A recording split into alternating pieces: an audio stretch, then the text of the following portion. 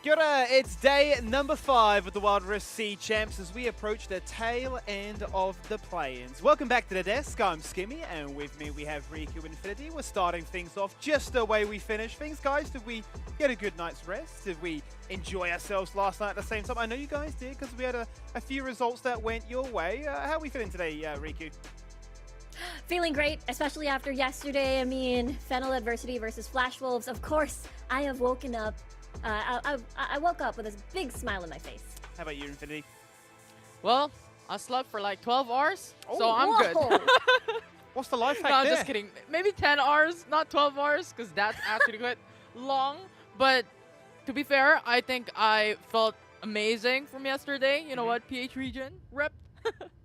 12 hours. I need to learn the recipe for success on that one because that is unheard of here in the landscape of things. Now, we had ourselves a bit of fun last night, obviously, but the viewers themselves also did a little bit of fun because they kept sending us in some memes. So once again, get yourself excited, get excited on those social medias and use that hashtag SEAChamps because we've had ourselves some memes, we've had ourselves some call-outs. Sometimes people are flaming me, sometimes they're not. Sometimes they're getting excited about the teams themselves and saying, Pachaya Dragons, get your act together. Start taking those dragons. That's what's in your name. Sometimes people say Kha'Zix is a little bit too good. Get the bug spray out and shut that thing down because pentakills happen, but it's only happened once. Now, I don't know about you guys, if you're too artsy crafty, if you're all about that meme life, Infinity, but you know, what would you like to see? Let's just throw it out there. Let's try and give a blank canvas to the viewers out there. Let their creative juices start to flow.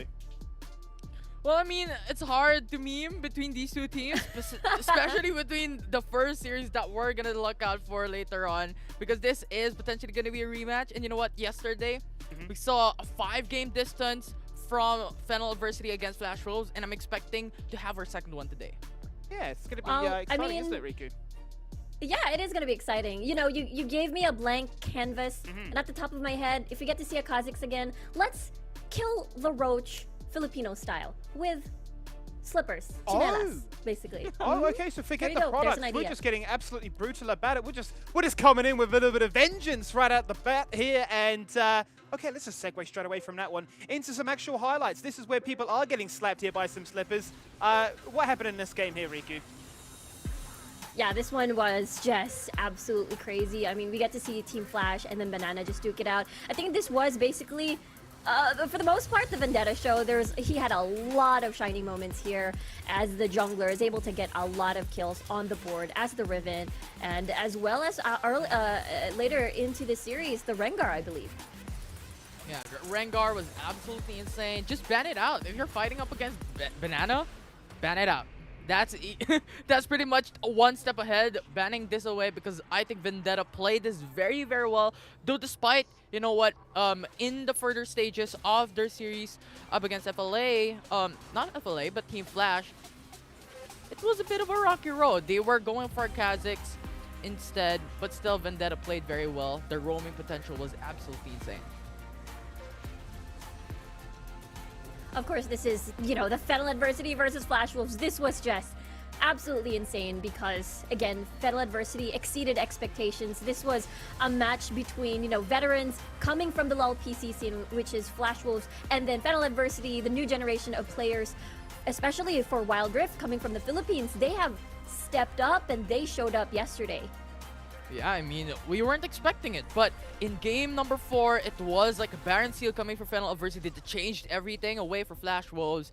At the end, it was Fennel Adversity that took it home for them in an absolutely intense close matchup for our very first best of 5-game series. That's exactly right. That was the very first time here. And it feels like maybe number 5 is the magical number because that's how you get yourself a pentakill. That's how, if you're a Filipino fan, you get excited and happy about the end result. And I mean, that's how we're starting off this show once again. So I'm quite excited to see what we have in store today. So let's bring up those brackets and let's see where we are today coming into day number 5. So that's bracket A, as mentioned already. Buriram United already guaranteed in the grand final, one step away from qualifying into the groups. But our first match will be Boom Esports taking on Divine Esports. It will be that rematch, and it's the one to watch out for here, Infinity. Yeah, definitely. I think this is going to be this 5-game series that I'm talking about a while ago, because I think Boom Esports, Divine Esports, they played out, and history states that Boom Esports is ahead, but we saw Divine Esports crashing down Bridgeye Dragons in a 3-0. So I think this is potentially a redemption act for Divine Esports, but the question is, if they can do it up against Boom Esports, the one who beaten them down in a 3-1 in a best of 5. Yeah, it's the biggest question mark. Would, Divine Esports, coming from, their local qualifiers, appear today and get that redemption arc against Boom Esports? But Boom had a lot of improvements coming from their own regional qualifiers, so it's going to be an absolutely banger of a series. I suppose really the question is, like, sort of what lessons have been learned from that previous series, be it the VOD reviewing, as we always like to talk about, the champion discussion, the form check. Mid lane was a big area that we were scrutinizing before. The expectations from a Divine, especially from Coyote, their mid laner. Fly Arthur really came into his own, and I'm sure we can, digress and, break that one down a little bit later. But let's transition now into bracket B and see where things are at in this one. And Infinity, I mean, that's where you guys really got excited. You were casting that match, and happy days because they're in the grand final. Yeah, Flash Wolves, super dominant. I think one of the expected teams in a bracket B to go into grand finals, but beaten down by Fennel University yesterday, which was Dark Horses that beaten down the Boomers for this bracket. And so far, in the lower bracket up against Invate Esports, I think this is going to be intense, but Flash Wolves would probably take it down into a 3-0 or 3-1. Yeah, that's the thing, bracket B, it was, at the beginning of this, it was really clear that Flash Wolves would have ended up exiting and moving on to the group stages from bracket B. But because of what we've seen, the performance coming from Fennel Adversity, now it's a big question mark. It's all about getting that decisiveness out of the pit hole here for Flash Wolves to be able to beat down Invade Esports in a sweep.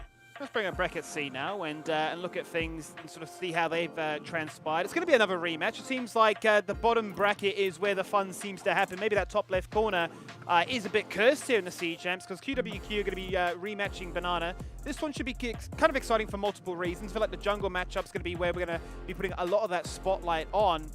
But Team Flash so far sitting pretty in that grand final spot, and they'll be awaiting the result for this one here, Riku. Yeah, I have to agree with you there. Banana and QWQ are it's going to be a very exciting matchup just because of that jungle 1v1 with, again, Tommy from QWQ and as well as from Vendetta. I believe from bracket C, we can see more unorthodox picks. Yesterday, we've seen the Nunu, and I feel like we're going to see a whole lot more.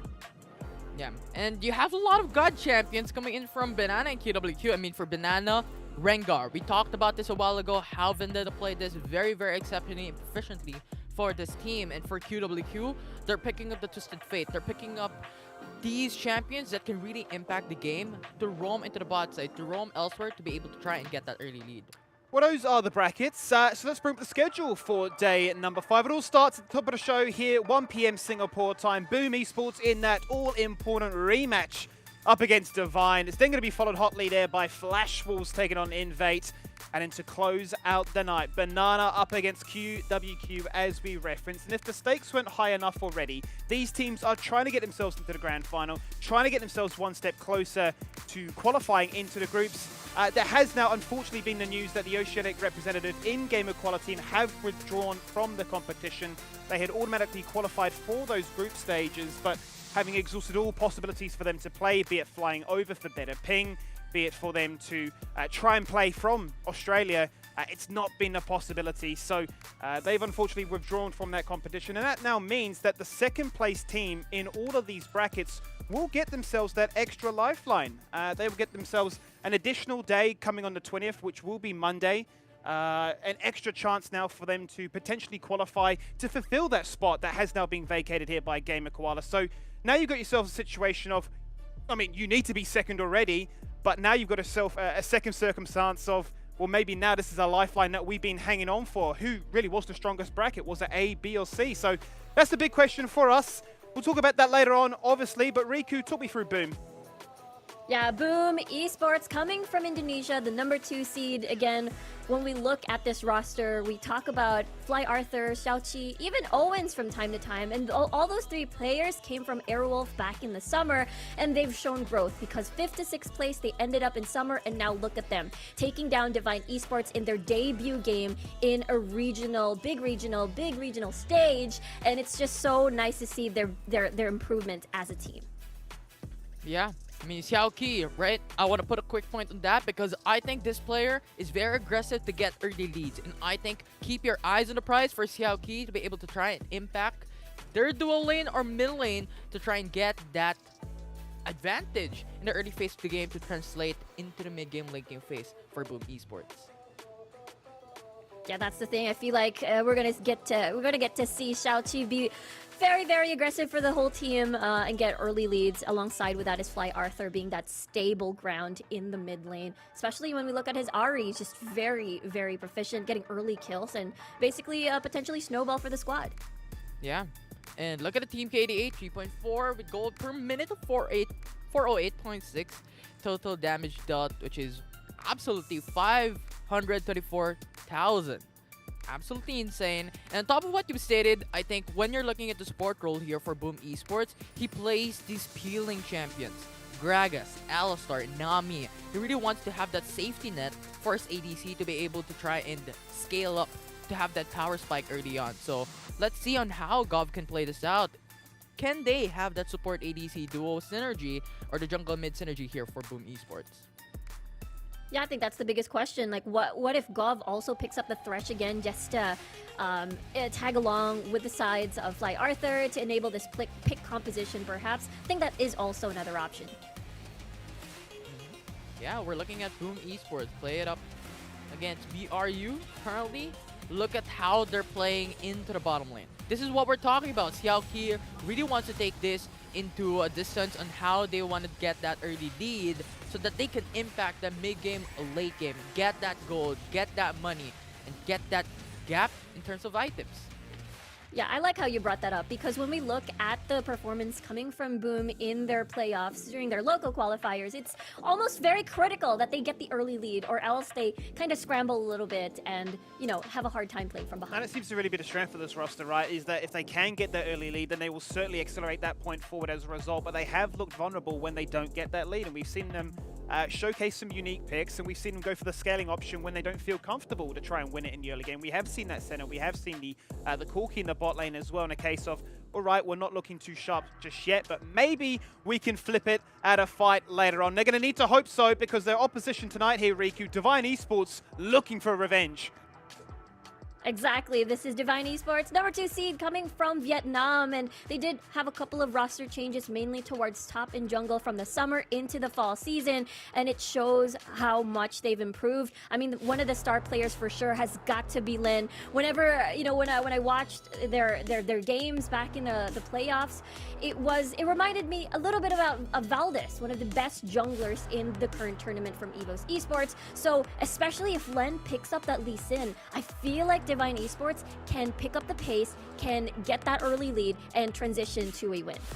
Yeah, and top of Lee Sin, he can also play Kha'Zix. I think Kha'Zix is a proficient champion that can be played by Len to try and get that early aggression as well. I think Divine Esports has this type of playstyle to be sort of passive when it comes to the early game, let it through. I think they played in the Glass Cannon composition, bring out the Brand and Varus bot lane duo as a Glass Cannon composition, while the rest of the team is going for the tankier composition to alleviate some of the defensive disadvantage into the dual lane.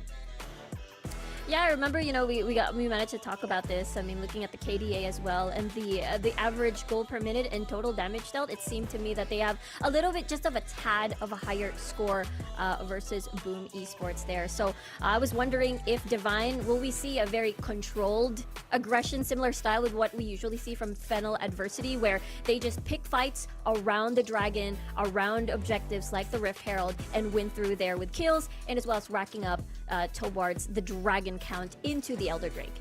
Could possibly be. They're deciding on what objectives they're going to take, what kills are gonna do and what ganks are they gonna initiate on this game, especially up against Boom Esports in the past. They've gotten only one series up against them, but we've seen them play out in the lower bracket up against Riot Dragons, which actually sweep them 3-0. So I'm expecting big time for Divine Esports coming into the series up against Boom if they can really bring this down into a different storyline from what history states on what happened in the upper bracket. Yeah, that's the thing, right? Like, will history repeat itself, or will we see the peak of Divine Esports coming through? Because this is the lower bracket, this is going to be insanely intense, and of course you want to get through towards the grand final, and I feel like it also contributes to the fact that, okay, hey, we get to see Coyote here on this Zed, and we might see him play more of these assassins. Usually we see him adjust to play utility, to enable Sagi, to enable, well, not Sagi, to enable Hope 1, to enable the rest of the lanes. But of course he can play assassins himself, and as well as enable that snowball potential and play carry.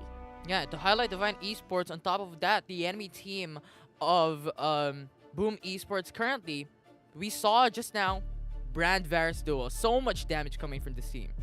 Yeah, I mean, they religiously ran it in this series against the Bajaya Dragons, right? One game after another, and saying that, look, whilst it can be quite squishy, the certain coin flip, if you will, of the risk versus reward is that it's paying off time and time again. And how many times did we say during that broadcast that Hope 1 is their insurance policy for the late game? The fact that he does have those devastatingly huge piercing arrows that were landing massive chain of corruptions afterwards, and their ability to then contest these objectives where the pyroclasm is there. It was very hard for the opposition and to look to try and make a contest, look to try and see what they could do to try and answer back. And I think that could be a defining factor in this series, because looking at some of the stats so far in these play-ins, I'm looking at Boom. They've yet to get a single Rift Herald or a single Baron. Seven Heralds missed, 5 Barons missed. You flip the script, you look at Divine, out of the 6 Barons that have been available in their game, they've got every single one. So how much you want to obviously extrapolate from that, but it tells me a bit of a story that, you know, you're in a comfortable position in these games. Despite actually losing that series against Boom Esports, you were still the one in their driving seat to say, that Baron, that's ours. Yeah, I feel like, you know, they're fine getting that lead, winning games through kills and that snowball potential, just full-on aggression. And there's that big contrast, like, so Divine Esports will definitely play around these objectives. And I feel like that is the window that Boom is always looking forward to, that downtime. And that's the time they find picks, they find opportunities to kill. And that is the reason why we're highlighting Len constantly for Divine Esports, right? The focus on the jungle, as well as Xiao Qi for Boom Esports. Who's gonna be the better smiter? Is that even a word? Who's gonna be Is it the smite better or smote? Is it a past tense? We need the English dictionary out here, actually. That's a very good question. But we're saved by the bell. Here's the middle lane matchup. I believe this is how we actually started off the play-ins. It was this focus in the mid lane. We came in with these huge expectations of what Coyote could bring to the table, but Fly Alpha had a lot of fun with him that time, didn't he, Riku? Yeah, Fly Arthur, especially as Ari's managing to land the charms, just executing people right off the bat.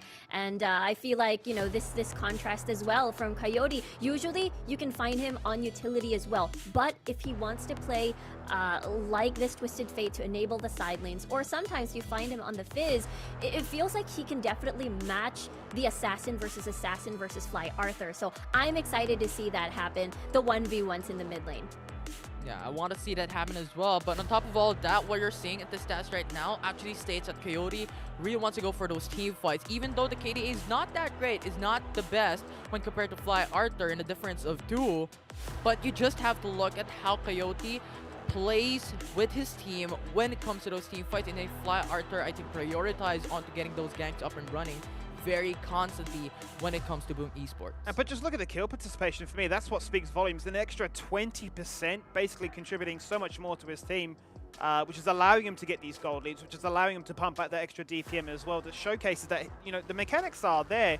And maybe it is as simple as just saying that opening night wasn't really the case there for Divine. They weren't able to truly display the strength that they had coming into this tournament. So I'm very excited about this mid lane matchup. The chance now for Fly Alpha and Cody to reassess things and discuss, okay, what worked, what didn't, because whilst those 2 champions that have been highlighted are quite crucial, the Twisted Fate could certainly be quite contested. They do have a lot of these assassins tucked away in their back pocket. I'm talking Yasuo, I'm talking Diana, I'm looking at Zed and Fizz as well. And these are champions that certainly, if Globals are removed off the table now, Infinity, could actually come to the forefront. Yeah, it's just playing with your team, playing with these champions that are very comfortable, but also something to take note about Coyote, he played Jarvan for mid lane. And I think that states something. Let's bring up the support lane as well, as much as we like to highlight what Owens and Hope One can do as the marksman, I've got to give a lot of love to the support players too. We've seen Gov popping off time and time again on these, Gragas, Galio's brand if need be, but then Quay is showcasing that, hey, look, don't forget about me. I am that glass cannon. I can certainly be the damage when required. So there is that argument now between enchanted DPS from the side of Quay versus tanky utility serving a purpose for his role here, Riku. Yeah, I really like the contrast between these two supports. I mean, Gov, of course, is there to set up for the team with a Gragas, with a Galio, and maybe even sometimes possibly the Thresh. And I feel like it could be a big problem because if you're going up against Quay, who's going to play a brand, it feels like you can never leave your AD carry. That means you cannot exactly roam for the squad, and that means he has to time it carefully with these small windows of opportunity. So I really love this support matchup at the bot lane.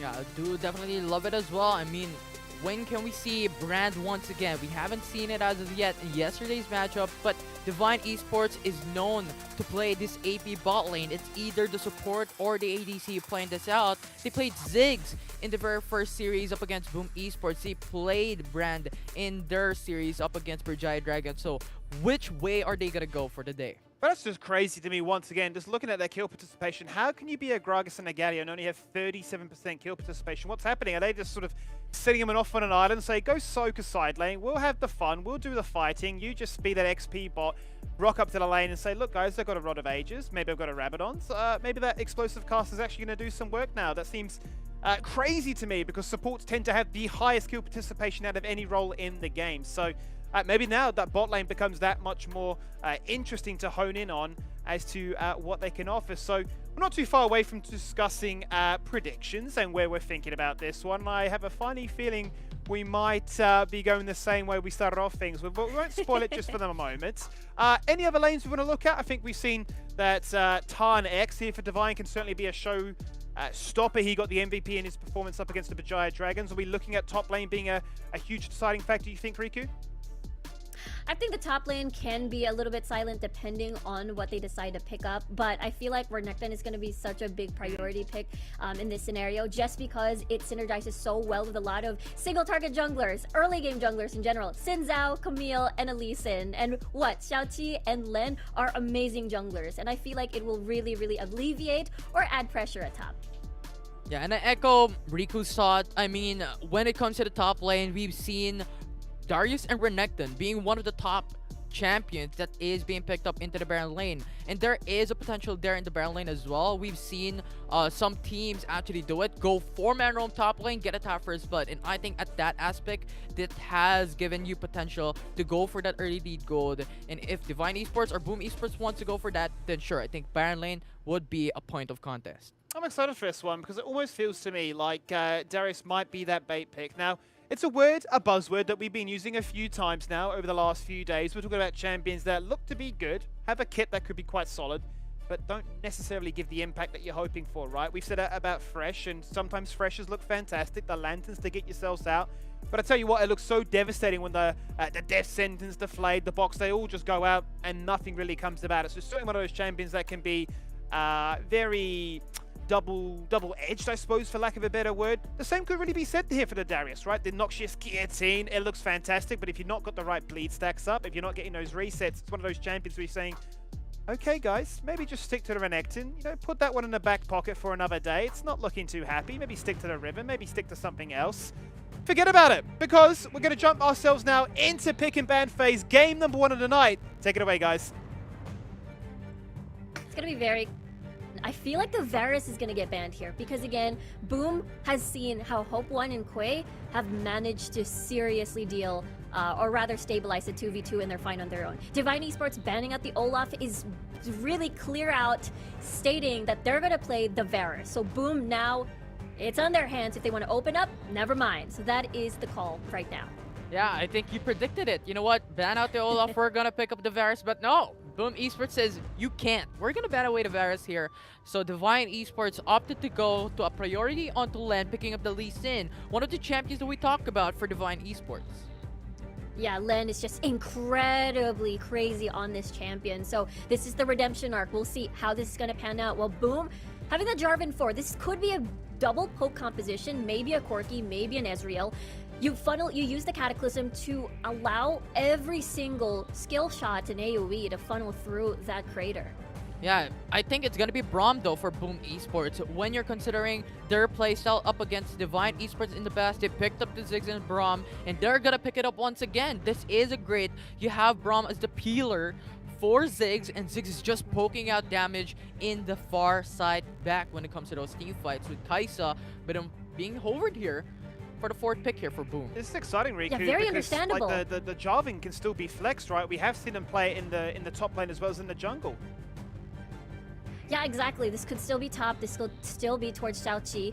But yeah, I understand the Braum pick here because look at Divine. Azaya Rakan, this could be a very all-in composition. Literally just press R or just dive in and Boom Esports. The biggest question is, will the Braum disengage be enough? So we'll see what Gov, or rather, what the jungle or top pick will be because Riven is still open.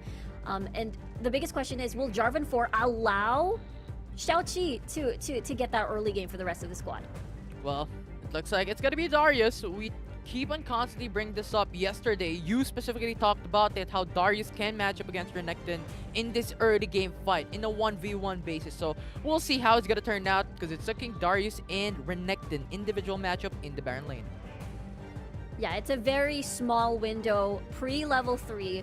Will Tufts be able to match 10x, or will the junglers just try to relieve pressure? Because both of these junglers, level 3, are going to be incredibly strong. It synergizes well with their junglers as well. But I feel like the biggest issue here for Boom Esports is that Coyote is going to be on the Galio. So I can imagine 2-man collapse dive on towards Tufts, and that is definitely looking to be, well, tough.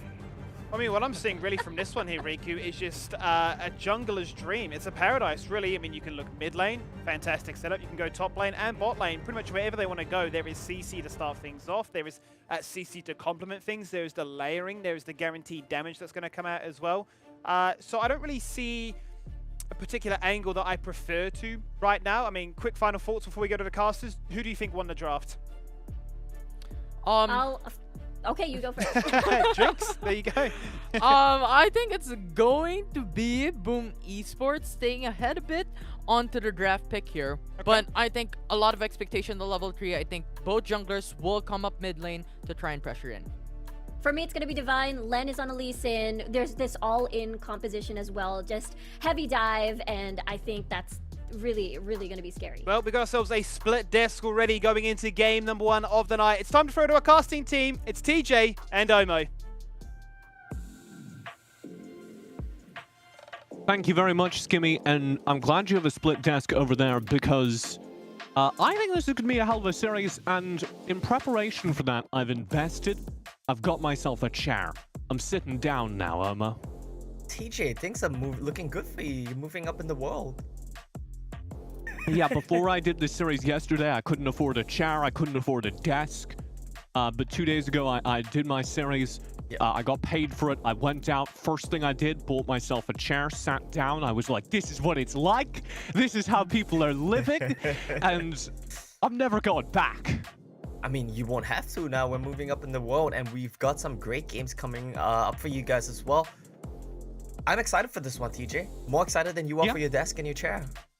Let's talk about Boom versus Divine, because it should be an incredible series. The desk was split, Omo. I've talked to you before the series, though. You had a very firm opinion. You thought Divine were set for this game. You thought it was going to be very easy for them. Does this draft change your opinion? You're putting words in my mouth here. I don't think it's going to be easy for Divine. I love Boom. I think they have some good points here and there, but I will stick with it. This is going to be a 3-0 for Divine. They deserved, not deserved, right? But they should have 3-0'd them last time, and they will 3-0 them this time. All right. Starting from this first blood. Oh my god, easy knockout. There it is! Divine first blood! All right, Omo. You can keep talking now. Yeah, it's that easy. It's that easy. Easy for Divine. They find the opener. Let's maybe reset a little bit to this draft as the 2v2 duel in the middle of the map does continue. Let's start there. Coyote playing Galio into Ziggs, just kind of the ultimate in defensive picks. Yeah, I mean, I like Coyote on an enabler, and I think when we saw the interview, or not the interview rather, but the video from Coyote rather, he was talking about how he failed to lead his team and to make his team comfortable to play their first match against Boom.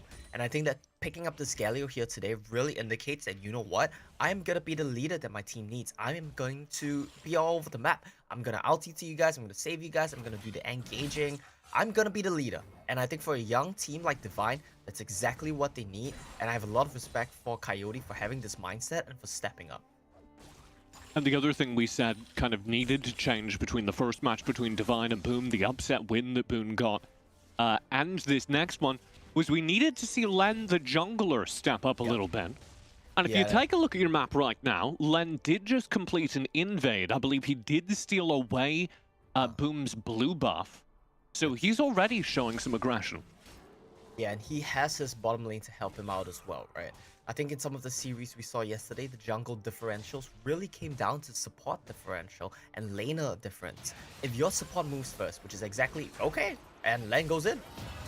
What on earth is this? Owens behind the tier 1 will be shut down by Len. That's what we were waiting for. Yeah, and that was Lan working so well together with his bottom lane, Quare as well as Hope, just playing in tandem with their jungler, what he wants to do aggressively on the map. We talk about how Lan, gets taken a bit low here, Coyote.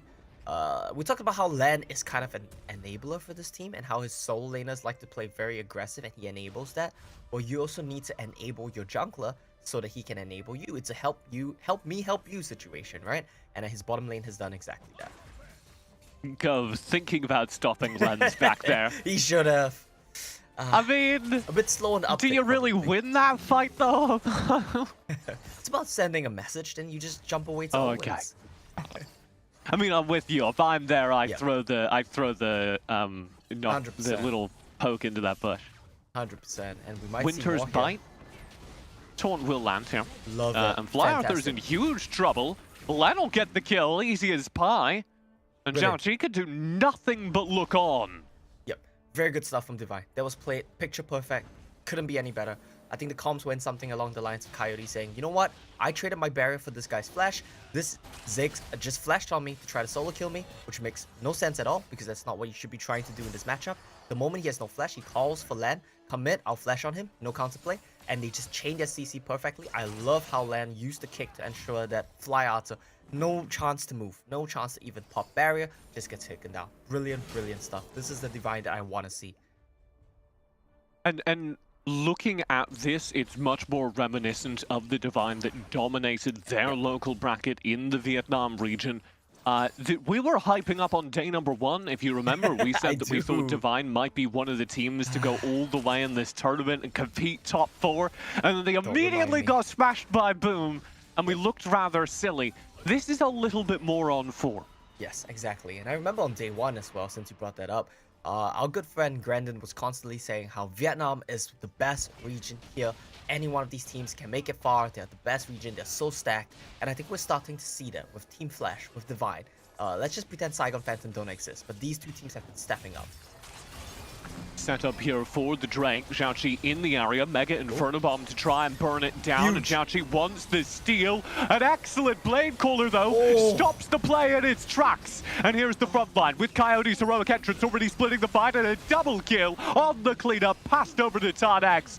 Gav will try and push forward with Owens. And Owens on the Killer Instinct has one in response. That's going to be all he gets, though, as the rest of the cleanup is there. And it's 5 kills to Divine, alongside the first Drake of the game. I love that so much, TJ. That was magnificent. I know I have this impression, or like people have this impression of me that I'm a negative Nancy. We're gonna have to hold that thought, though. We might see some fights. It's alright. Alright, that's it. You can be a positive pansy. I can, and I will, right? I just like to see good League of Legends, good Wild Rift gameplay. That's what Divine is showing us. That team fighting, it was magnificent. Everyone did their job. No one held any spells. They blew everything, went all in 5-0. Fantastic. Tunnel back away. Zhao 3 players actually go for Boom. Challenging. Rift Herald will be summoned. Now a 3v3 and Gov's caught out by Quay as he just goes right through the fight, separating the support, landing the quickness knock-up. Here comes the Mega Inferno Bomb, and it's not going to change anything because Len, with the kick, repositioned Tufts out of the Mega Inferno Bomb so they could find the kill underneath the turret. That was slick as heck. It did 2 things, right? 1, it doesn't allow the Mega Inferno Bomb to hit them. 2, it makes sure that Tufts is knocked up, is CC'd, so he cannot dunk. He had full stacks, he was trying to go for resets, but he couldn't dunk. And this is just so brilliant here for Divine. And this is also why on day 1, we had the narrative, you cannot give Lan Lee Sin, the Lan Lee Sin will come and get you. That's exactly what we're seeing here today. And I'm happy to see this redemption up. Hope will walk forward here, Look and at this. Gov's in trouble. Gov's dead again. God. Owens under threat, will barely survive as the first turret of the game will fall down here in the bottom lane.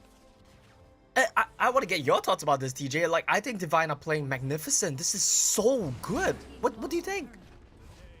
I mean, You can play basketball against Len, but you can't dunk on him, if you know what I mean. Fortunately, I do not. This is exactly what I was looking for from Len. I mean, we talked about Len's Lee Sin. This is why he's considered one of the most dominant junglers in the region, in a very competitive region. In the whole tournament, TJ. You'd go that far. Okay. Yeah, 100%. I think he is definitely one of the best junglers in the whole tournament. Top 5 for sure. And I think we need to have that conversation because when Len is on form, when he is playing a Lee Sin, he is ganking aggressive lanes, there is almost nobody that can compete with how much map impact he has. But he looks that good, and this is something you raise, because of how aggressive his laners play. Correct. Because they are oftentimes only seconds away from engaging themselves when he shows up to clean up lane. Yeah, it's really good team play, right? They're always on the same page, and Tufts, he's not on the same page with his team. He'll have to burn a flash and land behind the turret, will find the kill. It's a desperate attempt to turn things around from Zhao as he dives past the entire team with the Cataclysm. Him and Gov do isolate Hope 1 with a flash feather storm. He will not survive, and Quay is a little too far forward here as well. Mega Inferno Bomb will drop him low. Zhao with the flash will find the kill. Now heroic entrance. Coyote joins the fight. Disadvantage. 2v3 for Divine. 2v4 as Owens flies in with the killer instinct. And Coyote and Len have to back away. The trade goes against Divine for the first time this game. Yeah, and I think we have to be genuine here, right? We can't be disingenuous about what Divine are good at and what they're bad at. When they look good, they look so good. They're so on point, they're so in sync, their synergy is so good, their aggressiveness, their mechanics, all on point. What do we see right there? That was the counterpoint, right? That was peak bad Divine. They get overly aggressive, and teams in the Vietnamese region are all guilty of this to some extent, right? They get overly aggressive, they smell blood in the water, they dive without a numbers advantage. Han X was just chilling the dragon lane, and they get punished for it. This is normal, and this is part and parcel of what you would expect from some of these teams. They just need to learn how to tone it down, how to tinker it off a little bit, and I think that they can be serious contenders for the whole title. Just to touch on the game state as we do head into this next Drake, that misplay on the top side does not affect Divine's lead. This might, though. Overextension plays into the Mega Inferno Bomb. Quay, Tarnex, and Coyote have to get out of here, and Coyote's down very low. Quay, with a marvelous run through, will charm up the play and slow it down, but Coyote still dies. Hope 1 plays the aggressive, but finds nobody with the Feather Storm. And you've got the jungler dead. Zhao gone, but they have low health bars, and Boom are going to contest this. Pokes in with the bomb. Look up for the 6. Owens in trouble. Fly Arthur still chipping away. Hope 1 can't find the kill. Owens is able to get 1. Len. Owens still pressing through. He's got 2. Drake, it is secure. It did go to Divine. Len manages to scoop it away in the middle of all that. barely escapes with his life, but boom, clean up yet another team fight on over-aggression from Divine. And TJ, we are just watching the land show right now. He kills Goth in the pit, he gets the dragon, and he gets out. Coyote, though, this is too much. Oh, He's gone. He'll be tagged by Len. Okay, Oh, 1v3. triple kill, it's a triple. He's got two! Len, you're kidding me! Fly Arthur has to flash away, but Len Brilliant. kill in only 3, just flashing down the mid lane. And Boom Esports right now, next they're gonna be talking about what they want to do next game, and it starts with number 1. Let's ban Lee Sin. Let's not give Landis Lee Sin anymore. It's a little bit it's doing a little bit too much here. He's soloing the Baron basically by himself. Hope is not hit the Baron a single time. Oh, the dunk. Tubbs in the back lines has to flash to dodge the Featherstorm, but he does so. Hope One barely survives, but will do so. And that means that Divine have won the trade. They won't keep doing the Baron down. Their AD carry needs to reset. Yeah, getting a little bit too low there. Rightfully should be a bit afraid. I mean, I think the main thing there is Tufts didn't manage to get the reset. Even if he did, I don't think he would have found too much out of it. Tufts right now going for a tankier itemization path as well. He's not having the best game. And I think this is a typical trend for Darius that we see as well, right? When you play against better teams, when you come into the team fights, despite how huge you may be, despite how farmed you may be, you just get CC'd up. Even if you get your stacks down, you don't have time to get the resets, and you just get bursted. And that's exactly what we're seeing from Tufts. Mid turret. Mid turret will be poked here. Xiaoqi drawing focus away during this time. He's hit kind of late game Jarvan almost, so he's kind of a second frontline tank. Yep. He's a full tank right now. I don't think he has a single damage item, so he just wants to go in, lock him up, be a beefy boy, but he doesn't really do too much here. You gotta keep in mind that only Coyote and Hope One can really be locked in Cataclysm. Everyone else has easy ways to get out. Tan. Fly Arthur, the focus here. Mega Inferno Bomb will be dropped on himself, doesn't save him. Xiaoqi in with the Cataclysm, will be chasing Len. Owens will get the kill. That's a pretty big shutdown. Over-aggression behind the turret. Divine are going to lose 2 players for it as Coyote goes down as well. And Owens is getting kind of big. And TJ, what did we say, right? What's the counterpoint to how great Divine are? When they get bloodthirsty, when they start diving turrets for no reason at all, they had Fly Arthur, they could have backed off, they wanted more, and they just get punished for it. At what point does it start really hurting them though? Because the gold lead here is still significant, don't get me wrong, but it's not nearly as large as it should be, particularly if you cast your eyes down to the bottom side of the screen, where Owens has a gold lead over his counterpart, Hope One, on Divine Esports. Owens is 1,000 gold ahead of Hope One.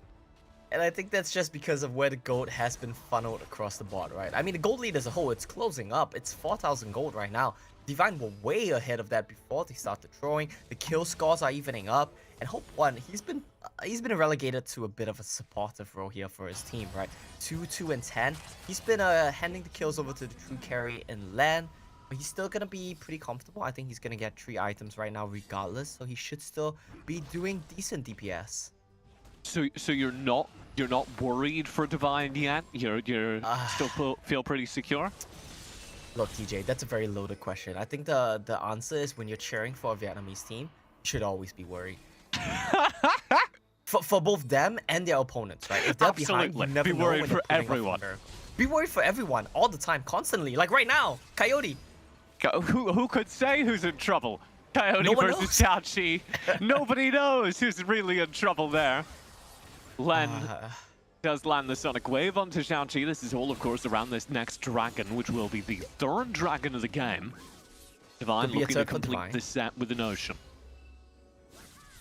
And things are tense right now, right? Like, we should be worried, and I'm super worried. I'm cheering for Divine. I think they should be able to take it, but the problem is all the kills are on the Lee Sin, and there's a downside to that as well, right? He's not a champion that can really DPS in these fights. He has to find an angle, he has to find your backline, but if he does, Divine will pop off in the fight. Len can start Drake. Hope's going home. I would too at this point. It's been a while. Hope hits the recall button, grabs some snacks. He'll be back from base in a moment. What was that? He completed Bloodthirster off that. I think that's actually really smart. He's playing against a poke champion in Ziggs. He knows that Ziggs just wants to throw bombs at him. He's building Bloodthirster, so on every minion wave, he can just heal up to full again. I think that's a really smart call. It's a good adaptation given the game state, and I like it a lot.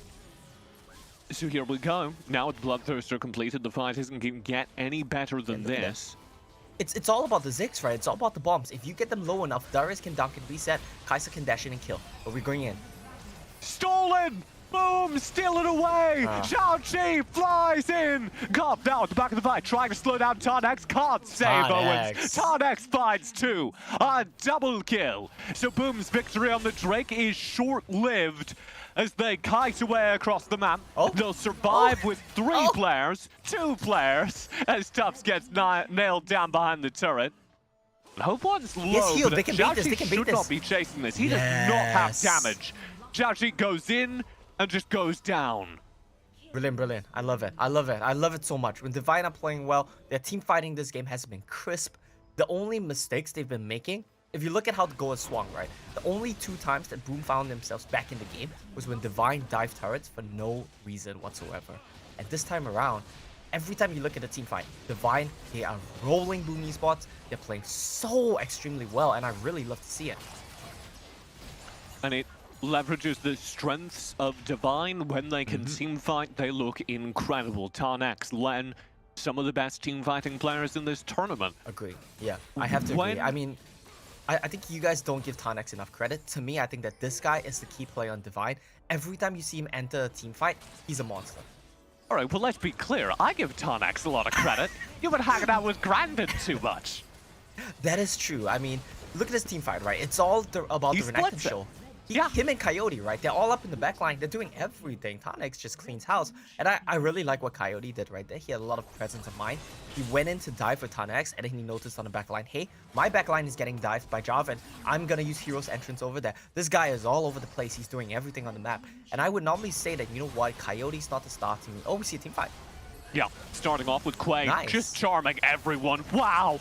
Hope one will be knocked up, trapped in the Cataclysm, but Owens is forced into stasis, so he's finding more value. Owens is gone. The AD carry deleted as Divine dived the fight and cleaned it up. This turret's gonna melt, and Divine have completed game number 1 of this series in clean fashion. Got a little risky in the mid-game, but they take the lead.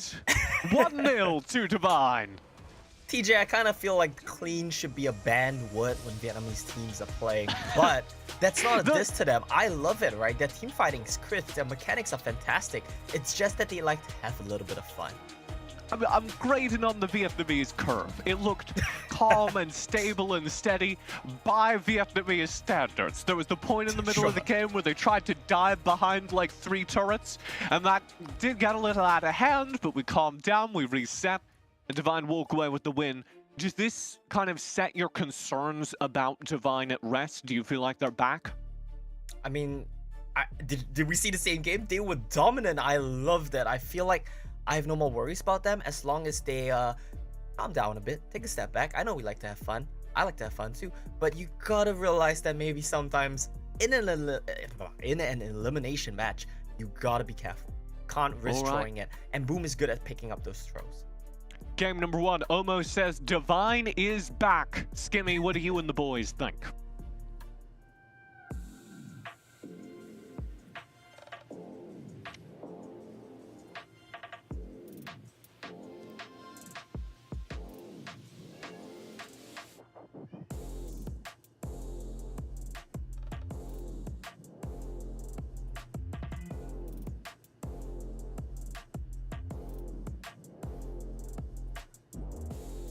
Yeah, it's absolutely crazy. I'm so happy to see, you know, Len on this Lee Sin and is able to get a lot of early game kills for himself. At one point, he was legendary. At one point, Coyote didn't really care if he died. He just wanted to set up for Len and just clean slate and clean house. So I love it. I think Lee Sin's gonna get banned next game.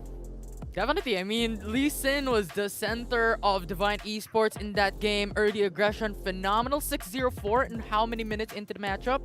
That was like early mid-game phase where everyone's just starting to build up their items. Everyone's just starting to build up their power spike. But Lee Sin is just smashing on that game number 1. So definitely, I do expect maybe Boom Esports to ban away Lee Sin. Or maybe, if they want to go for an extra step, maybe ban away maybe the Galio. Being very, very aware of what's happening in the map.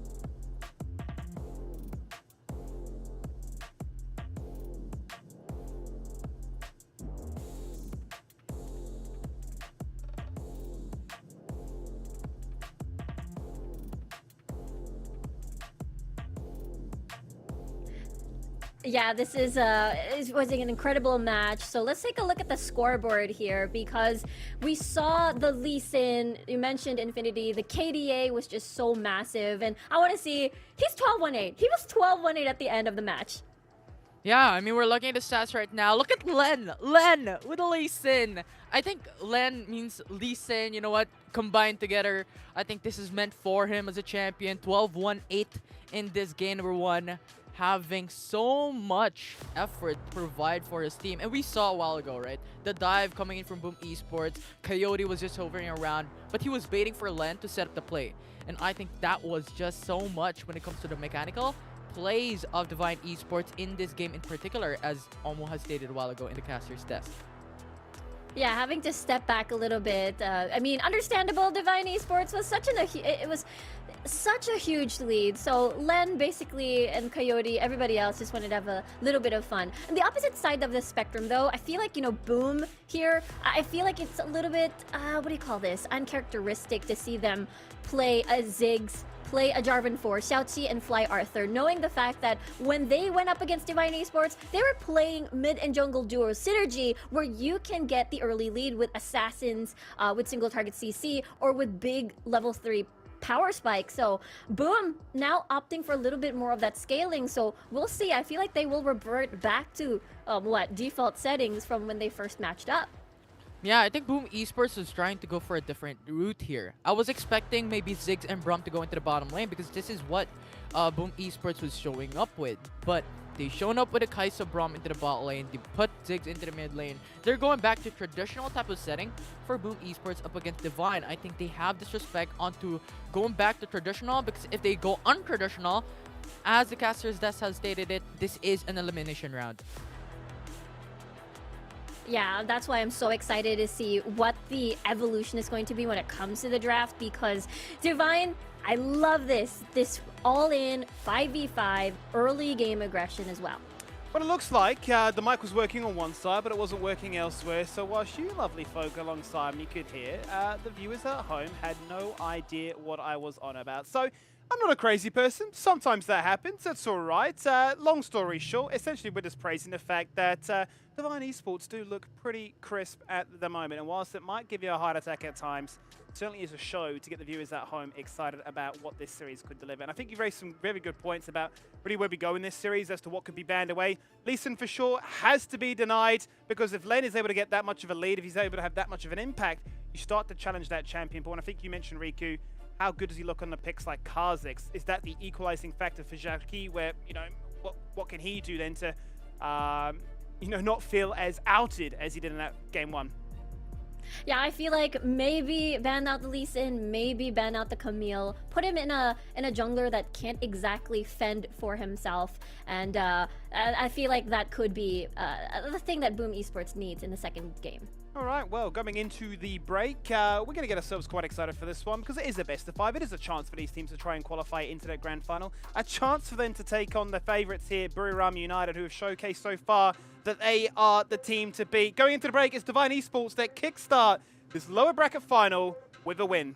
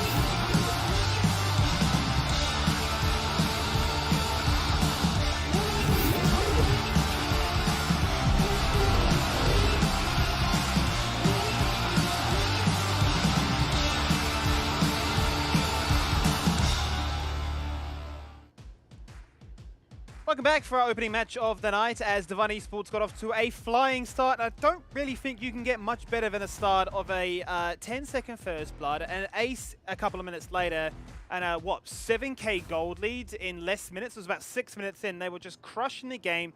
They had a bit of limit testing, they had a little bit of fun, but it never looked in doubt they did it Infinity.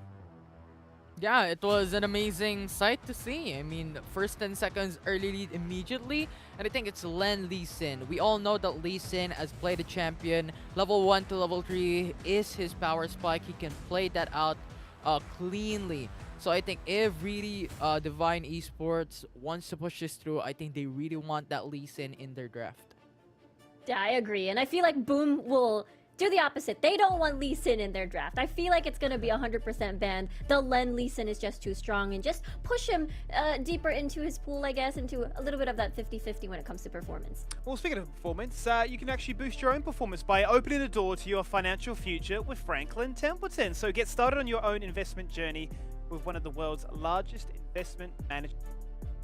Speaking of that, it's a series that we're now starting to wonder where it may just pivot to, because we know for sure Lee Sin is gone. That is the most obvious one, right? But there was a preference now into the Varus being denied, which is allowing the Xayah and Rakan to start cropping up. Now, Omer mentioned a really good talking point off air before, that the Rakan 11 games, 100% win rate. I mean, that just speaks volumes to me, that a Rakan, which has obvious counterplay towards it with the CC, is just consistently allowed to hit these massive ground entrances, the huge charms, and the support influence on these games, Riku. It's becoming a bit of a menace. Yeah, I think it just pairs so well with a lot of big engage champions like the Galio. You just layer all of these CCs as well. So I feel like it's just very easy to execute, and as well as have an aggressive 2v2 early game. So you immediately win that. Yeah, and on top of all that, you just have to look at the characteristics of Rakan. Very mobile, very proactive. You have 2 CCs, Charm and the Knockup, and you also have like a mobile skill that could actually reach your allies into getting that distance up and running. So I think Rakan is really just that flexible into the draft. Let's jump into the champion select once again, and Boom Esports, having been on the losing side, have opted now to go for first pick, but right at the gates it's actually going to be Divine Esports who ban away the Lee Sins themselves. Yeah, they don't want the first pick blue side priority of Lee Sin on towards Boom. So it is now forcing Len Xiaoqi to either go the usual Rengar, Kha'Zix, maybe even the Olaf if Divine decides to open it up. But at the same time, since the Varus has already been banned, and as well as the Ziggs, yes, anyone can be free to play that Olaf. Yeah, definitely.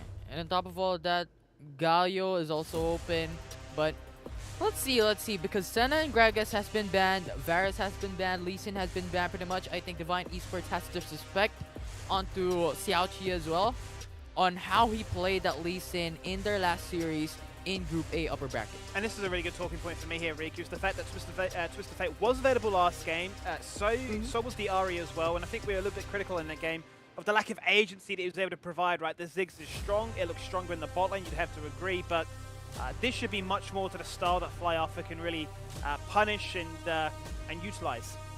Yeah, exactly. Now paired with a very strong jungler, tanky jungler as well. So I can't imagine the setups towards top side or just exactly the mid and jungle synergy. Now that the Twisted Fate has been picked, I am expecting Divine Esports to play Fizz on Coyote. This is the time where he can actually try and pick up the Ziggs and see how it'll pan out, especially with a playful Trickster just dodging a lot of these key ults. And the fact that, again, the Chum the Waters is just going to force Boom Esports to play, to pick up all of these Zhonya's hourglasses and sort of push them into that enchant.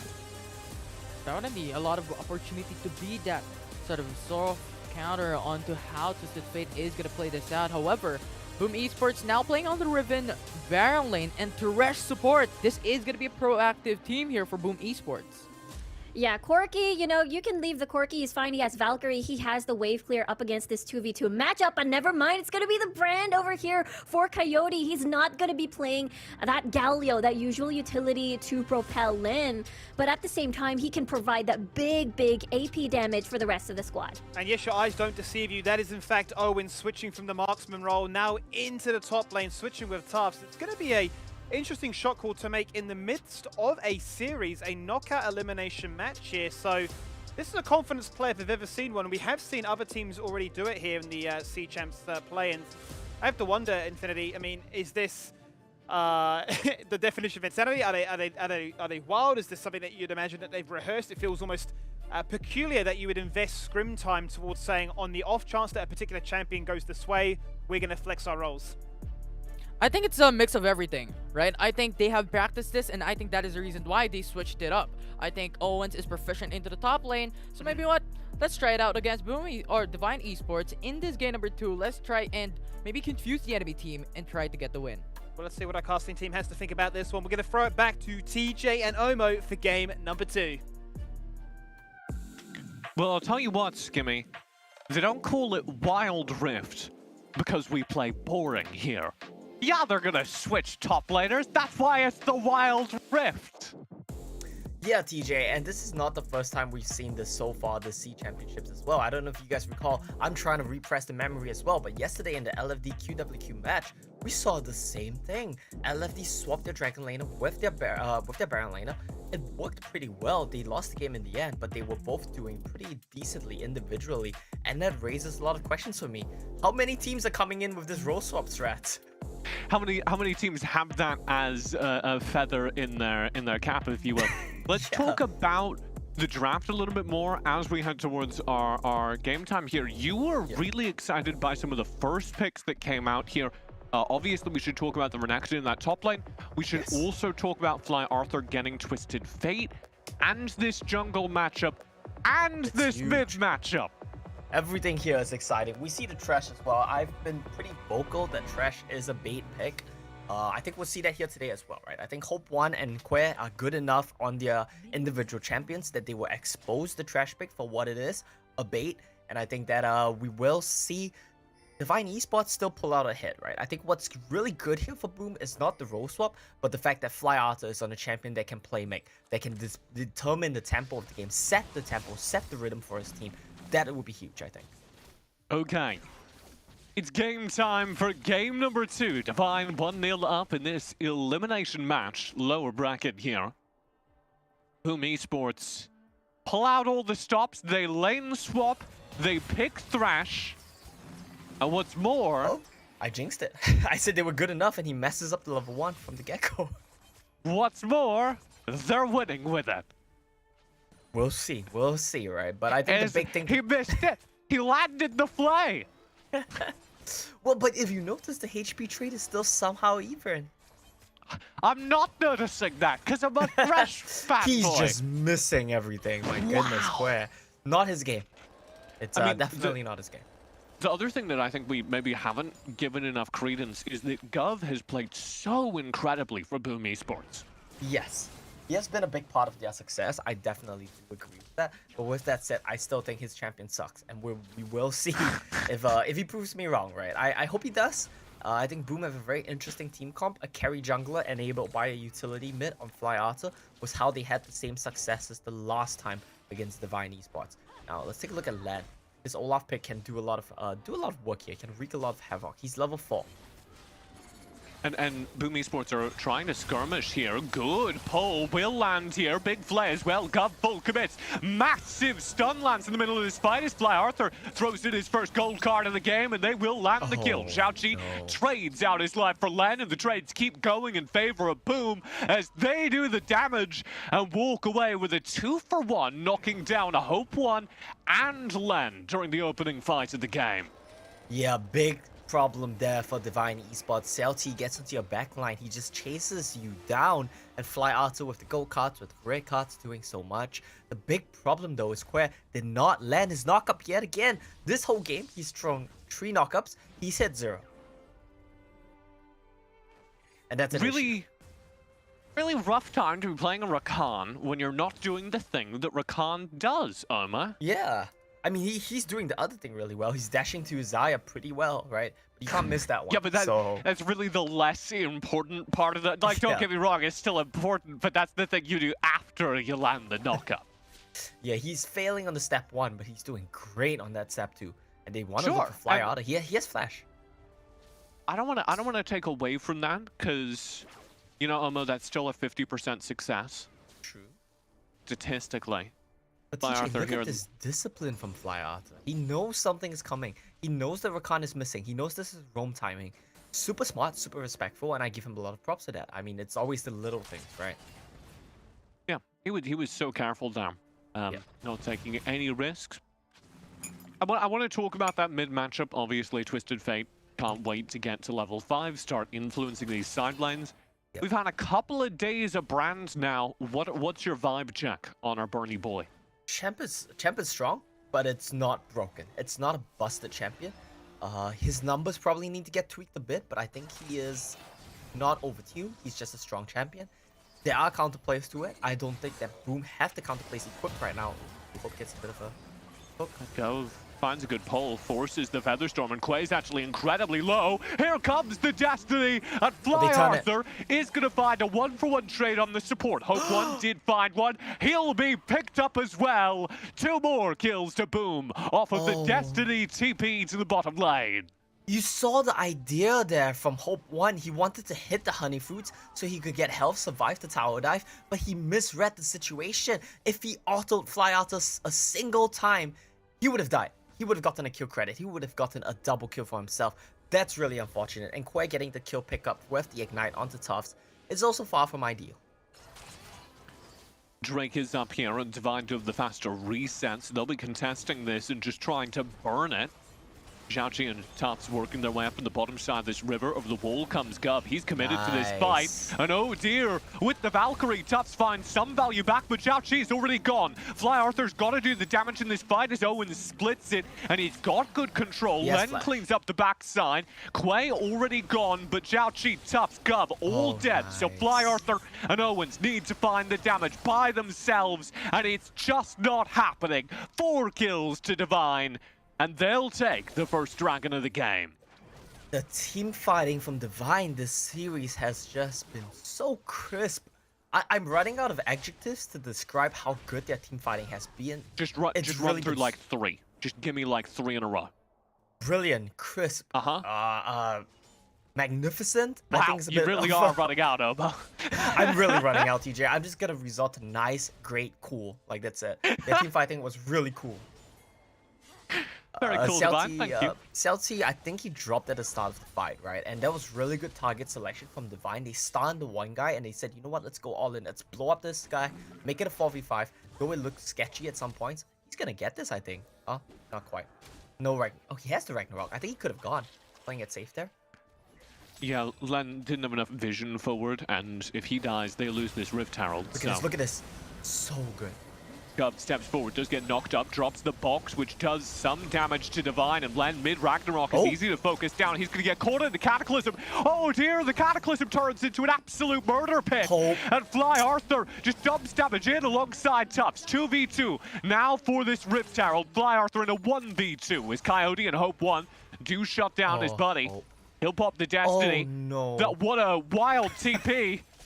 Hope One just turns around. Fly Arthur will find the kill off of it. Gold card lands. Coyote misses on his engage. Chased by a gold card. Boom Esports win a fight, technically. I'm actually really impressed and honestly a little surprised as well. Fly Arthur is so good. I don't know if he planned this, right? But the idea was I would pot above her. If she turns around, I have Herald speed buff. I'm going to catch them. Let's look at the team fight. Oh. It was a very smart TP in the middle of the fight, and they will be rewarded for it. Rift Herald going over to Boom. Yeah, and his little movements as well in that team fight, he sidestepped the Brand for skill so effortlessly at the perfect timing. It was really nice to watch. I think Fly Arthur, this man is playing out of his mind. 3-0 and 5. Even last game on the Ziggs, right, where you have no initiative on the Ziggs, I noticed he was hitting a lot of key spells, did a lot of damage, and he really was a key player for his team. This time around, Coyote, though, he's really big as well. He needs to be the key team fighter, I would say damage source. Hope One is not really stepping up. We need to see more from him. Ooh, Owens. Owens messed up. Yeah, just walks, flash over the wall. Does have Xiaoqi nearby. Can they turn this inside the Cataclysm? No. Xiaoqi just wants to get out of here. He's burning. He's gone. He will die. Fly Arthur's caught out by this as well. What started as one mistake turns into 3 kills for Divine. And this is why people say, let's not try to bail out the lane that's already getting destroyed. You see CLT try to save Owens, you see Fly Arthur try to save CLT, and they end up all dying together as a team, right? You want to try to save your teammates, sometimes you're gonna die all together as a team, and that's exactly what we saw right there. Bit of an unfortunate situation. I do want to criticize Hope One a bit if we bring it back to that. I think he misplayed the last fight really badly, and Divine still came out on top. What's this? Destiny TP into the top side. This is a pretty easy kill. Fly Stuns Arthur the wrong stunned up. target. Todd X turns on the stun. Will be shut down. Yep, I have a that was a minor misplay. heart attack, but Fly Arthur will convert the kill. Yeah, that was a big misplay from Tan X. I think he had the wrong target selected right there, so he stunned the wrong person. Let's talk through the current state of things. Divine leading by about 4,000 gold and growing as they chip away at the bottom turret here. And this will continue to impact the game as they just want to kind of steamroll from here, use their late game brand Xayah to win out. Boom Esports need to turn things round using their own mid-late game threats. You're going to be relying on Fly Arthur's TPs. Oh. And, oh, we're not going to talk about that. Owens goes into the fight with the Cataclysm and opens things up. At the very back, there's a Valkyrie. Package drop from Tubbs, but they're all caught inside. A flash Featherstorm from Hope One. Double kill Bastion Coyote as one of the most effective Featherstorms I've ever seen. Cleans up the team fight onto Boom. Really, really good there from Hope One. That's exactly what he needed to do in the last team fight, and that's exactly why I criticized him. He had the feathers laid out. He didn't go for the pole flash. He was a bit hesitant. This time around, no hesitation whatsoever. Hope One pulls the trigger, goes for it, gets a huge setup for his team. Really brilliant stuff. I think that, you know, Divine Esports as a whole, they're playing out of their minds in this team fight. This is what we wanted to see. I'm so excited we're getting to see it. The Guardian saves their recalls. Lana's flash as well. A lot of resources spent here to ruin Len's day. He will eventually go down. But it doesn't mean much on the map because the gold is passed back and then some down bottom. Surely not. Leonard, surely not. They're desperate. This is desperation. They cannot do this. Yep, it's completely a desperation play. The idea is the same as you, TJ. They say, we've spent so many resources, we need to get something out of this. What are we going to get? And they defaulted to Baron. That's obviously not an option here. They will just resort to Baron. Quay does find a knock up in the middle of the map, gets flayed back on the retreat, but Gov is very low. They killed Gov! As is Tubbs. He's going to be picked up. Oh, 2 kills just off the brand Pyroclasm, and it's going to keep getting worse for Boom as they need to run away. Coyote, he's arrived at late game brand, and all of the stuff you normally rely on, you cannot stand near your teammates anymore. So Tonex, good. flash over the wall, easy execution. He's got one more. Owens running behind the turret is not safe. And Tan's got 2. Zhao cannot finish this kill as he chases forward. Quay saves his pet crocodile. It's so magnificent. Divine, they're playing so well. They're playing like one unit. They're playing like one well-oiled machine. If you look at like that whole Yakety sex we had going on, Tan X, together with Coyote, sync their spells at a perfect timing to kill Fly Arthur. Coyote goes to Baron to do DPS, and Quay comes over to save Tan X. It's so brilliant. They're just interchanging places so smoothly. They're team fighting so well. And Divine Esports, I am so impressed by this team right now. Gov landing a hook there onto Len, and really not being able to do anything with it. Trash is the bad something on champion, his fishing TJ. line, and he's like, there's that great Viking on the other end of this. I don't know what I do. If you fly in on that, he's gonna pop Ragnarok. You can't even flay him. And Tan X, he does not care about Owens one bit. Here's the push in. Turret will melt. And Boom, yet again, have a word in the mid-game. And that's kind of all here. Yep. As Divine accelerate through their team fighting. Look at that. A bit of a misclick from Coyote. Gonna pop the Jonyas.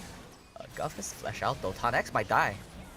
Yeah, Gov manages to turn the tables, baiting in the play from Tarnex. Turret will fall. It's another great, excellent movement in the fight from Hope One as the Blade Cooler finds one kill. He proto-belts away and turns back in. A complete ace. And Boom Esports are broken again in a team fight.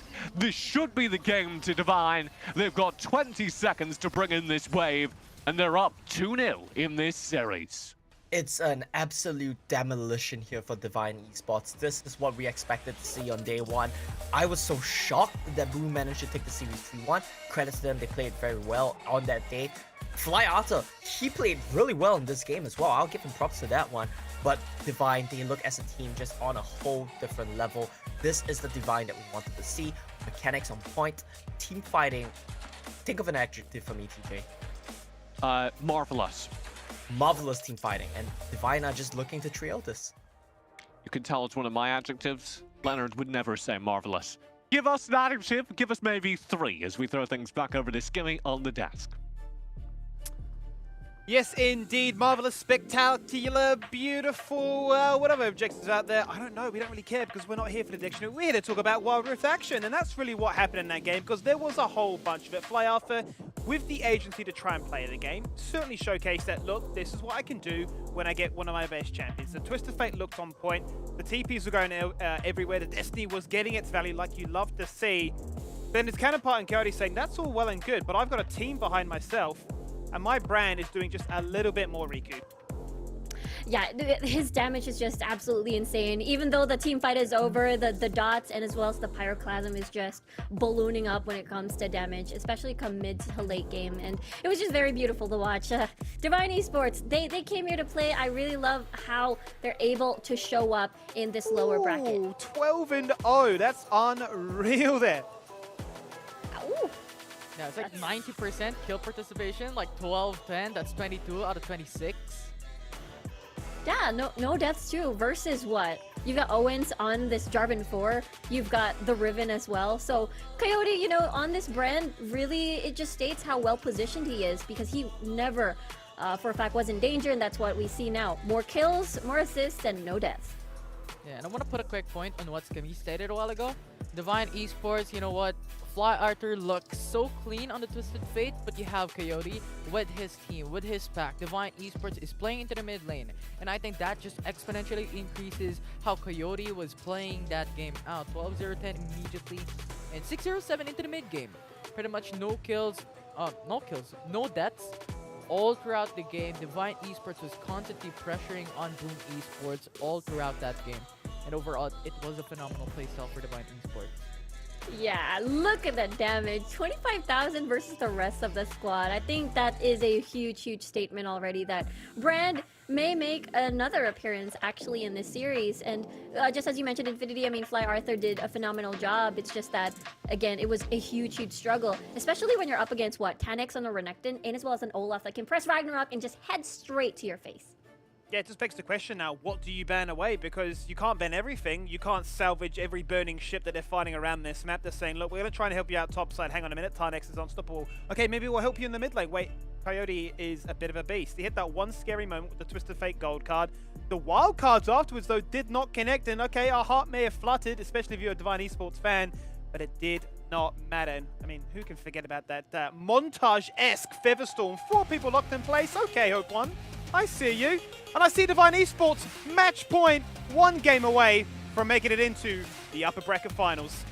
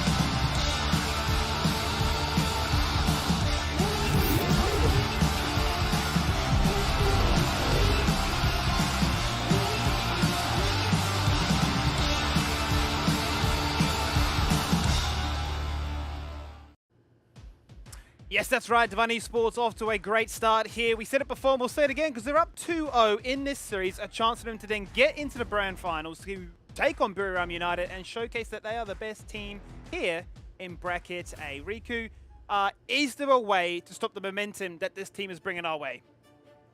I think there is that big possibility. Basically, try to replicate their performance. You know, Boom Esports back when they first faced Divine in that, you know, their debut game in general is having to set Xiaoqi on fire alongside with Fly Arthur. Fly Arthur has been incredibly consistent even during day one. So it has to be Xiaoqi also trying to pick up the pace to match that energy.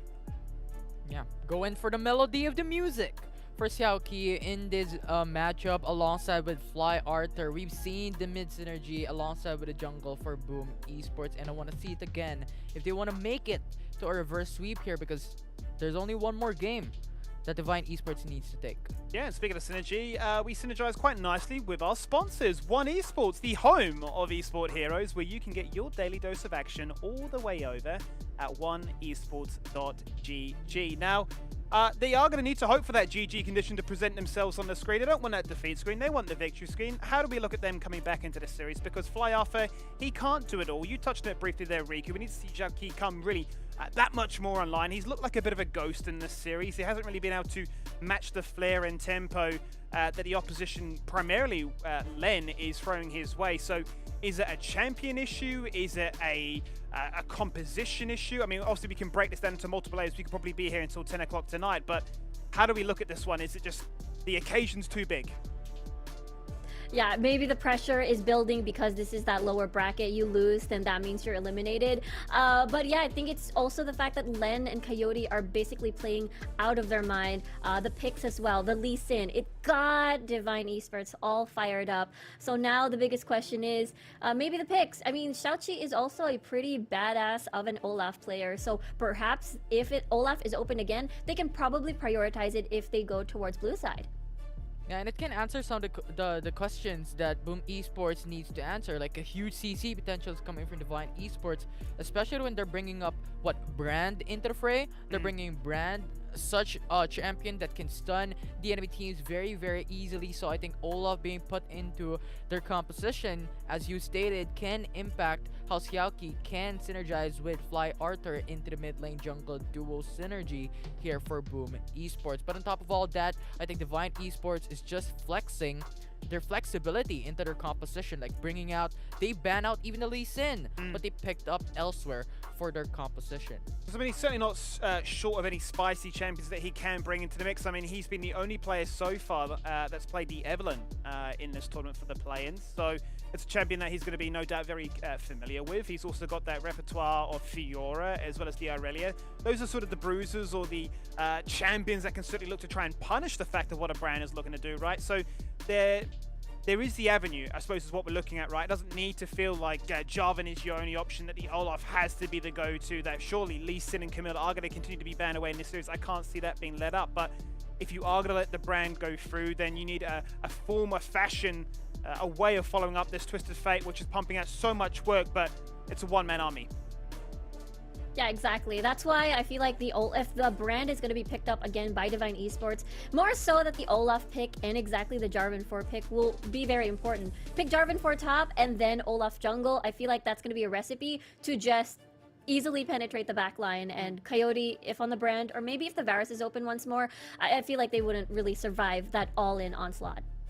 Yeah, or what they could do as well is to bring in some of the historical draft here for Boom Esports that they showed up against Divine. Hasn't been great in their prior matchup, but they brought out the Senna and Gragas duo into the bot lane up against Divine Esports 2 games constantly and won it.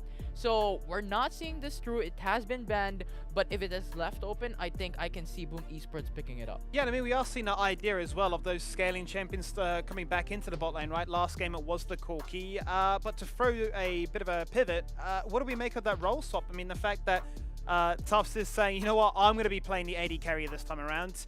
Do we feel like it had the impact they deserve, or, you know, are they not really the star focal point in this matchup because the Lovers duo just put on an absolute clinic there, Riku? Yeah, the strong 2v2 from the Xayah and Rakan is just absolutely devastating. Especially, again, Varus has been constantly banned, and therefore what would potentially be the next best or safest thing? Corki. That means Gov can roam around the map as a Thresh, but still, 2v2 Xayah Rakan just very, very aggressive in the lane. And I do agree with that. I mean, the dominance of this Lovers duo is so much when it comes to the Dragon lane, and we could expect it to come through once again as we dive into the draft here. Boom Esports banning away the Varus and the Olaf. Xayah out of way, so Xayah Rakan not going to be available with Divine Esports, Lee Sin, Senna, Camille banned away.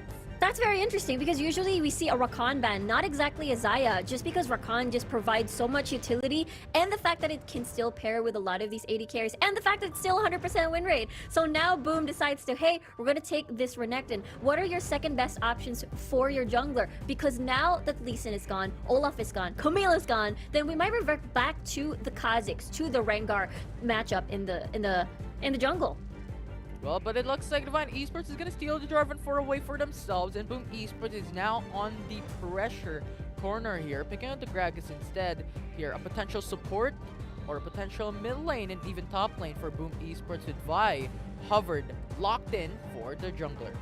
Yeah, that is going to be that setup. It could be the Gragas mid, it could be the Gragas in the support role, but having a Vi on your team actually spells out that Fly Arthur could play the Ahri in this particular matchup. Divine being very patient, rather already locking in the Ziggs, but it still could be Hope 1 on the Ziggs, and, you know, Coyote just waiting to see how the entire matchup is going to go for the mid lane. Infinity, I'm looking at this roster right now from Divine Esports. This is exactly what they had, minus the Renekton, and that's how they got the initial win against Boom Esports in that series to start things off with. So we're looking at a bot lane that may just be that Ziggs Braum, and it is going to flex and say it's not a Renekton, it's a Riven, but this is a comp that's tried, true, and tested, and maybe start the tournament off the way we're going to end this one against you.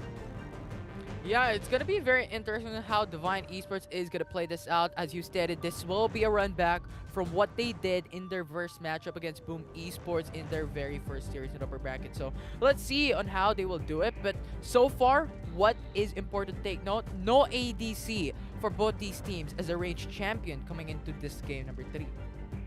Yeah, a lot of these AP on the side of Boom as well, with the Ahri and as well as the Gragas. Big disengage, but big level 3 power spikes and as well as single target. So I really like this coming from Boom. It's all about that execution as well when it comes to the early game. Well, let's see, is that enough to try and get Boom Esports back into the siege? They need a reverse sweep. They may also just need a miracle, but we're going to find out what happens. It's back to your casting team. It's TJ and Omo.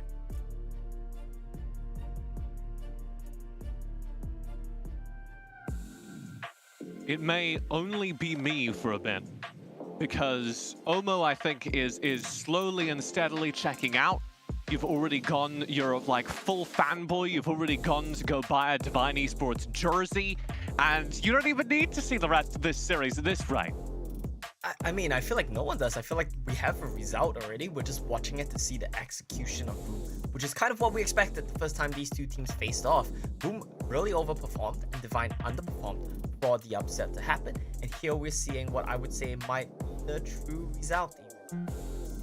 The true result, the real result. Anything you saw before, not real. Didn't happen.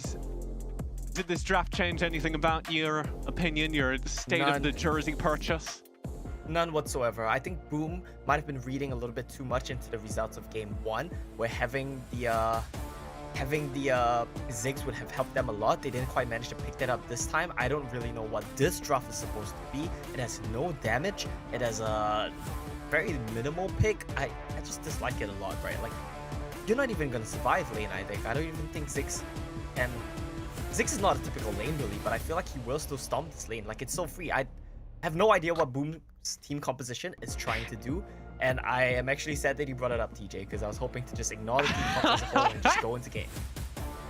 You're hoping we could just slide past this? I don't know. Yeah. Talk me through this, because here's what I'm thinking. You put Janna, you put Gragas in the same lane. They're gonna have so many stuns. They're gonna have so many ways to move people around. They're on like a roundabout, Omo. They're not gonna go which way is up. They're not. They're gonna get bounced around. It's a bit of a bounce castle going on. At least that's the idea, right? But I feel like Divine, their champions, can just run through what Boom Esports have. Okay, the other thing is that Gov is actually a gamer on Gragas. Gamer Gragas is the new skin. And I feel like that should make a difference, right? I mean, I feel like that's a bit of a cope there, TJ. You have to realize that Boom Esports team composition lacks damage. They have no damage output. It's gonna be really hard for them to really do anything when you get into the mid game. They need CLT to get massively accelerated on this Vi to be a carry for the team, but that's not practical. Fly Arthur struggling here in the mid lane. He gets poked out by Coyote, who just walks up, taps him, pokes him a little bit. And already Boom Esports are in trouble. The matchup not going their way in mid, which is frankly the most stable lane on the map. It is stable because both of these champions have their trading patterns as heavily poke reliant, especially Coyote, right? He's gonna drop a spear on you, he's gonna pop a flag on you, proc the Aerie a couple of times. That's his trading pattern. That's about it. And Ari, you know, she's gonna try to trade back with the orbs and whatnot, so it's gonna be very chill. The main thing to take note of is this Baron lane matchup. That's the most volatile one here, and that's something we need to look heavily out for. Yeah, and I like it because we have that Baron lane matchup where the Renekton's trying to bully Riven out of the early game. Riven is, I don't know. Riven would be a menace. If there was a Actually, mix of these two champions, I would uninstall the game. Just Riven with a crocodile head. Renekton that could dash 4 times more? Oh, Tanax though. Tanax in trouble here. Zhao Kui, for kind of the first time this series, actually shows up in lane and actually finds value. Yeah, he gets a little bit of a good trade. He gets some advantages here in the Baron lane for Tufts, which is really big, right? Because the Renekton needs to be bullying this matchup. And if you look at the minimap, look how many waste time misses. They're gonna go for a counter dive though. Yeah, Len finds much more value, and he's not quitting after one. Behind the turret, Owens flashes away. He lives, so Len solves that problem on the dive. Coyote gets burned down as he challenges. Fly out of his ultimate. Gov and Arthur are both in jail. Arthur immediately out dives in. Oh, 1v2. Len says, hello, welcome to my jungle, and shuts him down. Oh no, that was so unfortunate there. Fly Arthur just dinked 5. He got his ultimate. He dashed in, right? He expended all his dashes to try to pick up some more kills. I feel you shouldn't have gone for Coyote. I don't think it makes a big difference either way though. And ultimately he gets dropped the moment he hits level 5 while still spending Spirit Rush. So a lot invested from Boom, but they're gonna lose so much here. The only consolation prize for them is that Tufts got a lot of farm, got a lot of plates in the Baron lane. Now look at this play. It was a good timed flash from Owens to dodge out on the flag and drag. Gonna keep him safe for a little bit longer, but look at this. Len not allowing him to go anywhere. Fly Arthur right now, takes 5. He opts to go back in. I think he takes the wrong approach to the fight. I think he should have gone for Len. He goes for the tanky Jarvan instead, who just flag and drags him, gets punished. And I feel like Fly Arthur is one of the characters that dies at the beginning of a horror movie. Everyone's like, don't go into that forest. It's full of scary giant bugs. Fly Arthur's like, I heard something down in the basement. I need to go check that one out. Fly Arthur opens the door. He's like, don't be See, silly. guys? It's just the wind. And he gets grabbed out. The Kha'Zix jumps dragged into the darkness. That's exactly what we just saw. And then the opening credits of like the Doctor Who episode play. Yes. He's the guy that dies before the opening credits. And then you pan to CLT over here trying to sneak away the Rift Herald. We'll see. It's crazy because they're actually gonna get this. I feel like Divine. Yeah. This is what Divine is trying to do. They're trying to come over and stop it. I think they're too late though. Mega Inferno Bomb went in, may have backfired as it helps Zhao Qi finish it off. Yeah, and this is gonna be a bit of a trade sites once again. They're gonna go for the Baron lane turrets with the Rift Herald. Gonna funnel the goal all onto Tufts. Wow, Divine, they want something here in the Dragon lane. Look at this. And Owens, the gamer lane. What do you do? Caught in the Cataclysm. Owens in trouble. Good Monsoon. Good explosive cask. That'll get Gov out of this. There's nothing that could have saved Owens. Still, though, a positive trade for Boom, as they do take a turret in the top side with this Rift Herald, and they're still going. This Renekton is just marching down on Tanax. They'll find 2 kills, 2 turrets in the top side. Yeah, and a smart man once told me, you don't pick Riven when Renekton is up. And we're actually seeing why. Even though Tanex is such a mechanically skilled player, he's getting dominated right now. The Rift Herald is gonna get another charge here. They can't stop. Oh, they do stop it. Right, but a lot of farm missed by Tanex. A lot of gold invested into Tufts. He's gonna be a very scary Renekton. He's basically the shining light for his team right now. He's the only one that can do anything this season. Yeah, Tufts needs to go big. You know what? I'd be kind of disappointed if you climbed to like the monastery on top of the mountain and you meet the old master and he says, "Ever pick Riven when Renekton is available." That would feel underwhelming to me. Yeah, except that I heard it from Shinsekai, so it went something more along the lines of, don't pick Riven when Renekton is up, you know? So it's a bit more underwhelming. Right. It was like casual and you were like, oh, that's good advice. It's great advice, it's fantastic advice, and we're seeing why. Tanex didn't hear that advice clearly, or he did, and he opted, you know, to go for a bit of an ego pick. Tufts has dash though. Oh, he doesn't! Oh no. Oh dear. They donated to Tanex! I'm getting goosebumps, what a good team! I'm not talking about it. They give it to Tanex, they repair the lane, Tufts goes down. Immediately after, you're like, oh man, yeah, this Renekton needs to go huge.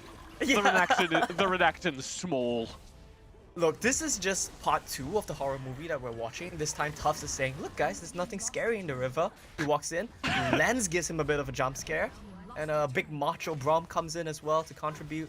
And it's good trading once again. This time around, the gold goes to Tanex's Riven, so I think they're much more happy with this. Coyote is the weak side player, right? It doesn't matter if he dies or loses resources. Tanex needs to get these. Tufts is the like football player. He's like, I don't know what you dudes are talking about. It's safe in here, you know, like super macho guy from the horror movie.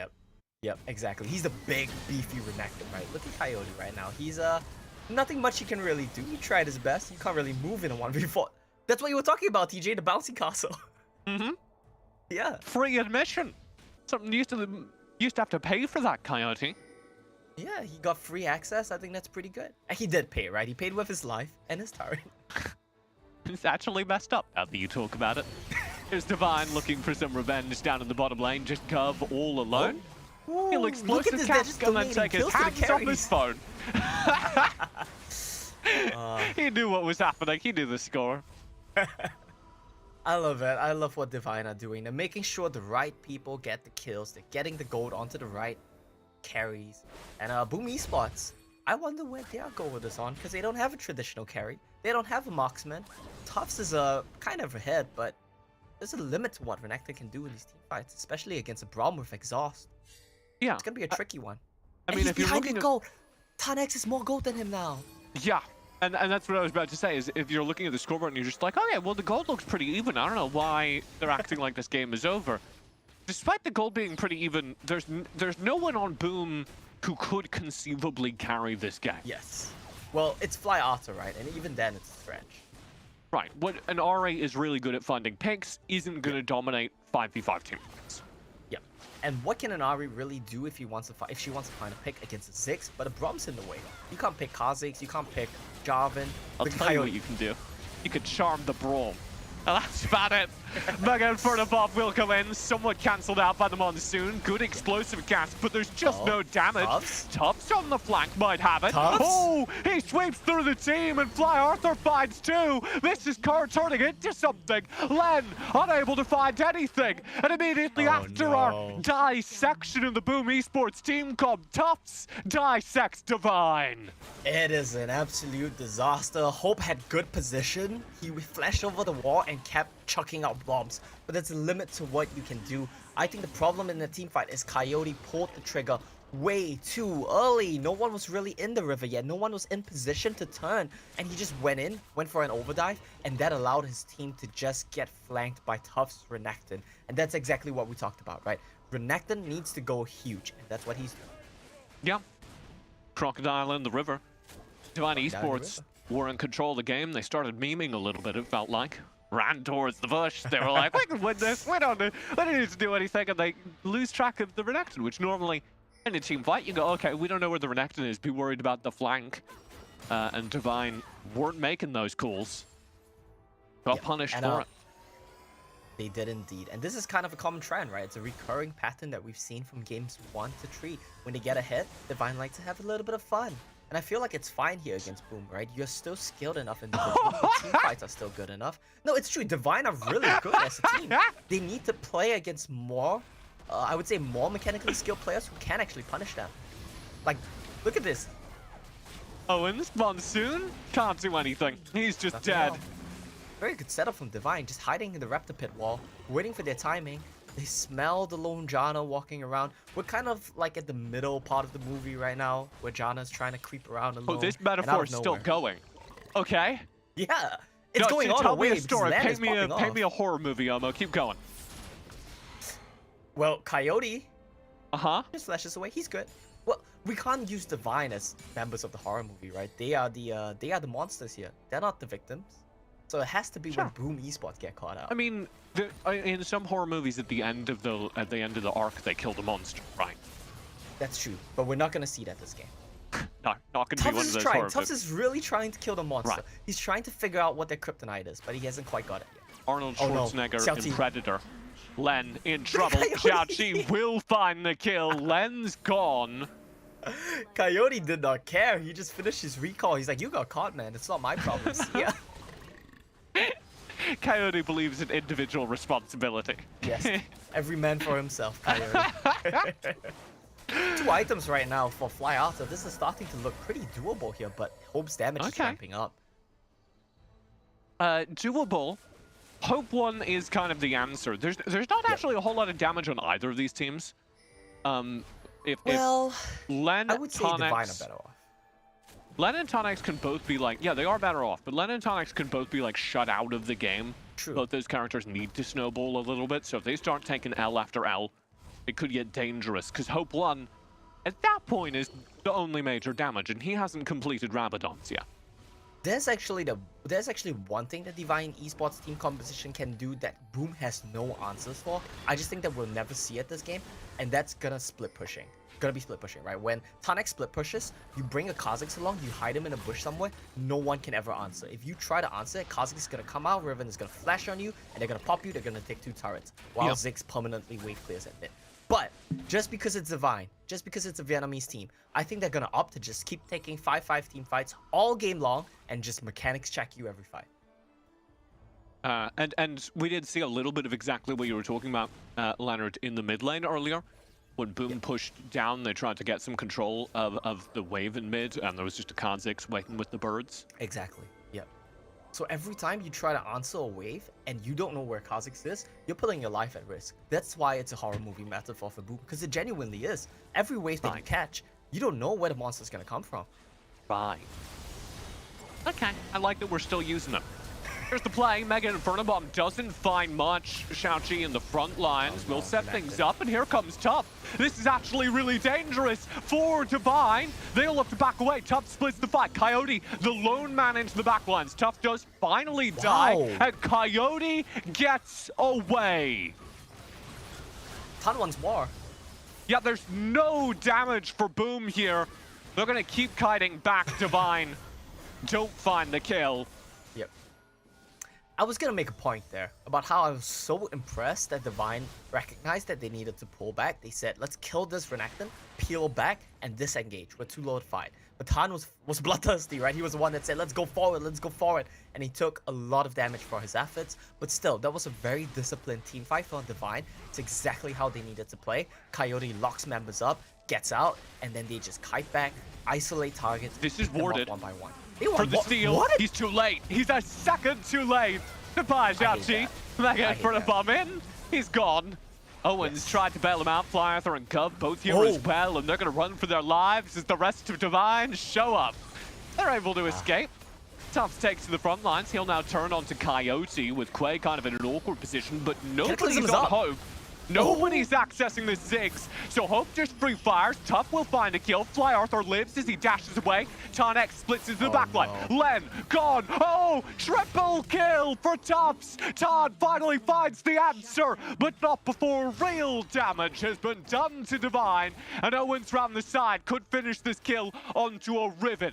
but it's dangerous. He can't chase too aggressively. Tan resets, Nice. goes He can in. win. Gov takes the front line. He wins This this, is he wins this. winnable, but Tan has so much. He dances past Gov and finds the kill. He'll get 2. A triple kill delayed for Tan, and he shut down Boom Esports.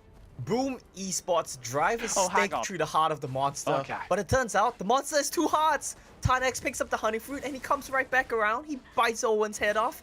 And I think that was a bit of a greedy, over chase there from Owens and Gov. It was a bit of a mistake. They should have taken what they got out of it, but they really wanted to kill Tanex. This man proves why he is one of the best Riven players, one of the best carry players here in the Baron lane.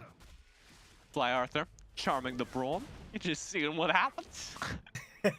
This is what we talked about, right? Who do you charm? Charm the Braum? Nothing happens. I'll tell you what happened though. He walked forward. He did walk forward. He Nothing got too much came out. Yeah, he did get charmed. He walked forward, but he has a big, beefy Braum. He has a shield. He's gonna be good. He has no magic resistance, but he has the Gargoyle Stoneplate. I actually think he could have gone for maybe something with a bit more utility, Yeah, because he's it the- doesn't matter if he dies. He's building Force of Nature. He's got the Spectre's Cowl, so he actually has decent magic resist as he It's completes this next item. That is gonna be true as well. I think maybe he could have opted for something like a Twin Shadows of his own. And this is gonna be a really quick Baron. They see Hope 1, so they don't suspect it. But Len is the DPS. And Gov just walks in here. He's like, you guys aren't doing the Baron, right? They are. Yeah, they are. Spoilers.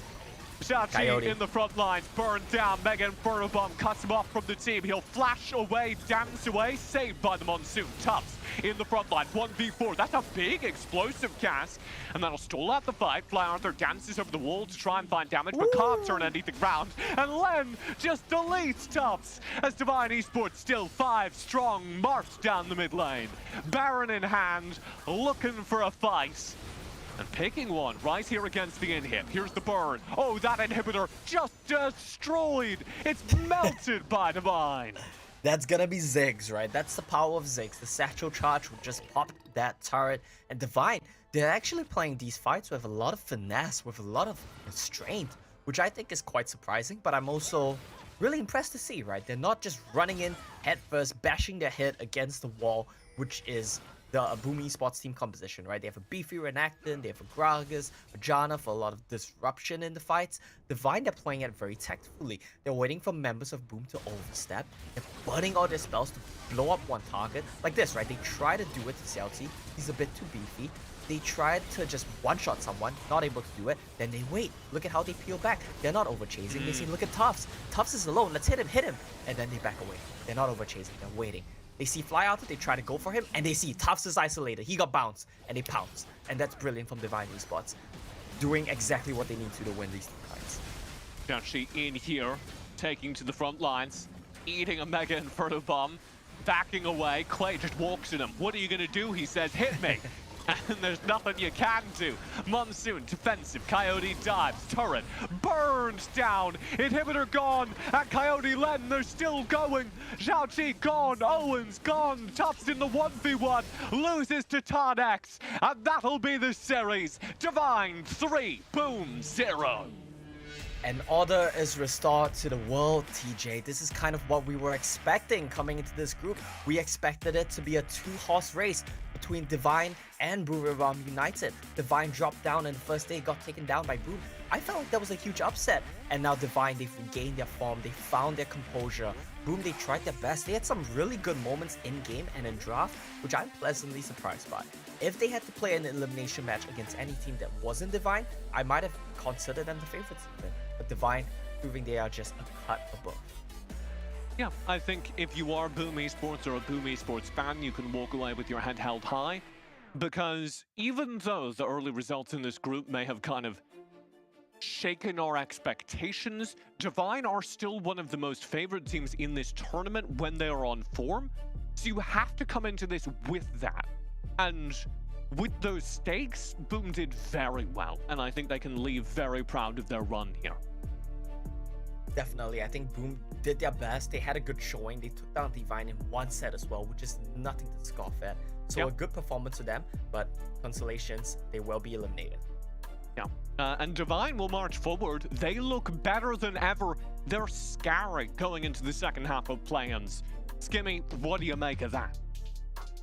Well, I think, TJ, they were a team that had a point to prove. They meant business. They said, we had enough of things. You know what? The initial day, that was a blip on the radar. It was an off day. It wasn't really what we're all about. We come in here, clean sweep. It never really looked in doubt. Game number 3, they tried to hit them with a curveball. They tried to say, it's a no marksman composition. It will have its own curveballs. It will have its own flaws. But it wasn't enough, despite how much closer that game seemed, given the longevity of it all.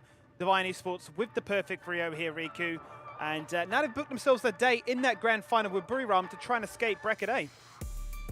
Yeah, Divine did a phenomenal job in this entire series. Len really popped off, very consistent in all 3 games, and Boom really had no answer, really had no match, despite having to bend multiple jungle picks that Len was just incredibly good at. It's so just very interesting, you know, Boom Esports just try to make a different iteration, you know, double disengage with the Janna and as well as the Gragas in one single lane, and just banking on everything towards Arthur, see if he can get ahead in the game, and as well as Tufts with a very strong early to mid game. But at the end of the day, it was Len just ruling the entire jungle of Xiaoqi. Yeah, it was so dominant. They're just going in, and I think he was really able to farm that lot. If you're comparing the gold, it's like 11k for Xiaoqi and 15k for Divine Esports. And overall, if you're looking at Divine Esports, as Skinny has pointed out a while ago, that this is the draft that Divine Esports has used in the upper bracket up against Boom Esports as well, and won that game. And they're going it again. I think Ziggs is just the main damage dealer for Divine Esports, alongside with Coyote just controlling that game up against Boom Esports. And it just looked so comfortable, didn't it? It looked like it was a well-oiled machine, well-rehearsed, in a case of them saying, we know exactly what our strengths are. You know, Coyote, as we praise him as being that mid-lane impact, doesn't necessarily always need to be him, right? I mean, the KDA in that performance for the Jarvan, it is 1-3-11. It isn't going to be, you know, all the bells and whistles, but you are playing that initiator. You are allowing the likes of a Riven and a Kha'Zix to really shine. You're allowing your top half of the draft to showcase the mechanics. And as you quite rightly touched on there, Riku, Len, the aggression was there, the hype was there, but Tarnex really is now coming into his own and showcasing that I might just be one of the best in this entire tournament. Yeah, exactly. Having to step up and also, you know, get a little bit of that spotlight as well when it comes to being that 4-1 threat. And even, you know, dealing with the 1v2 earlier up against Gov and as well as the Janna, I believe. So it's absolutely really scary, and Divine seems like they're scaling through the entire bracket, and the grand finals is looking to be very, very interesting. As we get ourselves ready for the MVP vote, which won't be too far away, let's talk a little bit about Boom Esports, because they're knocked out now. Unfortunately for them, their tournament run stops here. What do we like about them? What do we sort of enjoy that they've brought to this competition? Because I think everyone's going to give the obvious answer of saying Fly Arthur really came into his own, showcased his individual brilliance, but there were moments where the likes of Zhao Qi could showcase what he can do in that mid-jungle tandem, and Gov at times maybe trying to wrestle the competition to say, I might be the best Gragas here, Infinity. Yeah, definitely. I think pretty much he's very, very strong. I think he's just exceptional towards it. But yeah, I think Divine Esports showed us big time here in this series. The redemption arc, as we talked about a while ago for Divine Esports.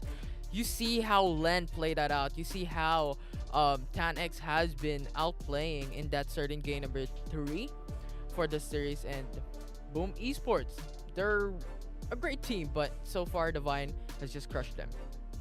Yeah, I mean, there was an attempt. There's a lot of interesting innovations as well throughout the entire series, like, you know, having to swap Owens and Tufts in their roles, and at the same time an 80 carry less composition, but it's definitely more on 2 strong utilities instead of having like a mage at the bottom portion of the map. Just big protection, big double disengage, but at one point, you know, the damage is going to be very, very lacking in comparison to the Ziggs at the opposite side. So I really like it that, you know, they're really brave in bringing all of these different and interesting approaches to the game, and I think that's one of my favorite things for Boom Esports. Yeah, I mean, it was a gamble that they tried to display. It wasn't to be their day, unfortunately, but regardless, all the spotlight does have to go here through to Divine Esports. Let's bring up that MVP. Let's see which way we're swinging this time around, because I do believe it is going to be towards the top half of the draft. It has to be this man here, Tarnex, an absolute rock in the top, doing it all, showcasing fancy feet, fancy mechanics, and proving out, look,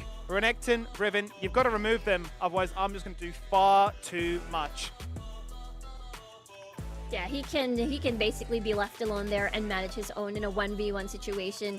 Whether or not it's a Riven, whether or not it is on a Renekton, he's just really, really scary and very, very consistent. Just basically matches the energy and as well as the performances for the rest of the squad. And at this point, I wonder who will be able to deal with him, especially again looking towards their matchup against Buriram, I believe, in the bracket finals. Yeah, he is a great Baron lane. He just sustains himself into the top side of the map, and in valuable team fights, he is present in that clashes, right? He was able to outmaneuver Boom Esports a while ago in TanX. MVP called participation of 46.8%. Quick thoughts before we then go into the break. Then that will be our grand final for these teams to try and now escape bracket A and qualify for groups. Buriram United taking on Divine Esports. Initial thoughts without too much, research and discussion. Which way do we see this one going before we get cut off? I think it's gonna be Buriram. Oh, well, you've heard it here. Divine. You've heard it here straight away from Riku. Infinity's being cut off. It doesn't matter. Gain number 2 after the break. It's Flash Wolves taking on Invate.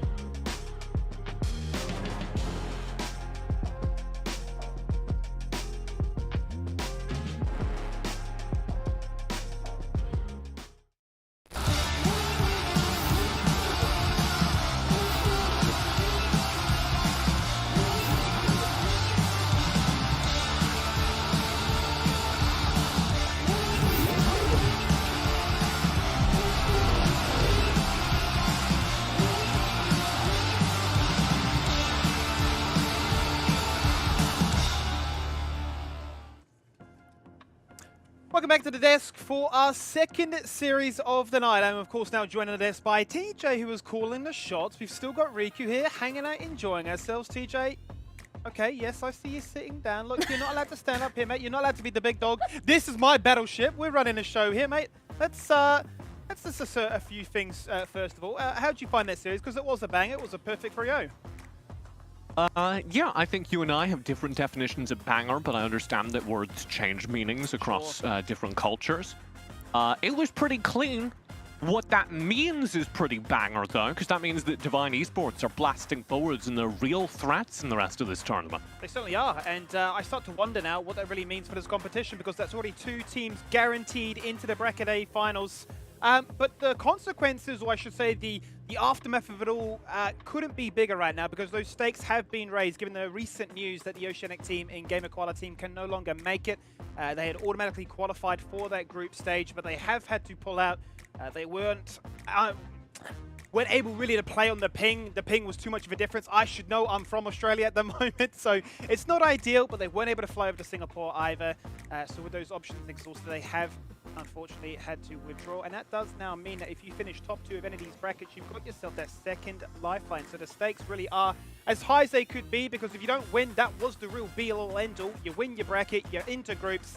Now these teams have a potential second lifeline to talk about. So that's exciting, Riku. That's a chance now for these teams to show, okay, no, our journey doesn't necessarily just automatically end if we're knocked out in this next match. Yeah, so the teams can sort of breathe a little bit easier, but of course they still would like to secure their spot towards the group stage. What do you think of that one, TJ? Well, I'm excited that some of these teams are getting out. But I think one of the things that it will most highlight is just how stacked some of the groups are and how not stacked some of the other groups are. I think we're going to get some inter-group competition that's not going to look great. The finals of that last chance, though, that'll be sick. Certainly will be. And Riku, talk me through this roster, because this is our second matchup of the night. It is the Flash Wolves. They had that 5-game set last night. They'll be looking to bounce back, no doubt about it. Yeah, for sure. I mean, Flash Wolves, they really, really look strong, even when we look at their performances during their regional qualifiers and as well as their Summer Super Cup performance. But it's usually always one team basically standing in their way. But the trend seems to be a little bit different now. It seems to me, you know, Fennel Adversity is able to 3-2 them, sending them to this lower bracket. So I feel like this could, you know, nudge a little bit of that confidence towards Invate. And this team does play around Bruce for sure. This guy is just such a menace in the mid lane. No matter what, he doesn't need kills. He'll just farm. But at the end of the day, at mid game, he's able to kill. And I think that's a very good frame for the Flash Wolves, because Bruce is going to be one of the most important characters or players in this game, as he needs to lead the way. We saw his Yasuo game, we saw his aggression across the entire tournament so far. Flash Wolves are a little light on that sometimes. He's the playmaker that starts fights, that does aggressive damage, threatening backlines against a team like Invate that want to kind of turtle and protect their backline. Yeah, exactly. That's why it's going to be very exciting to see what direction he's going to take, because recently from the Fennel Adversity series from yesterday, it seems Bruce is going back to his roots, because previously he was the AD carry of Machi, and then he would bring the AD carry Lucian mid and relegating, basically locking into that scaling mage bot laner like the Ziggs. And I really do like Lucian mid, but you do need to consider the impact that has on the rest of the team, and it didn't look great for locking. Having to play that Ziggs in the bottom lane, because of course you are still late game insurance, but you're not playing aggressive in the 2v2 at that point. You're just wave clearing, and it changes kind of the entire role of the player. So whether or not Flash Wolves continue to shift that focus towards the bottom side, or from the bottom side towards the mid lane, will be really interesting as we continue with this tournament. Yeah, 100%. I mean, looking at the highlights right now, Locking being on that Orianna, basically this composition is just playing around the Bruce game here on that Yasuo, but sometimes we get to see Bruce as well on the Lucian mid. You mentioned how the early to mid game can basically spin out of control, and the rest of the squad, like Cookie, is able to supply the CC for everything to hold down opponents for Bruce to just lay on the hurt. I think our big concern here, TJ, though, has to be in that top lane. Whilst it looks fantastic for Ysera when he's on the Renekton, he's only played 2 champions so far, the Renekton as well as the Darius. Look at some of his regular split statistics, and that has been the exact same case as well, and it's just a very small sample size. You know, a champion here, a champion there, not really much to derive from. So you start to wonder, is it really as simple as saying ban the Renekton and good luck, because it looks to be the case when it went up against Fennel University. I mean, my problem with Ysera is that when he gets support from his team, like if you have to look at the statistics, the amount of gold he's generating, there's only like a couple dozen difference between them in GPM. What's making the difference, though, is that Ysera doesn't have any kill participation. He's sitting at 51% KP. Cat type against him in lane, as we'll take a look at over on Invade, 65% kill participation from the top side. So Ysera's getting gold, but he's not only not finding success with it in lane, he's also not taking anything out of lane to influence the rest of the map. Yeah, it's a good point, and I'll be interested to see then actually how Invate target it in this one. So let's bring up their roster and let's see the opposition for tonight's Bracket B showdown. TJ, talk us through this. Oh my, Invate are one of my favorite teams in this bracket, as they have this really slow, careful, knowledgeable playstyle that just explodes when they hit their win conditions. And that's what I love to see. Teams that understand who they're playing through and what that means as far as when they can activate. Pay attention when we're in game to Cat Type and What the Jess, who are going to be the 2 initiators. They're going to start fights. Kaze and Belby are going to scale up and try and wait till as late as possible before they take action, and that's where Invate do run into trouble. That's where the disconnect can be. You need to pay attention to those engages and whether or not the aforementioned backline players Belby and Kaze are following up or leaving Cat Type and What the Jess out to dry. Yeah, I have to agree with you there. I mean, Cat Type, What the Jess are just really great with the engages, and it's all about that big question mark whether or not Belby and Kaze can follow up with that. And I mean, I feel like the approach here, if from what we've seen in the Flash Wolves games, is possibly having to camp and boost Cat Type at the top portion of the map, as we can see a little bit of similar stats, although Flash Wolves just a little bit tad higher. So I can't imagine that they'll approach that in a way that maybe Twisted Fate may come up in this matchup, and possibly, you know, the Renekton being very, very highly contested in this series. Yeah, the Twisted Fate, obviously Renekton's very important just because he's one of the best top lane characters in the game. Yes. Twisted Fate is really important for Invate, though, because they have Belby, who tends to play so careful and so passive, and they are reliant on their top side to get them through the early game. So Twisted Fate's almost like a cheat code, because it means that Belby can play safe and passive in lane and still be present when Cat Type and Golden Feet go for skirmishing during the early game, as they often do. Invate, in their dream composition, play kind of Twisted Fate style poke compositions, long range CC, long range engage. And we've not seen enough of that this tournament, which has got them into trouble, because as Cat Type and Golden Feet are trying their early game shenanigans, oftentimes Belby and Kaze are just nowhere to be seen and unable to contribute. You can see as we get into these highlights what happens when they play right, when the entire team is behind that engage.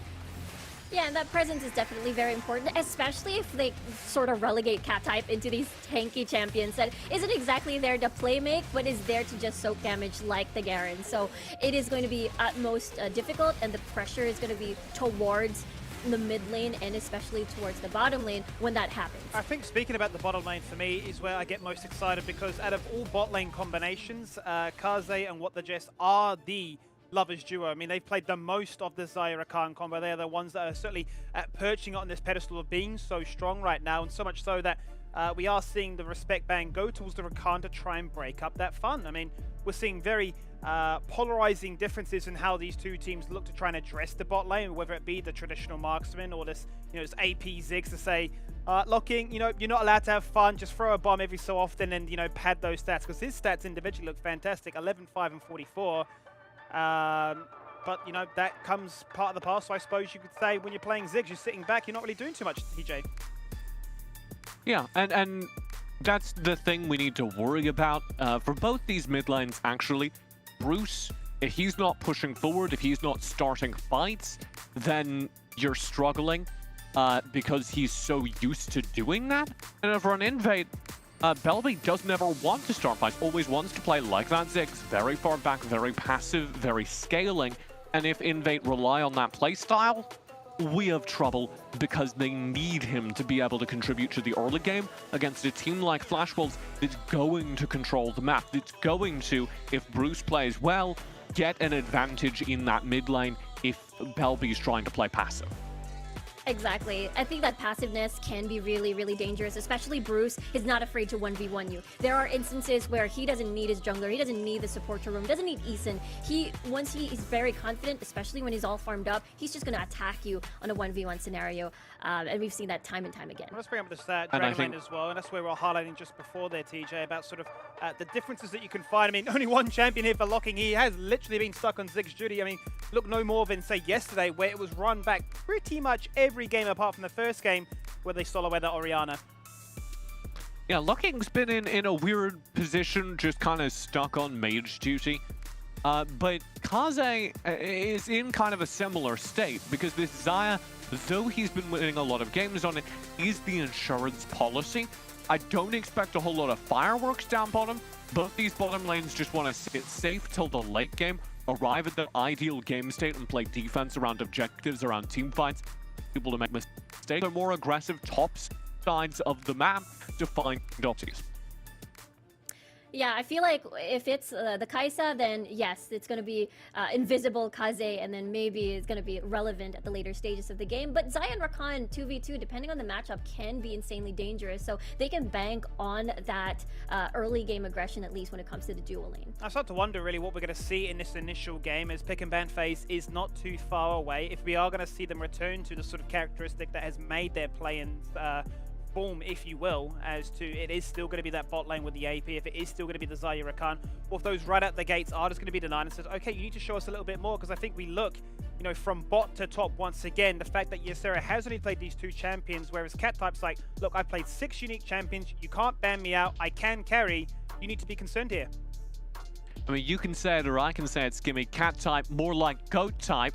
It's all about his aggression on the top side of the rift, and it's all about whether or not Cat Type can take over these games, because frankly, the rest of Invade aren't doing it. You do raise correctly, Kaze, and what spent this entire tournament playing Rakan Xayah, and what the Jess's aggression has been incredible.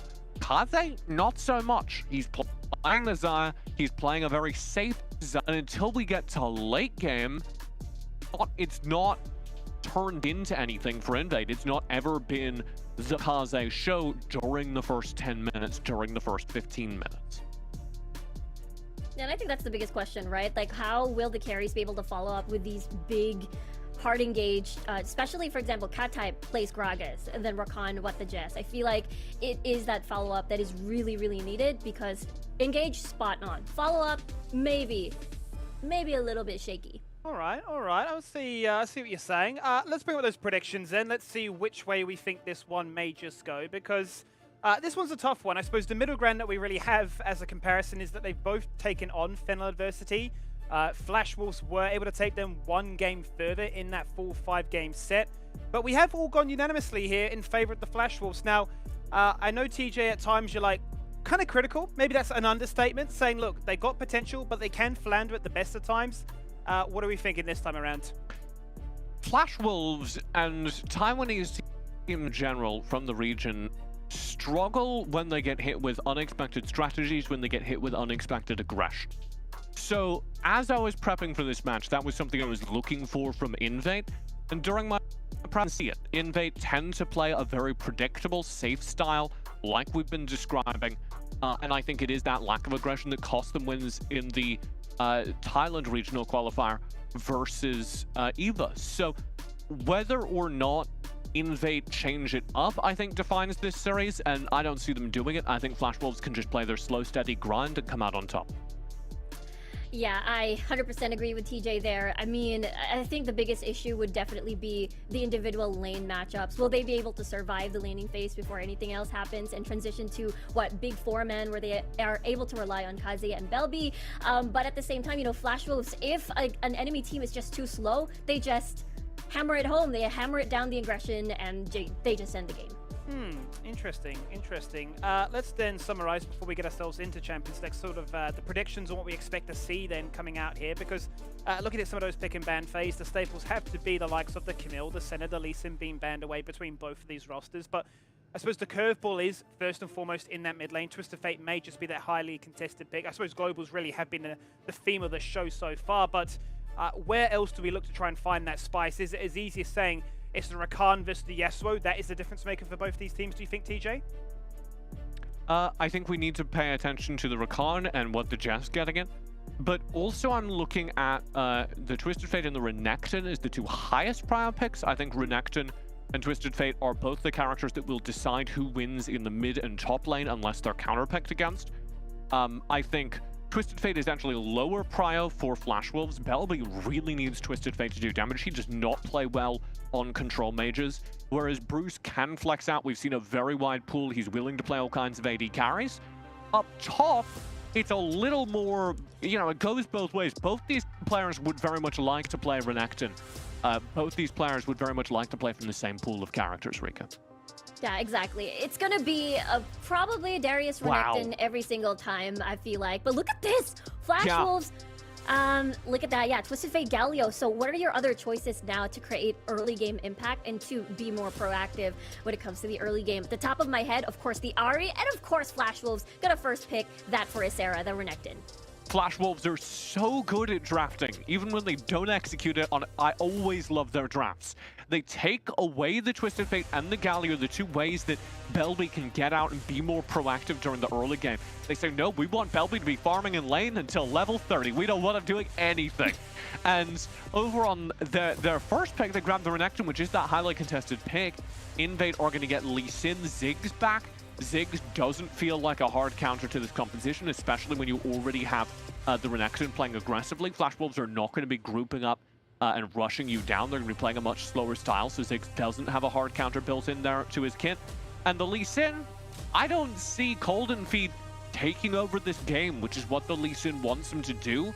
The only way he does is if Cat Type gets something very complimentary.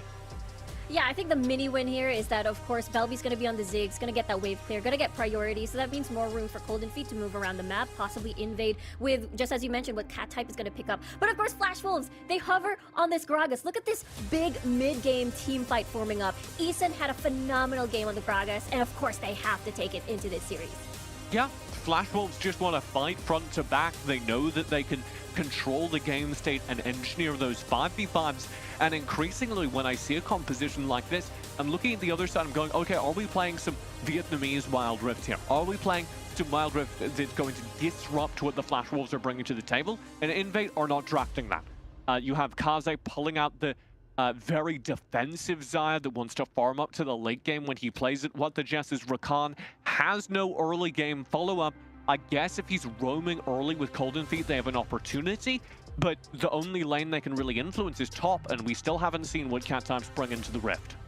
Yeah, I have a feeling it's going to be a Darius. Big level 3 synergizes well with the Lee Sin, and pre-level 3 versus a Renekton versus a Darius is a pretty good matchup. There's that mini window that you can utilize, but never mind, it's going to be the Akali this time around. I really would like this, because I don't like the Darius v Renekton matchup. And Akali gives him a chance not only to win in lane, but also to get out and influence the rest of the map. Invade have an angle here. Play to the top side. Play through that Akali, and there's an opportunity for Cat Type to take over the game. But he needs to start snowballing fast. He needs to be roamed to by what the Jess and Golden Feet early.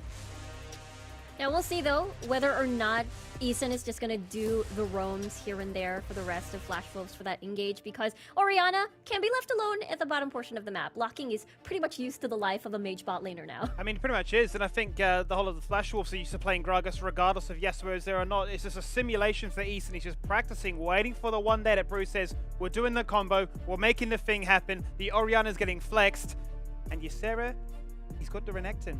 is the blue side buff enough here for Flash Wolves to get themselves a win, or will Invate cause them a pain with those double assassins? Time to find out. Let's throw it to our casters. It's Infinity and Omo. Well, it's indeed a question right now. Who will be the winner for the series of Flash Wolves versus Invade Esports and Skimmy? I don't know how to answer your question, but Omo, I think, can do. What do you think about the Renekton pick here for Flash Wolves? I think Flash Wolves won game 1. It's that simple, right? Renekton equals win, Darius equals lose, and that's the kind of quality analysis brought to you here by the brothers duo. We have the lovers bot lane and League. We have the brothers duo. We really have everything: the hair, the glasses. Wow, I'm impressed. Maybe not the headset. You know what? It's quite True. different, but we have the synergy in mind here. But once again, we're looking at the draft of Flash Wolves versus Invade Esports. Once again, Flash Wolves going for the mage bot lane, locking with the Orianna. Not the typical Ziggs that we see so often. What do you think about this one, Amo?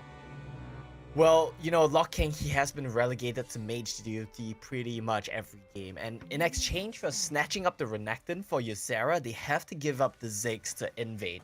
I think that's a fair trade because you do get some pretty good answers to the Ziggs here for the side of Flash Wolves, right? You have Cookie on this Rengar, and especially you have Bruce on this Ahri. These are picks which are very capable of punishing Ziggs, and I think they do a very good job at that. So we'll have to see how this one plays out. I also like the synergy that they have between the Rengar ball carrier, as well as just allowing the rest of the comp to dive in on top of that. I think Invade have some pretty good ideas here in draft as well, right? Use Akali as a neutralizer pick against this Renekton. Try to play towards your Dragon Lane. You see Cold Feet, he's going to be pathing down likely as well. So we're going to see a lot of action down there, I would expect. Yeah, definitely. I mean, that is something that we need to look at later on, especially onto the dual lane. As you stated, it's a Zyra Khan for Invade Esports, and I think Orianna needs a support from Rengar. And as we keep on talking about, if you have the Rengar, you need to be aggressive when it comes to the early game to get the passive up and running. Even prior to the 4-minute mark, wherein that would be exceptional from your team, gives you a lot more damage from Rengar into this game. So I think that will, as you stated, is going to be something that Flash Wolves can do, how Cookie can rotate coming from mid lane and bot lane. Yeah, for sure. And I think like Cookie is going to be a very big part of this game, right? He's going to be a big part of the success or failure of Flash Wolves. It's going to be really hard for a Rengar to assassinate an Akali, to assassinate a Zyra. So he's pretty much going to be focused on... What's this? Bruce dropped so low.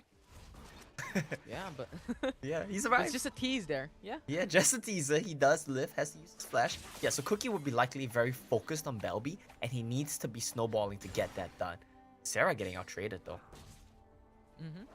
Yeah, it is how he just freezes the wave, clearly, towards himself, and Cat type cannot just risk it. And now, Sarah pushes that because Cookie is hovering top lane. Now Cat type, 1v2, Cookie now jumps through. That's gonna be stun coming from Isara. That's gonna be first blood for Flash Wolves. It's really that simple. You have to ignite taking a Cat type as well, and the burst from this duo of Renekton, Rengar just takes down Akali. I'm not sure, did he actually use the Shroud before? Cat type just gets popped in a blink of an eye. And yeah, I mean, you pick this Akali to be a neutralizer, right? She's not supposed to die to Renekton. And you saw how Cat type actually had some good trades onto Ysera. It's just the problem is the gank setup from Renekton is just too strong, and you have to respect that.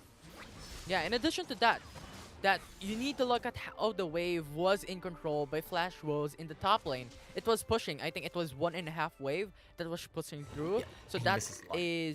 Yeah, so that made Isara just walk through the turret, stunned it up, and Cookie just followed through. Yeah, for sure. And Eason as well, we didn't really touch on this, but this man is back on the Gragas as well. I want to look at the stats real quick, Infinity, because I'm pretty sure he has only played Gragas and Galio thus far, right? Yes, he's played 6 games of Gragas. This is his 7th Gragas game. He's played 2 games of Galio. His win rate on Gragas is not impressive, 50%. So we'll see if he can pull ahead of that one. Yeah, definitely. And I think this is an interesting build from Eason that he keeps on doing when he is the Gragas. He goes for attack build Gragas, right? He goes with Dead Man's Blade, he goes for Gargle and Chant. But look at here at the top side of the map, it is an interesting story. Invade Esports going for the counter engage for Wadages, saves Cat type's life. Look, I don't think that was intentional right there, but what the Jess interrupted Cookie mid-air. He started the jump animation on the Rengar and he got knocked out of it. Super clean stuff from What the Jazz. I want to just point out that one of our analysts here, TJ, is a bit of a what the Jess doubter, and that was a pretty flashy moment from him. Yeah, I mean, what just onto Rakan is just so much in synergy. Yep. It's like brother and sisters coming here in for Invade Esports. And I do want to point the out. champion was meant. Yeah, go ahead. Sorry to cut you off. No, it was meant for what it just go. Yeah, I mean, the big thing to me is, right, this champion just does not seem balanced. Its win rate, at least of yesterday, right, was 11-0, 100% win rate in 11 games. And what the Jess has been a very big part of it. So confidence, or some might even say arrogance from Flash Wolves, to give that over to what the Jess. And he has a good start to the game with him. Yeah, very great start as of now, but yeah, I think currently he just saves another potential kill for Flash Wolves because currently they don't want to give any more to them at 1k goal difference. I think Invade Esports is now being patient, but here Bruce comes in. That is going to be the ultimate for the charm for Kazeta Ruler, but that's going to be Flash Wolves not going to secure it. Mountain Drake, Invade Esports going to secure it instead, but they will get 2 more kill out of that, and they're continuing. Matages goes for the quickness to back away, and Bruce goes out at 1 HP.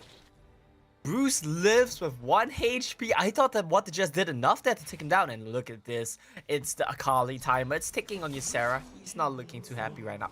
He goes for the counter engage. He's stunned 5-point strike. That was really nice with Cat Type. He buffed the 5-point strike and he managed to get it off when Ysera was starting up the stun animation. Good stuff from him. Timer's ticking, right? And honestly, Ysera, I hate to say it, this man's like a living legend, right? He's been playing in League PC for so long on some big name teams like AHQ as well. And you know, he's like a veteran, right? He has played the game for so long, but I'm gonna be very honest with you here, Infinity. On this Flash Wolves roster, he's a weak point. He's kind of, I would say he's even a burden on the team at times when he doesn't get enacted. Bruce though. But look at here in Bruce, it's gonna be the bottom lane. Invade Esports, take it easy with a 3-man roam, gets the kill down onto Bruce. Yeah, and Bruce is just gonna get caught out for face checking. Does not have Spirit Rush, means he just drops Cookie here. Gonna be happy taking up this Rift Herald for himself. Something that we talk about a lot is a bit of trading back and forth. They're gonna go for the dive though. Yeah, Cat Type jumps in though with the Shuriken flip onto Ysera, but that is gonna be hindered Oh, down. yes, Although Bill B goes in with a Mega Inferno Bomb with a 1-for-1. That is not okay. Your teammates come to bail you out here and you just walk into the Mega Inferno Bomb. That's not really good here. Pretty disappointing stuff from Ysera. He gets dropped. Cat Type even would have gotten a solo kill in 1v3 if he had Ignite available, right? But I do like the Flash Wolves. They did a lot of damage to this turret. Their bot lane turret has dropped, right? So that's why they went for the rotation. But they do get it very low. They still have the Rift Herald available. And something that we touch on a lot is Rengar, when he gets access to towers, he takes them down so fast. Now has the Rift Herald as well. That's something to watch out for. Definitely. When does he release this Rift Herald? But even then, Invade Esports, look at them. Mountain Dragon in tap for his blood. Flash Wolves, still not that far when it comes to the gold lead. Right, gold difference, only 300 gold advantage for Invade Esports, so not that big for Invade as of yet. So commendable plays currently for Flash Wolves, making it even. But here into the bot side is Matt. That's gonna be the flash coming from Akali, gets the kill down, but still, Cookie will respect it. Cat Type will go away with a free kill into the bot side. Yeah, and that's so big for Cat Type. He's saying at this point, no one can match me in the side lane. If anyone tries, I will solo kill you, and that is so intimidating. I know we talk a lot about how Cat Type can be the carry for Invade, and this is one of his first carry performances. Ooh, good body slam coming from Eason. Actually delays how Golden Feet will actually pull through, but Ysera falls down. Golden Feet gets the kick down. And now, Invade Esports goes for the top lane. Another turret secured by this team. Yeah, another turret secured, another kill going over to Invade, and the gold lead is starting to swing in their direction. Flash Wolves, they are not looking good right now. Invade, they're coming to game 1 with a message, with a statement that we are not the underdogs here. We're solo killing you in every row. We're finding leads in every row. Every single row, across the board, they have leads. And Invade Esports, they're pulling ahead of Flash Wolves. They are demonstrating that they're definitely a force to be reckoned with here. Yeah, so much consistent kills because of Cat Type, right? Yeah. Getting, I think, 2-1 kill onto Bruce. Into the bot lane, and I think that is just so exceptional coming from him. As you stated a while ago, the 1v1s from Cat Type is proficient for Invade Esports, and so far they're on the lead with a 2k gold lead. And you have to consider as well, Cat-Type is finding these leads with no help from his team. The only help he got was when What the Jazz came to save him from a gank. Other than that, he's been finding these leads entirely on his own, while Flash Wolves have been camping him. His 2 deaths have been to ganks, and his 2 kills are all solo. So really good stuff here from Cat-Type, and we're gonna look for some posturing around the dragon. Yeah, Invate Esports actually starts this up, but a knock-up coming from Wadajis, but Mega Inferno Bomb zones them away. Flash Wolf still gonna be safe. Cookie jumps into the fray. That's gonna be the root cat. Gonna be explosive cast. Goes for the knock-up. Ziggs fall down. Cat-Type will fall as well. That won't be the 2-4-0 as of yet. Flash Wolves has the dominance. Invade Esports will be forced to retreat. Good call coming from Flash Wolves. There was a really big misplay here from the side of Invade. Belby, he got caught out and his teammates left him out to dry. No one came to save him. They allowed the Ziggs to be the last one walking into the rotation, and that should never be allowed. You need to make sure that your carry is secure, that his rotational path is safe. If not, it's gonna be exactly like what we just saw. Rengar jumps on his head and he can't do anything. Cat-Type drops at the start of the fight. Extremely disappointing as well. He's so far ahead. We were just singing his praises, and he drops without using flawless execution. So really messed up play there from Invade. They need to find their composure here. Yeah, and Eason's gonna start up another go for the body sand. What just with the grand entrance zones him away. But 2 things that I want to take note of. Flash Wolves, look at Rengar, already 3 stacks. Yep. And then they equalize with the Ocean Dragon and the 2 kills that they've gotten when it comes to the gold. Yeah, look at this. He's camping for Cat-Type right now. I can't find anything just yet. Looks like Cat-Type has backup. It might be a 2v2 here. Yeah, Golden Feet is here as well to the bot side, but not gonna push through. Flash Wolves has this massive respect, and Golden Feet is not gonna risk it. So far, no kills will be done into the bot side position for a gank. Yeah, and like you mentioned, right, Eason here gonna be this 4-tank Gragas. You know, in a weird way, right, this team composition from Flash Wolves is actually a little bit reminiscent of what we saw in Game 1 from Boom. You have no true marksman, and your AD damage sources is coming from your Nectin +1. The problem, though, is the +1 from Flash Wolves is a Rengar, and that fits very well. Look at Baron. Invade just tried to sneak it. Yeah, and Alright, it didn't quite work out, but they tried. Yeah, Flash Wolves is gonna go back. You have the Twin Shadows. Not gonna pull through for Invade Esports. You can't sneak on their hands here. We have our vision down. Yeah, they do have their vision down, and I think Flash Wolves, we talk about how they're always the veterans, right? They kind of smelled that one, so they're just gonna be able to, you know, scare them away from it. The Spooky goes extremely effective here as well, that one from Eason. I do want to see more members of Flash Wolves pick up the Twin Shadows. You have to remember, when you're playing against champions like Akali, it's so effective, it's so mandatory even to have the Twin Shadows. They try to sneak it out again, but Eason smells that one. Hey, Invade, if you want to do this, you need to fix your waves first. You can't sneak it, but you need to make sure that your mid lanes and your top lanes are pushing. As we see Cat-Type drop. Yeah, it's a 2-man roll. Getting the kill onto Cat-Type, so they've gotten that. Once again, those skirmishes and those ganks are going to be so important, and I think Akali was not able to go back away, and they're continuing to push in the tier 2 turret. Yeah, they're pressuring this tier 2 turret, and look at that. Rengar takes a turret just like that, right? That's what we talked about. Rengar is a demolisher of both champions and turrets. That's exactly what he did right there. By the way, I think Rengar currently 4 stacks. Got the kill onto Akali, got the kill onto, or not the kill, but assist onto some other champions. And so far, the thing that we keep on bringing up is that Flash Wolves doesn't really have that stronghold of an ADC, because all they have is long-range AP, Ahri, or Yana. But Rengar having this 20% stack already when it comes to the passive alleviates some of this disadvantage when it comes to the AD category in their damage. Exactly right, Infinity, and he's gonna be relied on very heavily together with his Sarah to be the physical sources of damage here, and I think he can do just that, right? Rengar is a very scary champion. He takes turrets like nothing. It's just that he can't siege, so that's his only downside, and they will have to look towards side lanes, and it seems like once Flash Wolves are setting up the side lanes, look at your minimap. They have full control. They know where they need to be. They know where they need to push, where they have to back off. Look at how safe Ysera is playing while his teammates are pushing top. Really good stuff from Flash Wolves, and it's what you would expect from veterans. Yeah, and the deep wards gives off information that Golden Feet is solo into the bot side of the map. But There we now go. he goes in for another. Cat type will be the target here, but Wadages goes for the knockoff with a grand entrance. Eason follows through with a body slam that will equalize this out. Golden Feet jumps in, and also the Akali sure can flip, but goes in for the Stasis Enchant, jumps around, but that's gonna be the kill for Flash Wolves. Now Invade Esports tries to go for the counter engage, but once more another kill for Flash Wolves. Bruce is now pinned down, not gonna push through for Invade Esports. This is gonna be a prolonged fight so far, but 2-4-1 will follow the through. Zig Invade show. Esports is going in, and Bell B free hit all around. In case the ruler is not gonna follow through, that will be the 2-4-2. Oh, it's the Ziggs show indeed. Look at what happens when Ziggs is untouched. Flash Wolves, they rode through the dragon fight because Ziggs died at the start of it. Here, Belby, he's just chilling. He's just throwing out bombs. No one on the side of Flash Wolves can do anything about it. They use all their spells to kill the front line, and it's the Belby show, right? He does so much damage in that fight. I'm sure he easily topped the DPS meters in that one, and it's going to be a very solid performance here from the Six. Now, Flash Wolves, they need to reassess the situation. They need to say that, you know what, if we need to win these team fights, what we really need to be looking for is Belby.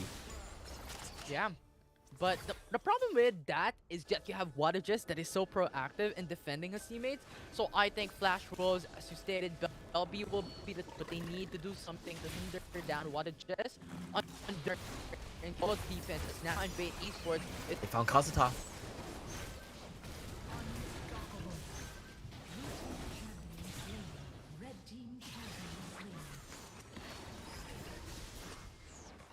Well, it's gonna be Cat type as well as Kazuta, right? And Kazuta gets caught out at the start of that one. He's opting for the Wits End optimization again. I think that's fine. I don't think that's super necessary this game, since the AP damage from Flash Wolves is very dodgeable, right? You buy Wits End against AP which you want that cannot dodge, or poke AP that you wanna just resist in general. I think the Wits End itemization this game might be a little bit overboard, and you might just want to go for full AP. If you think about who you need to be worried about is Xayah, it's Rengar, right? Everything else you can kind of dodge. Ori balls, you can play around, you can to the skies the shockwave, you can dodge the Ari charms. You just need to play better. But he's going for a very safe build here, and that means that his damage is going to be lower, which means more burden on Belby. And let's take a look at Cat type here, Infinity. This guy started out the game 2-1. We were singing his praises. And then the Costas kicked in, and now he's 2-6-1. He's been running it.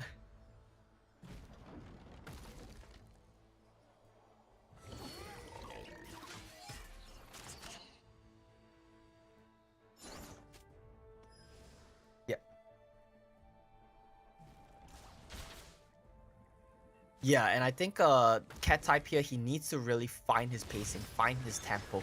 He needs to find flank engages into the team fight. Oh, it's Ysera again. Eason gets caught.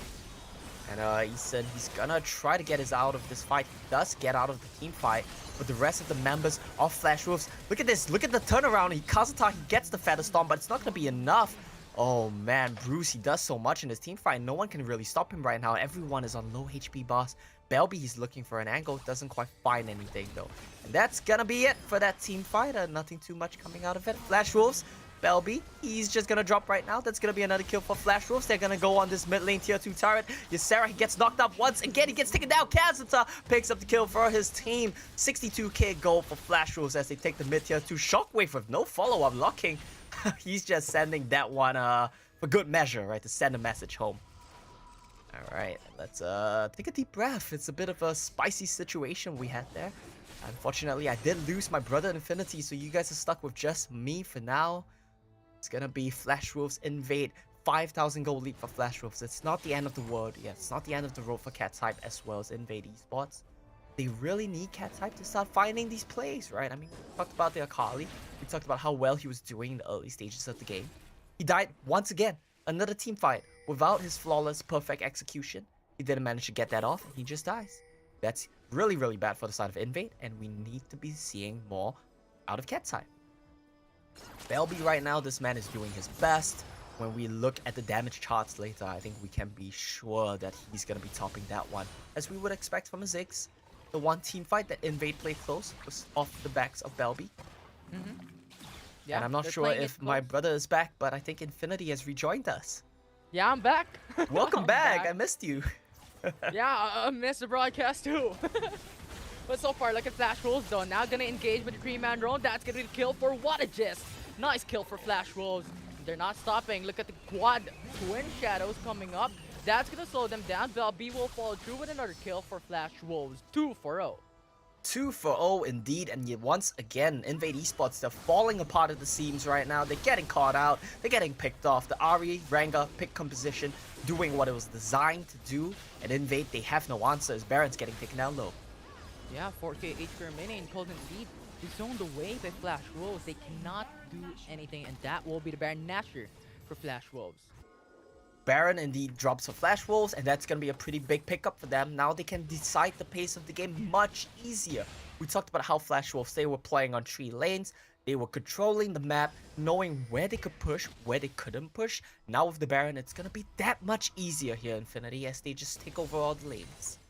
Yeah, and they've gotten 2 tier 2 turrets already, 1 into the mid lane, 1 in the bot lane. The only tier 2 remaining is the top lane. Inhibitor turrets is their hindrance, is their objective later on with this Baron buff. Or even then, when they do pressure, when they do the control in their respective lanes, they could go for the Elder Dragon. Huge lead coming for Flash Wolves currently, and Invade Esports need to do something to alleviate such a pressure.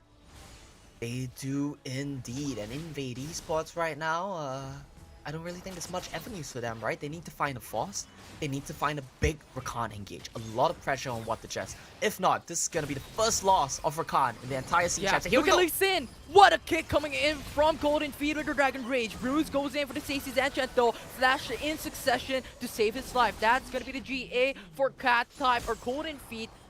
1-4-0. Flash Wolves getting the pickup for their jungler. And he tries to go for the big play, he tries to go for the fancy play, doesn't manage to pull it off. Both turrets being sieged right now. What can Invade do? They can't. It's gonna be Inhibitor turret now falling down for Flash Wolves. They just have to defend here into the Nexus phase. If they can't, this might be over. Esun going for the body. It's down, over. looking locking. It was a one-shot with the ball, and now Nexus phase at 1k HP. Wadages is delaying this, but Flash Wolves will take the first game of the series. Now, Infinity, I know we like to say things like dominant, convincing. After we saw the Divine Esports game earlier today, those were the words on our mind. After watching Flash Wolves yet again today, I don't think I can say any of those words. I feel like Flash Wolves, they look shaky.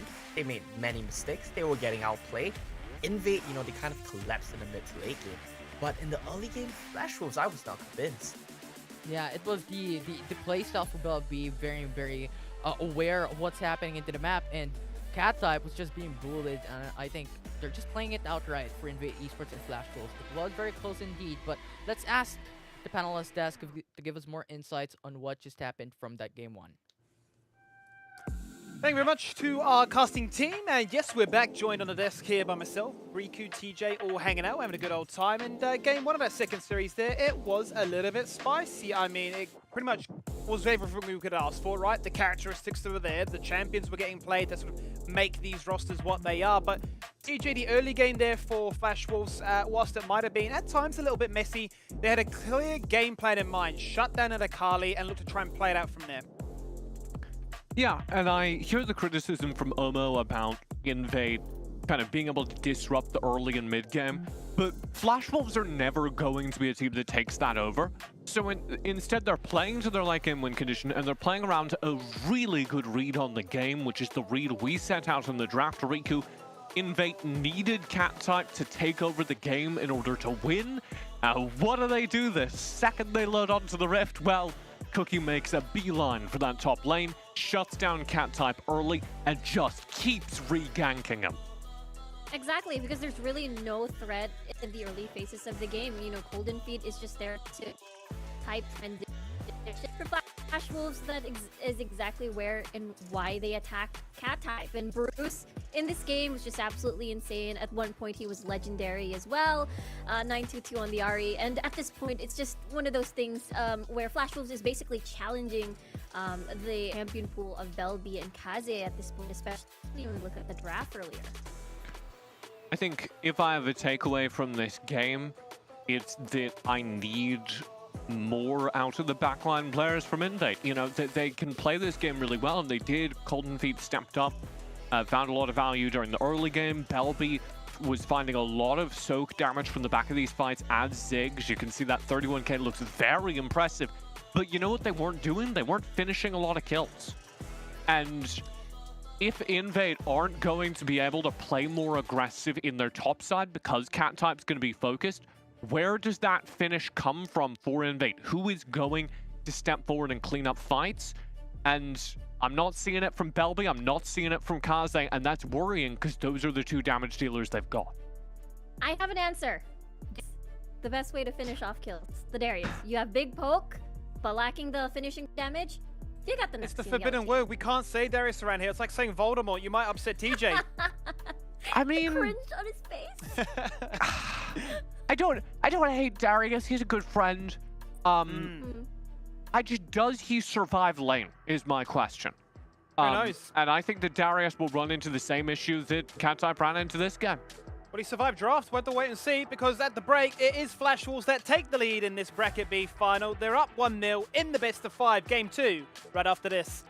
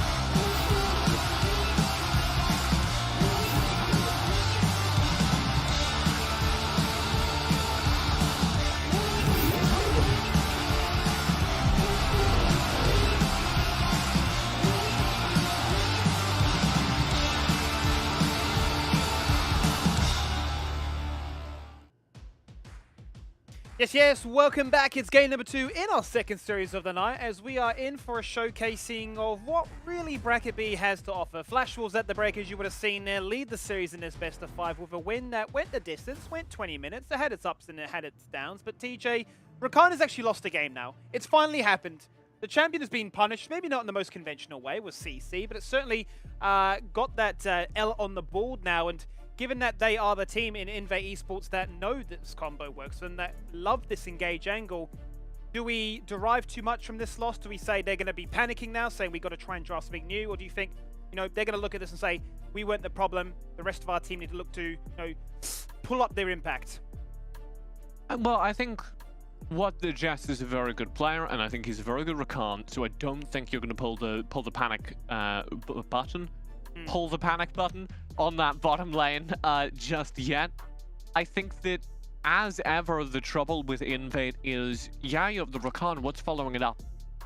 And in a game where you can't play hard tank initiators right now, they're not very much in the meta, it feels like Invade need that to compensate for the fact that their mid and AD carry play very defensively. You need something like a Leona here.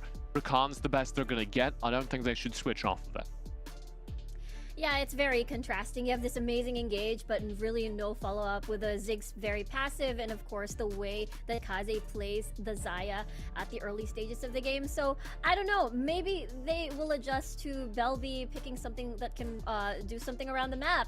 Earlier on, we did check out his pool. Maybe a Zed that would potentially come up in this scenario. Speaking of things that we can check out one of our phenomenal sponsors that help make the Wild Rift Sea Champs as good as they are.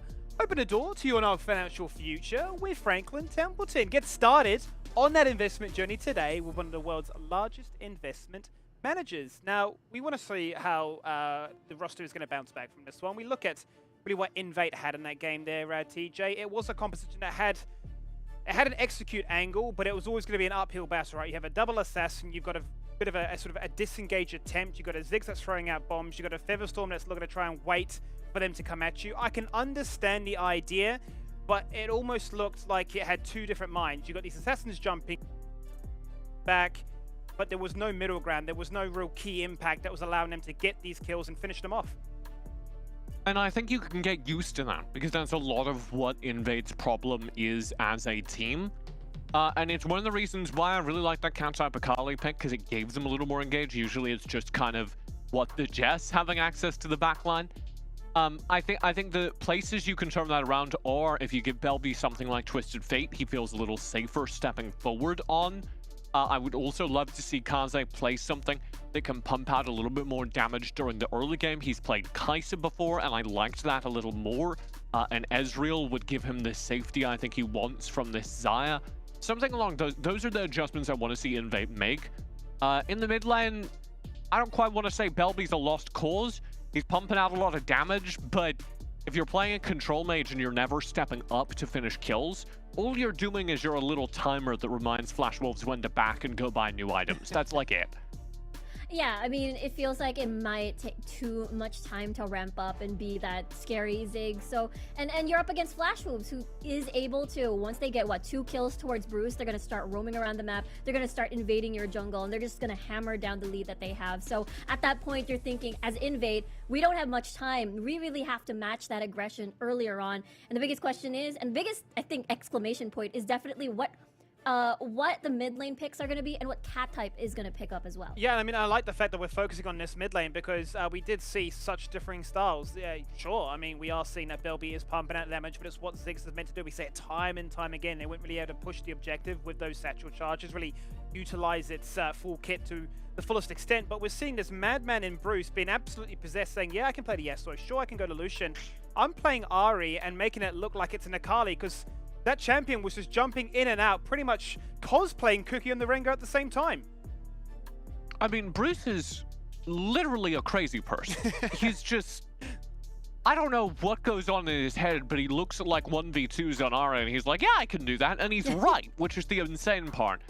When he's on form, Bruce is exactly what Invate lack. He's the kind of dynamic, aggressive mid laner who can take over a game.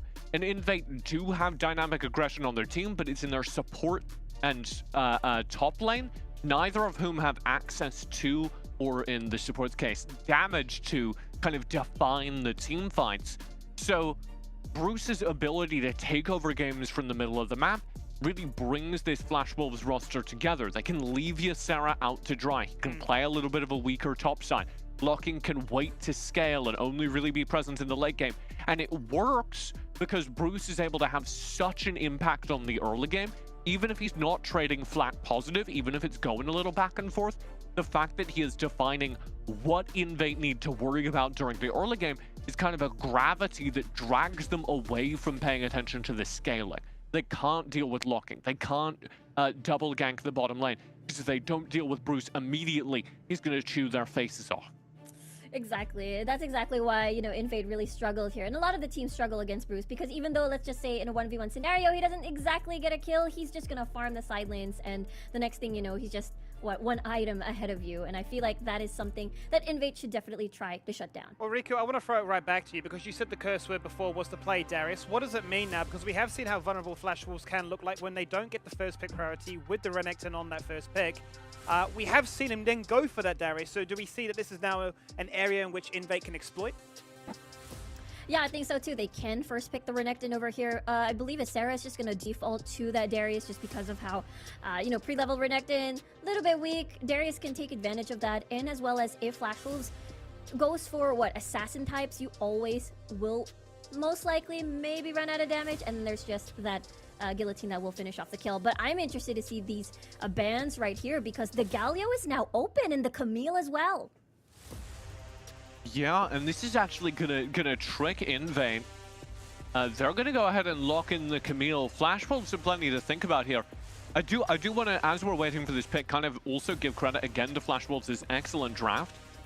They ban out the Kai'Sa, exactly what I was talking about Invade needing. They're not afraid of this Xayah. It sucks in lane. They are afraid of the Kai'Sa, who could take over lane and kind of boost Invade ahead, so they ban it out. And they get exactly what they were gambling for with those bans. Invade take the bait, they grab the Camille, and Flash Wolves walk away with Renekton, the dominant teamfight top laner they need for Ysera. It doesn't matter if he loses lane, he'll still be able to come in and show up during team fights. And they get the Galio, so now they have global map presence. They can travel anywhere they want. And what can Invade do about that? Not much.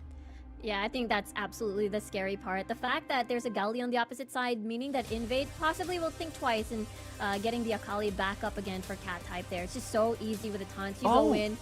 Corki now being picked up by Kaze over here. That's actually really exciting. That's what I was looking for from Invade. Now he has a little bit more to do during the early game, but most critically, when he comes online during mid-late game teamfights, this Corki is able to do something that Xayah can't do. He's able to chase kills. He's able to threaten the backline presence. So Flash Wolves kind of have to pivot mid-draft here and go, oh, we were kind of relying on being able to draft safe backline control mages. We're not going to have to be careful about that versus a Corki. We're going to have to be careful about Corki's ability to burn down tankier members over a period of time. And so we're going to bring in this Lee Sin for Cookie as a way to threaten both the Corki and the Orianna. They're going to grab the Varus as well, who can outrange the Corki in lane and just try and shut him down. Yeah, exactly. That big mid-game 3-item power spike as well. I was about to say that maybe because Corki's a little bit safe in the lane, What the Jess can play a little bit more of that tanky engage, which we still haven't seen. Gragas, Rakan still open in the draft. They decided to play a little bit more aggressively on that 2v2 instead of the roam. Wow. Bruce Diana! There it is! We get to see it once more, that big wombo combo. You get the Moonfall, and then followed by the hero's entrance, coming from Eason most likely, and it's just gonna be big survivability for Bruce, and big wombo combo into the taunt, into the knock-up. It's CC heaven. Yeah, I think Flash Wolves have walked away with this draft again. They do this. They draft better than almost any other team. I think one team are the only other team that come close to drafting as well as Flash Wolves. I'd like Invade's draft more. They've made some necessary adjustments, but they don't have an answer to the late game shift, the team fighting shift that Flash Wolves executed in answer mid-draft.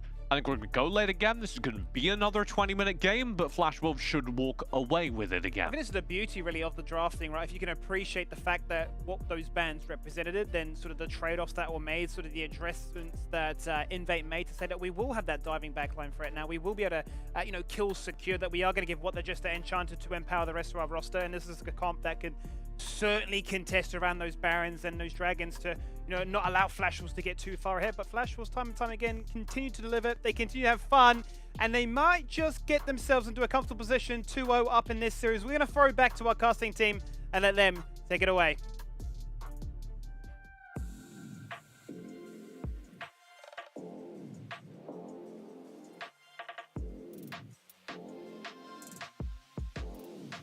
Hey, and we are back indeed. I mean, I'm pretty hyped to see how this game 2 is gonna play out. In the first game, we saw Flash Wolves. I don't think it was a convincing win. I think it was very sloppy. I think there was a lot of things they could have done better. Ultimately, though, Invade dropped the ball. Individual players, I would say it was the biggest problem there for Invade, right? They were just sloppy, they made mistakes, and that's not what we want to see. Yeah, definitely not something that we want to see. Can Flash Wolves get that back up into a very clean game for this one, especially that they're bringing up the Diana right into this game, into this series, matched up against maybe a Corki that has been adapted by Invate Esports into the bottom lane. Some adjustments coming in from both these teams, and I'm excited to see how they're gonna play this out. Are they gonna go in for that early aggression, or wait for some mid-game, late-game power spike for any of these champions to scale out? Well, knowing Flash Wolves, irregardless of what the draft is or what the team composition is, I feel like they always play a slow game. They like to play a slower game. They like to scale up. But honestly, I would say that this is one of Flash Wolves' best drafts so far. It might not have some of the crazy flexes which we're used to seeing from this team, but it's stable and it's solid, and it's exactly Flash Wolves' identity. The Sarah on Renekton, Cookie and Bruce on playmaking mobile champions, and locking and Eason. Stable, Varus, Galio. You can't go wrong with that. Yeah, and here's what I look at when it comes to Invade Esports, or Flash Wolves rather, going for a Lee Sin. We all know that Lee Sin falls up into the late game, but it doesn't matter. You have a Galio coming from Eason, so even if Cookie falls up into the late game, if this goes to a distance on 20-minute mark, Cookie can just jump in, go for the kick. Eason can follow through with some of the heroes' entrance that Flash Wolves can follow up. You have Bruce, you have Isara, you have Locking. A lot of CC from Flash Wolves to deal off a lot up against Invade Esports. Yep, and we are, of course, in the second game of our second series of the game. This one, I do believe, is an elimination match between Flash Wolves and Invade, right? Bruce already looking aggressive here. I love seeing Bruce on this Diana because it's a champion that truly allows him to 1v9. Look at that. Bruce. Wow. That will be the 1-for-1 though. So, Bruce takes it back, but this is a statement that both these teams want to make. Oh, and we're going into a bit of a pause. It was misplay from both sides, right? Bruce flashed when he was already dead to the turret shot. He thought he could clutch it out. And Belby, he was running around when he should have just gone for the honey fruits. I think that would have been the biggest thing there. If he picked up the honey fruits and managed to survive, then that would have been the best possible option for him. Yeah. It was close. It was close, right? Yeah, so I think that's going to be an exciting sight to see. As you stated, it was Orianna trying to get it down. But unfortunately, the honey fruit was too far. It is like maybe a half of a meter away from Orianna. Yeah, he was a little bit lost, right? He was running around trying to, like, I don't know, juke out on a spell that wasn't coming. He was in his own head. I think if he beeline straight towards it, like his name, right? Bell beeline towards the honey fruit, he would have survived, but it's a bit unfortunate. But the minions was in favor for Bruce. He was like, let's go army. Let's put a kill down. True. Maybe it was a bit of a, maybe it's a bit of an ego pause there. It's like, I killed you solo. Oh, but I died to the turret. Oh, pause. That was lag. You know, you never really know what's going on. We'll have to wait and see, though. I think we're probably in a bit of a tech pause, so we likely will be here for a bit while we get that one sorted out for you guys. We're sorry about that. Let's hope we come back soon. So, I mean, in the game state we see so far, right, Infinity? Is there anything that really catches your eye? Because I think Flash Wolves team comp just looks so good. Yeah, I think it's actually quite good. As you stated, like Diana Galio, we've seen it before. Not coming through, because Diana was hovered in. Only Galio came through. But now we're seeing it once again. I think the panel has touched up on it. The CC chain coming from Flash Wolves is going to be exceptional coming down into game number 2. And I think if they can push through with how much aggression that they're doing, especially Bruce that we've seen from what first minute of that game, their aggression is going to be key here for Flash Wolves if they Completely agree. Yeah, completely agree. I mean, I think Bruce is a very key factor of this team, right? And on Diana, Flash Wolves like to play him in a side lane a lot. He split pushes a lot. He'll get so farmed that tick towers. Something he has to be careful about is the Kha'Zix, right? We talk about how Kha'Zix is really good at going to side lanes and catching these side lanes. But he does have, things in his favor as well. It's a Lee Sin who's more than able to match. And don't forget, he has the global from the Galio as well. So I think Bruce as well as Flash Wolves, they would feel safe going for these pushes. And I think that plays fantastically into their team identity. Yeah, definitely. And looking back into the draft of Invate Esports, I think they have this aggression potential as well. They have the Camille, they have the Kha'Zix. So if they can utilize this to sort of make space later on in mid-game to be able to try and impact, especially Lee Sin or Varus, as Varus is not really the ADC that is the most mobile for Wild Rift. And I think they could punish this into the mid-game, late-game phase. Yeah, Varus is definitely super easy to kill here, but keep in mind, he just needs to do his job, right? He needs to stay a screen away, fling out these piercing arrows, get the poke in, drop the chains of corruption, and if you blow everything to kill him, that's still okay. Look at this from Bruce, so nice. Gets the passive stacks up, dashes to the creep, mocked by Moonlight, gets the proc onto Belby. Yeah, and look at this. He gets the combo down, the Ignite, he flashes away. That one was a bit ambitious. I think he could have maybe flashed earlier to the other direction, but still will drop. Bit of a contest with Scouter here, Infinity. Yeah, things are happening too quickly. When we saw that, there was a kill for Flash Wolves in top side of the map. And getting the Rift Cutter as well. Yeah. Yeah, I think it was Cat type who dropped, right? So that's probably going entirely in Flash Wolves' favor. And look at this, Eason here already on the Galio, roaming where he needs to be. And it looks like both of these teams, they want to look to the bottom scuttle, but it should be Invade already. Yeah, it should be, because Cookie's too far away. He went in for the reset, so Invade Esports might trade the Scuttler down, and they would. But look at how Cold and Feet is now going for the jungle Invade. They're looking for that information. They're looking to pressure in onto Lee Sin, not letting him able to get that level 5. Yeah, and Cold and Feet will just leap out of there. This means that blue buff will go over to Cookie. Wow! Once again, get that solo kill, but there's a trade coming from Cold and Feet. But once again, that will be the 1-for-1. It is indeed. Bruce is putting so much pressure on Belby here. There's very limited things he can do with the Twisted Fate banned away. We're not seeing the same Belby, and solo kill in the bot lane as well. 2-on-1. Eason and locking with a synergy though. Yeah. Getting those kills up and running for Flash Wolves. What the Jazz roaming over to mid lane means that it will just be a 2-on-1, and they get on top of the Cocky and they kill him before he could even flash. Yeah, more fighting in top lane. Yeah, it's a 2v1 potentially, because now Cat Type has his party up, Cold and Feet, and he missed that. He missed that hook shot. Not gonna be able to get that stun up and running. And Cookie now comes and joins the party as Cold and Feet is forced to retreat. Yeah, big misplay there from Cat Type. If he landed the stun, Cold and Feet would have definitely one-shot him. Stun. Wow! Cookie goes in. You have the hero's entrance ready up. That's gonna get that secured kill. That will be the 2-for-0. Nami is late to the party, and Flash Wolves will go home with a buy one, take one. Yeah, Flash Wolves indeed do, and this is gonna be a really nice engagement, really nice tower dive here. They chain the CC, knowing there's nothing Cat Type can do, has no Hextech ultimatum to dodge out on any of these spells, and they will just get destroyed there. The game's gonna go into a bit of a pause again, as we get some time to regain our composure here, Infinity. This looks like a much better game from Flash Wolves. Ysera is performing his job on this Renekton, and my question is, are Invade planning to ban this one away sometime today? Maybe, potentially be, because Bruce is so aggressive with this champion, right? It's much more cleaner coming for Flash Wolves. They know what they need to do. Early aggression. Don't let Belby have that opportunity to scale up into the mid game, especially as Belby needs 2 items, 3 items to be able to deal so much damage. And I think just the pressure from Flash Wolves is just so much to handle. But constantly though, you have Invade Esports getting that trade up, but still the statement that Flash Wolves wants to make is there. Aggression, aggression, aggression. Yeah, they're utilizing their counter picks very, very well here. Varus to counter the Corki, and then they have the mid lane counter as well, right? The Diana onto the Orianna. They're using these counter picks to find individual leads and advantages in their lane, which I think is fantastic. That's something we didn't see from Flash Wolves in Game 1. Game 2, they turn it around. Very good aggressiveness, and I think that fits their identity very well.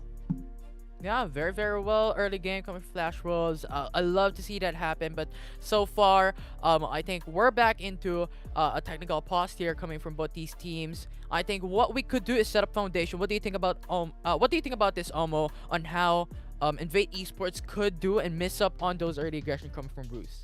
Yeah, I think Invate Esports really just need to calm down, find some composure, and look for opportunities around the neutral objectives to find picks, right? But what do I know? I'm just a caster. I think we can throw this one over to our analysts. They'll have a better insight on this. They could always give me and the boys.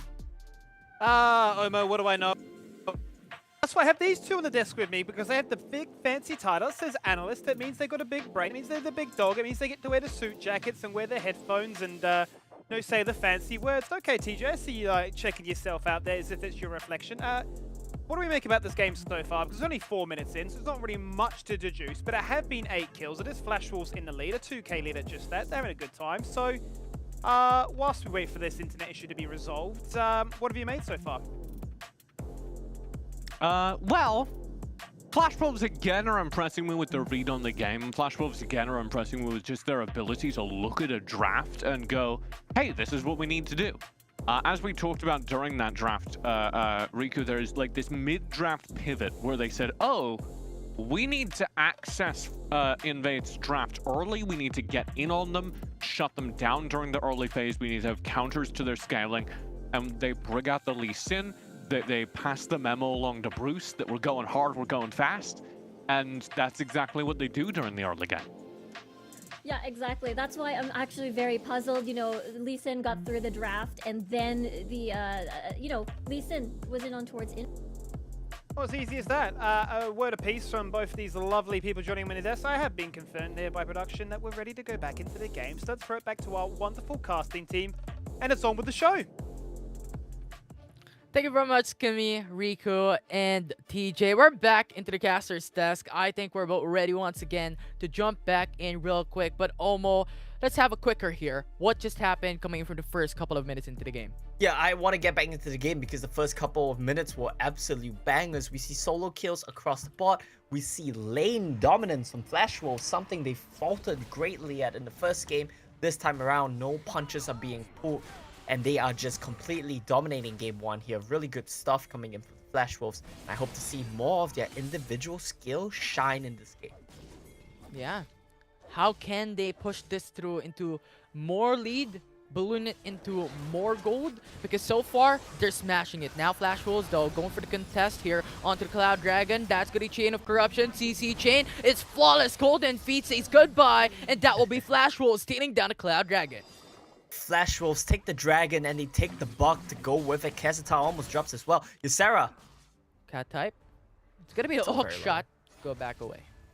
Yeah, manages to get out of that one. Belby is coming to the Baron lane to try to bail out his top laner, save this turret. Ysera, he's aware of this. I think you're going to one-shot Belby here, my friend. What are you afraid of? Okay, he's just playing it safe. By the book. Yeah, no minion, no waves. We don't want to fight you. We don't have an army just beside us, so. Indeed, he doesn't have an army. He just has the Hulk all by himself there. He has the Dominus. They are going to be a very scary force to be reckoned with come this Herald teamfight. Actually, in hindsight, it was a good decision from Ysera to save his cooldowns, considering that they are going for a Herald setup right about now. Yeah, and on top of all this, you have Flash Wolves also pressuring the tier 1 turret top lane. So this will be a double, 2 birds with 1 stone coming in from Invate Esports and Flash Wolves. But look at Bruce here, that actually initiates a fight. Nami with a tidal wave disengages onto Bruce, not going to be able to get that kill down. But Belby will be left alone in top side of the map. That's going to be the flash burned. Bruce and Eason still hovering on top side. This is potentially going to be the kill. Shockwave will delay it. That will be Flash Wolves taking it down. Mid lane and jungler says goodbye. Smooth stuff there from Bruce. Dodges out on the Shockwave. gets the kill. They're gonna get the top lane turret as well. Unfortunately for Flash Wolves, Invate did pick up the first turret in the Dragon lane. They will lose Cold Fit for it, but Herald means they get mid lane, and the solo kill means they get top lane. Flash Wolves, they are pulling ahead, 6,000 gold up. Yeah, I think Flash Rose at this point is thinking 2 steps ahead. Well, Invade Esports, take the first blood, it doesn't matter. We're gonna take 2 out of that. It's gonna be worthwhile for us to stay up into the top lane and stay into the mid lane. And so far, it has shown effect. 6k gold lead already for Flash Wolves. 6k gold up indeed. They want to accelerate that going on cat side. Nissan gets onto Taunt, Hectic Ultimatum, locks in onto Gaia, but that's gonna be the flash. Sarah goes for the stun, Lee Sin with a Sonic Wave, almost getting the kill down, but not gonna be able to do so, and locking will not follow through with an all-in here as Flash Wolf once again gets a turret into the bot lane. Get the turret in the bot lane. They nearly get the kill onto Belby. He barely survives. Cat type drops as well. And now game 2. This is a dominant performance here from Flash Wolves. Kind of mentioned how I was not convinced. I was not impressed by how they played in game 1. This time around, looking much better, looking much cleaner. You have to respect this Diana pick, this counter pick from Bruce. He's the guy who loves playing into Orianna. He has like 6 counter picks available for that champion. And fortunately for him, he's in the group with so many Orianna players. Yesterday he played against Show, today he's playing against Belby. No, we don't want to quit the game. We're seeing a good game here. Yeah, there's just a lot of things to keep in mind, right? You have to remember he has the Yasuo, which has been permabanned. Diana, Akshan, Lucian, so many counter picks for Bruce. You have to be so very careful going for this Orianna. And Belby as well, he has Saros and Brace going for the scaling build. It's gonna be a while before he comes online. Yeah, it's gonna be very difficult, as you stated. You can't ban anything, or not ban anything, but rather ban everything away from Bruce. Because if you do, that leaves a lot open for the rest of the members for Flash Rose. And so far, the respect is there onto the Yasuo, as Bruce played this with 2 MVPs in-game in the prior series so far. But in this game, you already have, what, 8k gold lead for Flash Rose in the first 8 minutes into the matchup. That's like 1k gold lead per minute. 1k gold lead per minute indeed. It's very dominant stuff, but we've seen more dominance. We've seen like 10k gold up. Kazata, you hate to see it. The package times out and he face plants into a wall. They cannot contest this. It's getting a bit depressing for Invade, isn't it? Yeah, it is. They need to think, what are we supposed to do? Because when you're looking at the map, Flash rolls 3-man onto the Dragon. Invade Esports is jungler on top side, so pretty much the gap will be there for Flash Rolls currently. An advantage up against Invade Esports. They don't know what to do. They really do not know what to do. And the problem right now is they're just getting caught. Yeah, Chain of Corruption going into Belby, but easy getaway here. Cat type is there as well. Tidal Wave will not connect. That will disengage though for Flash Wolves. They will secure the disengage, but that's still going to be a very iffy situation for Invade. They survived the first onslaught, but look at the ultimates for Flash Wolves. Everything is still up. Yeah, they're conserving it. They're waiting for the right opportunity, and I think that opportunity comes down into the Baron Nashor at 25 seconds. It will come up, and currently it's 10k gold lead right now. Flash Rolls is going further than 1k gold lead per minute. Yeah, and this is like we said, right, it's becoming a dominant performance on the side of Flash Wolves. It wasn't quite so earlier on in this game, but they've managed to pull ahead. Flash Wolves, they look much better individually. Mechanically, they're planning for how they want to accelerate the game. Looks much cleaner this game as well. Very good stuff from them. All ultimates up, all summoners up. They might look for... Yeah, Twin Shadows though gets the information for Eason, so that will be a failed attempt. Chain of Corruption will be gone. That's going to be an attempt coming in from Isara. Disengages once again. Invade Esports is playing this very patiently. They are playing it very patiently indeed. I mean, both of these teams are confident and happy to scale, right? I think the big thing right now is Flash Wolves, they're waiting for a face check. There we go. That's a face check, but nothing is done about it. No trigger gets pulled. I think what they really want to be looking for right now, move Bruce to the bottom lane, let him create pressure there. Someone will have to respond. Right now, Or Flash top Wolves, lane. they're trying to bait the Baron again. Yeah, Cat Type is there. That's going to be Bruce coming up. Bad Eason engages. follows through. Shockwave goes for a 2-man knockup. No follow through though. Just really bad engage attempts here from Flash Wolves. Changes of corruption, whiffing as well. You need to wait for someone to face check you, and you need Varus to pull the trigger. The go button is Varus. It's not Diana throwing Q. It's not Galio walking at you. And Flash Wolves, you guys are veterans. You need to know this. Bruce, they're jumping in. He wants that kill onto Bell B, but still gonna be alive though for Bell B here. But look at top lane. It's Cookie just going in for that split push. Constant pressure. And Flash Wolves is going 5-man roam into the mid lane. It's gonna tier 2 turret secured. Tier 2 turret drops for Flash Wolves. They finally get that, and it looks like Invate want to fight. Yeah, pincer attack comes from Invate Esports all around, even into the mid lane, but the Sarah still lives. Redemption will be there. Damage is gonna be exceptional, but that will be Cold and Feet dying from Flash Wolves. In a blink of an eye, he's gone. And now Flash Wolves can go for the Baron Dasher if they want, or go for the reset to then go for the Baron. Yeah, they're probably gonna go for the reset first. Probably have a lot of gold in their pockets. What is this? But cheeky from Cat type. Just cancels the recall, kicks him in the face a couple of times. The resets will still come true from Flash Wolves. Should have some pretty nice items here. Well, I say that, but it's just a long shot for locking. A bit disappointing. But we should be able to see them, you know, just repeat, right? It doesn't hurt you to just keep repeating these camp attempts.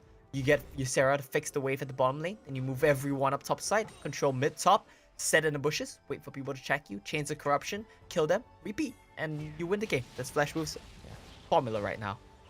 Yeah, rinse and repeat. Rinse and repeat, do exactly the same thing because it works. Why fix something that's not broken, right? Exactly, Infinity. I mean, I completely agree, right? Like, it's not broken, just Control C, Control V, and keep doing it on repeat. Yeah, but now it looks like Invate Esports is not going to do it. Control X, Control C, that's going to be cut paste here for Invate Esports. Yep. They're doing something different. Flash Wolves, though, is going to initiate the Big 5 shockwave. tidal wave. Will go in for the 3-man knock-up, follow through with a shockwave, but no follow-up with a damage out. But Flash Wolves still alive. That will be the one for Earl. Eason comes down into the heavens down. Heroes entrance goes for the knock-up. Cat type gets the kill down. 1 for 1. Flash Wolves still continues. Isura getting the kill, and now when you look at it, Cat type is just waiting for locking to stay alive. That's the Dragon Rage. Cookie gets the kill, and now they have eviscerated Invade Esports as that will be the 4-for-2. That fight started out with Cold and Feet getting picked off, getting popped off. And if he was alive at the end of that one, we might have seen a completely different situation. Flash Wolves' health bars blinking red in a 4v5. Invade nearly pulled off the upset. They had them on the ropes, but ultimately Flash Wolves, they managed to clutch that one out. Hope we get to see a replay of that fight actually, because it was actually a bit too close for comfort considering the gold lead we see from Flash Wolves. But now they're just gonna pick up the dragon. Yeah, much more safer, right? Even if Invade Esports seal this, Flash Wolves can go for the counter engage. Yep. And I do believe Invade Esports is not going to risk this because it's too much risk for such low benefit. It's the Mountain Drake. Yes, it's still a dragon, but you have to consider Flash Wolves currently is already at 13k gold lead. They have 2 dragons already, Cloud Dragon and Ocean Dragon. So I think that's a good call coming from Invade Esports to not contest the Mountain Dragon. Yeah, and Flash Wolves, they're happy with the situation. We see the engage start from Cold and Feet. He gets a bit too greedy. Look at Belby over the wall. I've seen Faker use that shockwave in an exact same scenario. Bruce dives in so deep right here, but he survives for so long. And look at this. He nearly gets out is the crazy thing. He uses Belby as a leapfrog. Dies to the tactical sweep at the end of that one. And here's Sarah. He is the raid boss Renekton, using his slice and his dice perfectly. Cookie comes in, uses the kick. I don't know why he still has that even to save his AD carry. And that's gonna be rinse and repeat for Flash Wolves. But it's a bit too close for comfort, like we said, right? If Cold and Feet was alive there, that would have been a Kha'Zix pop. But we need to see Invade just take a step back. Don't die at the start of the fight. You can still win it. Can they do it though? Because Invade Esports is now starting onto the Baron Nashor. Or Flash Wolves though, starting onto the Baron Nashor. And Invade Esports needs to contest this because this might be over if they don't. Though, now Flash Wolves goes for the engage. It's just a bait. Look at Bruce into the backside, forces out the flash. Moonfall will not connect. Hero's entrance goes in for the knock-up. Dragon Rage goes for the 2-man as well. That's actually quite huge as Kazita Ruler falls and Flash Wolves gets the ADC away from Invade Esports. Yeah, that's Baron right there. Ysera does not want to let them escape the big, hungry crocodile. Dashes and flashes into your backline, and that's going to be Flash Wolves pulling ahead. One more kill for them in the books, 4-16. Baron in the pockets as well. 3 dragons like you talked about, 12k gold lead. It's taking a while And Flash Wolves, we know this is a methodical team. Wait, Invade, you want to contest this? Yeah, they want to. They do it. They actually have it. As Hextech ultimating will lock in onto locking, but still, the Stasis enchant will delay it. All right.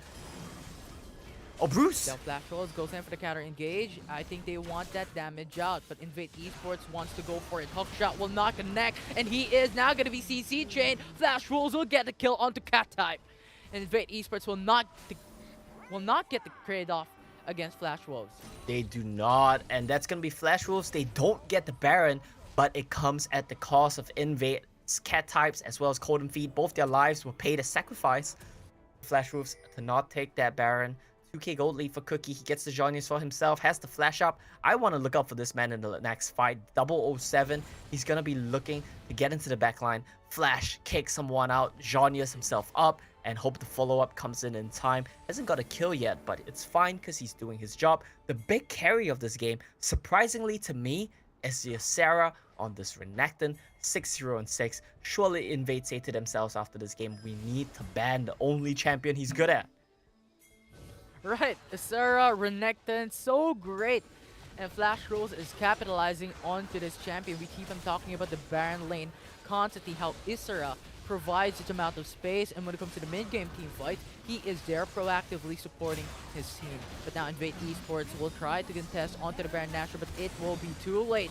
Tidal Wave will be there to go in for the knockup, but Cat type is now going to be chain CC. It's flawless. Flash Wolves deletes Cat type, and now this will be a 4v3. Cookie is Flash. Flash Wolves will continuously push this down into the mid lane. They will They do it, indeed. though. They send Ysera to escort in the Baron lane wave. They have the mid lane wave, and they're just gonna be playing on 2 lanes. They don't care a third. They don't need a third. Eason, he's gonna find a taunt, but it's gonna amount to nothing. Look, the poke coming in from Varus as they are pushing down 2 lanes. Flash Yeah, Wolves, look at they're the just gonna be damage. slow and steady. Yeah.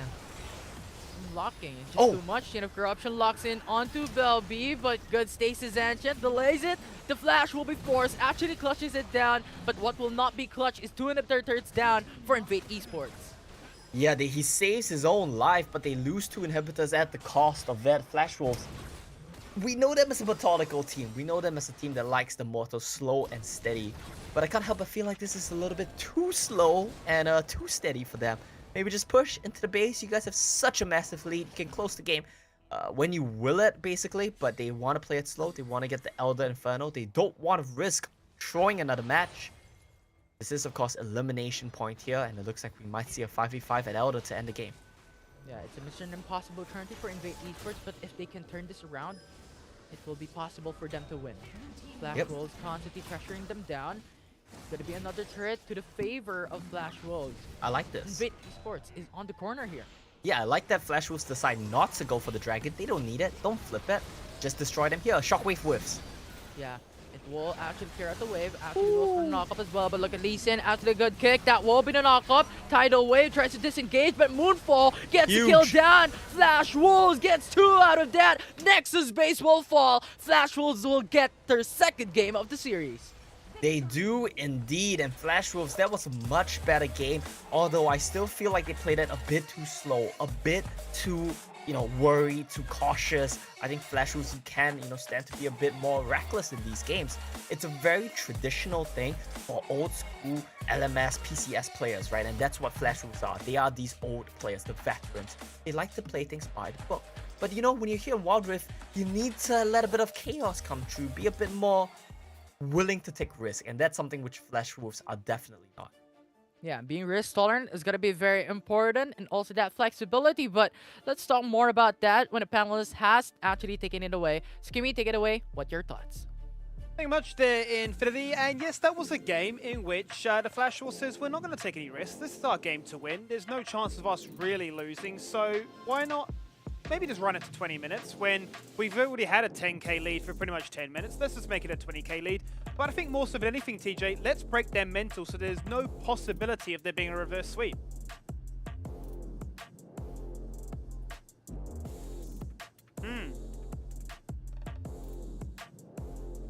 Just don't believe in the game taking...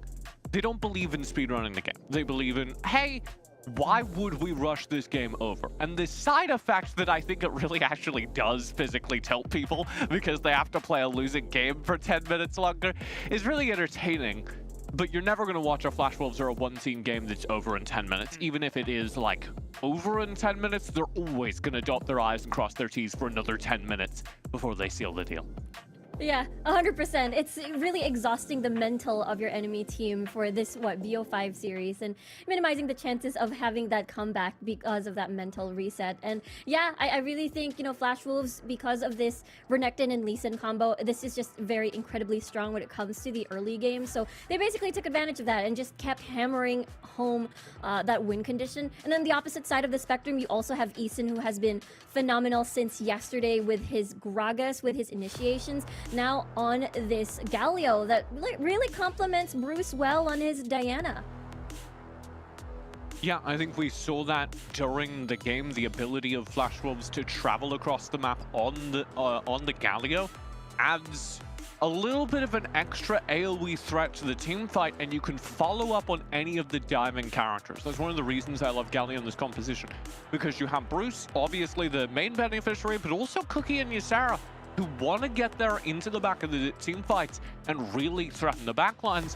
And once they full engage, you lay down the heroic entrance on top, and there can't be any counter engage. Because if Invate stay, they're going to get knocked up, and the cooldown cycle is going to be back for Flash Wolves. They're going to use the time that Invate are stunned by the Galio entrance to reset their cooldowns and be able to, like, double engage again. So time and time again, Flash Wolves full send, and then they get a free reset from that Galio. Yeah, and as a team, Invate as a team that plays around, when it comes to the early game, at least towards cat type, and then as well as their jungler, it's pretty painful to go dive in, full in, and then get met with a Galio and a taunt. It's just very, very unfortunate. I would think there's nothing worse than seeing a Camille and lane be down 0-3, and you're seeing devastating gold leads across the board from which they could never recover from. Perhaps they can try and recover themselves in this series. They're down 0-2 at the break.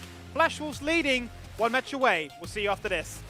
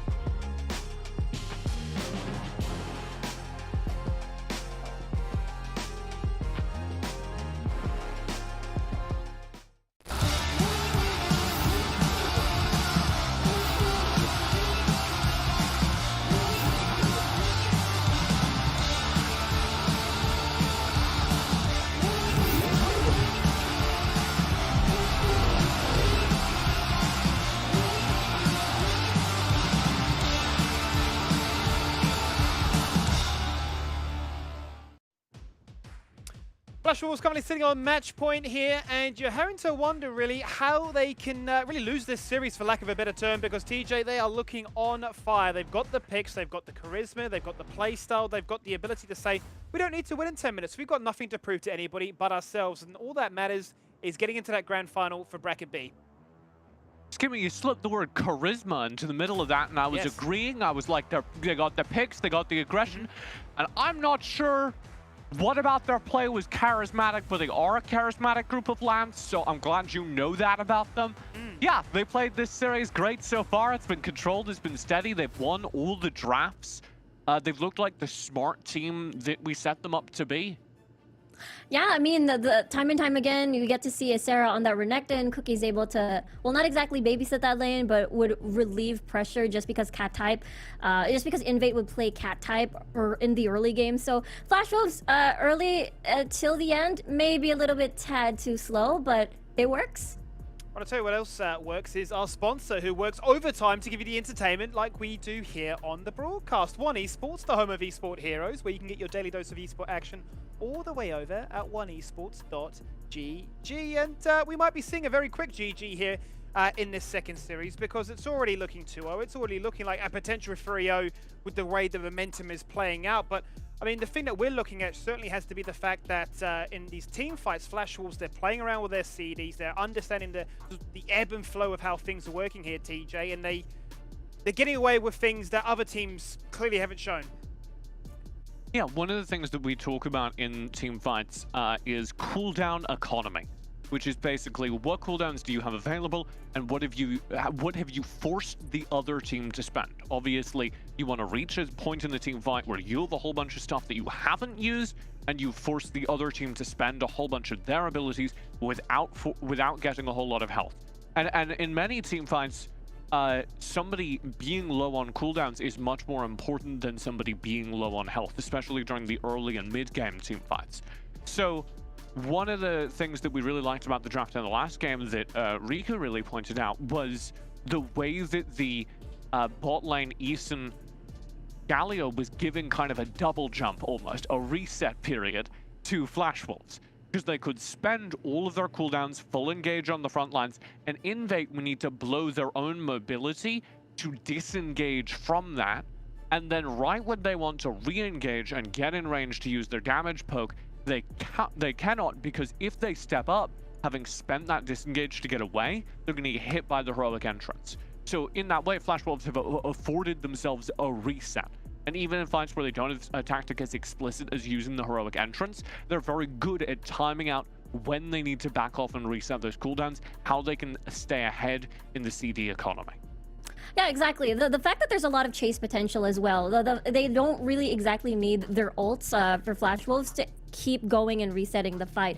Imagine there's a lot of gap closers involved with the Diana, with the Renekton Slice and Dice, and with the Sonic Wave as well coming from Cookie on that Lee Sin. It's just very easy. It's only Locking basically that can't exactly catch up, which is fine because he has that big range with the piercing arrows. And I think we saw that really good example in the bot lane, highlighting exactly what TJ's mentioning, where every cooldown's being burnt. He's literally running at them with a piercing arrow, ramping up, and just says, look, what are you going to do to me? I am going to take you down. So it's a crazy scenario, and Invate are now staring down the barrel of a gun of an 0-2 scoreline. They've opted for blue side once again, so let's get into that pick and ban phase. And I do just want to say, like, that play where you're watching someone walk forward as a Varus step up to the front lines only happens when a team knows exactly what their opponents can do because they're keeping track of that in team comms. So a clear advantage for Flash Wolves, a clear organizational advantage. Their bans don't change. Invade stuff up here. Stuff like the Yasuo, the Renekton being banned away, I think is a win for Flash Wolves, Rika. Yeah, we'll see what the default is going to be. I mean, there is still, wow, the Olaf's now going to get picked up. But looking back at game number 1, it has been the closest game that they've ever encountered. Wolves where they kept gold close no matter at what point of the game it was. They just defaulted into this skilling. Flash now getting this disengage, I really like this. And there's of course you want the disengage, you want the Diana, you want the Gragas, but now Flash Wolves has taken this in first red side rotation. Invade, the only choice you have is most likely a Braum, but now they want to go full engage with a Xayah and Rakan. Yeah, and the Xayah Ziggs is really hard for this composition. Like you're setting World of GS up for the same failure that he's encountered in previous games with this Invade roster. Because Zigzaya don't want to do anything during the early game. They want to sit back, they want to scale, and you've got this full engage like you were talking about from the Rakan. It's gonna come down to what they draft cat type again. It's gonna come down to, okay, well, Ziggs and Zaya aren't gonna be relevant for the first 10 minutes. How do we start the snowball rolling in those two lanes? How do we, especially with the Ziggs, get him to an early game lead so he can start one-shotting people? And when you first pick something like a Ziggs, you're kind of opening up for Flash Wolves to build their entire draft around countering that. Case in point, they're going to go ahead and grab themselves the Ahri in mid, a direct counter, a duelist that can really threaten this Ziggs, and they've got the Varus down bottom, who hard counters the Zaya by just outranging her and out-damaging her. Yeah, exactly. So this tournament, the big fives, meanwhile, we're looking at a proactive early game Flash Wolves once more. And look at the German for pick. This is one of these soft to a Varus, just because, again, very low mobility. So I can imagine that Eason may opt for possibly getting Gragas or maybe default for now Varus lane. Yeah, if you go something like Lee Sin here for Invade, I see a win condition on the horizon, but they go for Jarvan, who doesn't have someone who can hard counter with that. I'm curious to see where we go in this draft, because you do see the Jarvan and the Riven locked in place, and it's interesting because, you know, the Lee Sin has been let through. It's been played both times. Opposite teams have been you know, attracted to it, but the Lee Sin just does not seem to be too appealing here for different reasons, right? You don't want to pick it into the likes of an Olaf and a Gragas. On the flip side, Invade are feeling like, well, we don't want to try and jump into that backline given the amount of damage that they have. So the curveball's been thrown, the Darius is there, and we got ourselves a much different draft, but playing to the strengths really of Flash Wolves once more. Yeah, I don't see how Invade start a fight here. I think it's really hard for the Jarvan, because the Jarvan is the main theory. This is a cattle comp where Jarvan starts a fight and you follow up on the Jarvan's AoE lockdown with the Ziggs bomb, with Zaya feathers, and you just kind of throw AoE into the people that are locked down. How do you lock down the Varus? How do you gain access to the Varus in this composition? I don't see it. Yeah, final thoughts, Riku? Yeah, I mean, it's usually the answer, right? And it's also a big two birds in one stone. You play the Cataclysm just for the Ziggs, and as well as to punish low mobile champions that can't exactly dash. We'll have to be forced to use a flash, and that means the Varus is going to be vulnerable. Well, we're going to find out if the Varus will be vulnerable, because we're going to throw it back to our casting team to see if it is match point or if the reverse sweep is actually on. Take it away, guys. Well, we're one game away from Flash Wolves taking a slot onto the grand finals up against Invate Esports, currently here in the lower bracket finals. How are you doing, Omo? What are we seeing right now? What do you think about the composition? I wish I could lie to you and tell you I was great, but I'm pretty underwhelmed by these games so far. The first games that we saw of the day, Divine Esports, that was amazing. I loved it. They were so aggressive, so willing to take chances, take fights. This time around, Flash Wolves, they're winning the game. Game 2 was even kind of dominant, but they were just slow, passive, inactive, and I just didn't like that from them. I didn't like that look. This time around though, I still think Flash Wolves have a lead, but remember they're playing their 0 win rate Darius here, so this might be Invade's game to come back.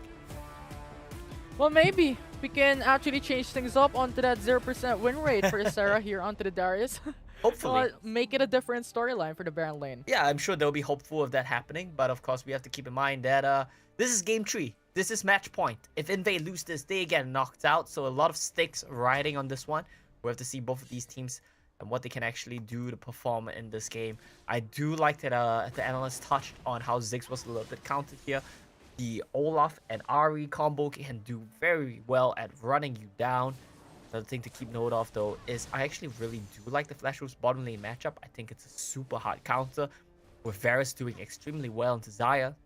And Gragas always being able to check the Rakan and engage with Body Slam. So a very good duo down there. So we can kind of leave Ysera to his own devices to just farm, play weak side, to get low resources and just try to survive. Yeah, and I'm expecting a lot of pressure once again for Flash Wolves. Infinity, Right? he added E level 1, he added third skill, he added apprehend level 1. That's how safe he's playing. Anytime Riven's jumping on me, I'm apprehending her and walking away. This is too much, man. Well, he wants to change history. 0% win rate no more. He's- win rate no more. I feel like level 1 Apprehend Darius just tells you all you need to know about Flash Wolves and how safe and passive they like to play. Oh, nice charm. Look at Charm though, actually coming in from Bruce, Away! followed up Cookie No! will get the kill. The satchel charge was towards Cookie. Oh, he satchel charged himself into the Olaf. One of the things you hate to see the most, he didn't get himself away. Still has Flash, still has Barrier, tries to save them both, and results in him getting picked up with just an Ignite committed from Bruce. That's not a good start here because we talked about how Ari, she can really take over this matchup if she gets a lead. Bruce did very well in the last game. Will he be able to repeat that? We might see a fight here. Yeah, we might see it because now it's going to be Charm once again coming in from Bruce onto Cold and Feet. Isara comes into the party as well. This might be a 3v3, but look at Rakan actually going through as well. This actually forces out Flash Wolves to back away. Yeah, it does force Flash Wolves to back away. That will just be just the first blood. They're not gonna get the invade going on, but it's fine for now. Ysera hasn't died yet. He hasn't got a gank yet. He's trading pretty well. He's gonna get to crash his wave and get a nice reset off as well. So it should be a pretty decent situation for Flash Wolves. Yeah, actually that space that Flash Wolves did, coming from Cookie, going for the jungle invade into the blue buff, yes, he did not particularly get it, but it left the bot lane open for Locking and Eason, and so far when you're looking at that gold, it's actually looking that great for Flash Wolves. Yeah, it's looking okay for Flash Wolves right now. It's not the best scenario from what we've seen in the last 2 games. It's also not the worst scenario, right? If we run back through the last 2 games of what's been going on, Invade in game 1, they took good individual leads in lane and they used that to go and have a decent mid game until they made mistakes around rotations, lane assignments, and Flash Wolves just outplayed them on the map. Game 2, Flash Wolves were the team that dominated the early game. They took leads in every lane. This time we're seeing a more even game tree here. So with that in mind, I'm quite curious to see how it's going to play out when we go into the mid game, when we start to head into these 4-minute team fights. Still aggression because Cat type doesn't have any information that Cookie But is he's on playing so here, safe. but yeah, he has his game sense on. Yeah. I have spider sense. He Yeah. has it. He knows it. Look at Cookie. Now actually showing himself up into the top lane. So he doesn't But need to not find gonna anything poke. there. They just really want to keep him away from this turret. And there we go. Mega Inferno Bomb just to clear out the wave. That will allow Ketchup to... Though 15 seconds up, it will be the Rift Herald and the Infernal Dragon. Without the ultimate from Belby, it's going to be much more harder to deal that AoE damage. We'll see though if Flash Wolves will continue to push this through immediately when the Infernal Drake or Rift Herald comes up.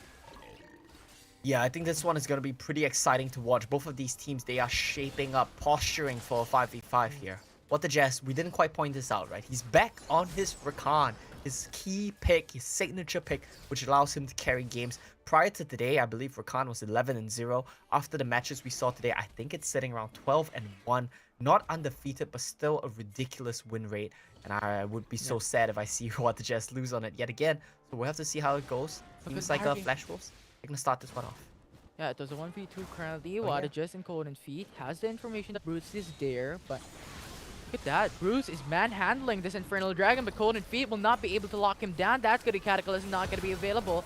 Eason follows through, 3-man knock up coming in from Wadages. Good counter engage, and Invade Oh, Esports boy. takes back with a 2-kill.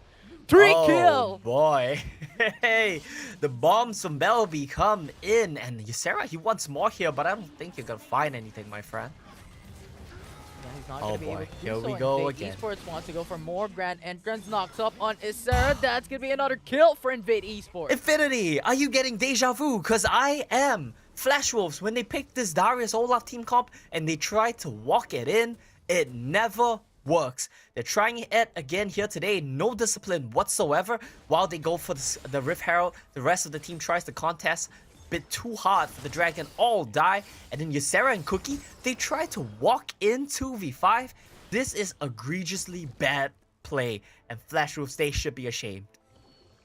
Yeah, it's a gap that Invade Esports is taking down because into the barrel lane, Isera would not be able to get that early lead that was known for him when he picks up the Renekton into the barrel lane.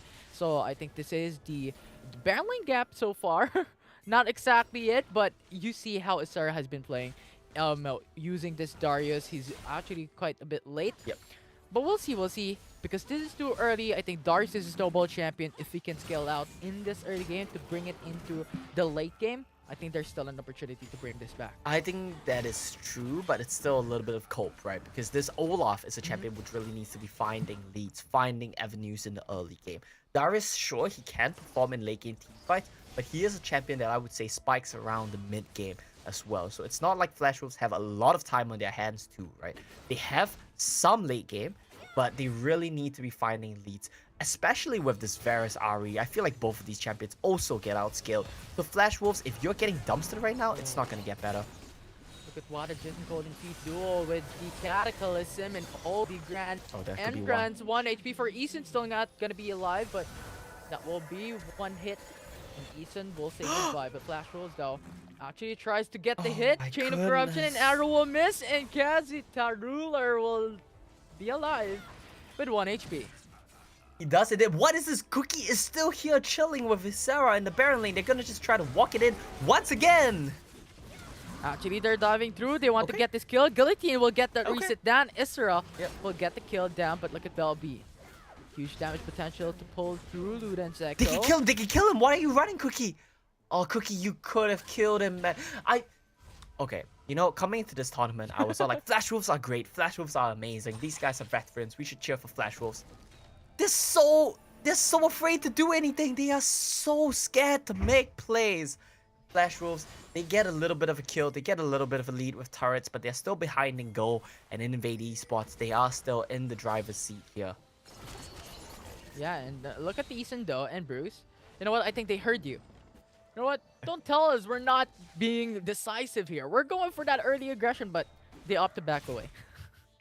And they do just back away. I mean, Flash Wolves. I feel like I've heard Flash Wolves back away like 60 times in the last 3 games of Flash Wolves. So it seems to be a very common trend for them. Canonina surviving the Inferno Bomb means that they will get this turret. Flash Wolves even up the goal. Yeah. And I think this is what Flash Wolf wants. You know what? Get all the kills that they want. Invade Esports. We're going to get the objectives. We're going to get those turrets. And we're going to equalize those gold. And with the Rift Herald, we can potentially get our third turret. But look at Code and Feet. Actually goes in for the flag. And Drag will not be able to go in for the knock-up. What a Jess comes in to the rescue. Goes in for the Grand Entrance onto Eason. That root there coming from Zaya. Big thing coming in from Bruce. Actually locking him down with 1 HP. Not going to get that kill. But it's Sarah once again. Whoa. Bye. Look at the health bars of Flash Wolves. Cat Time nearly pulled out the fancy moves there. Buffering the wind slash with his flash.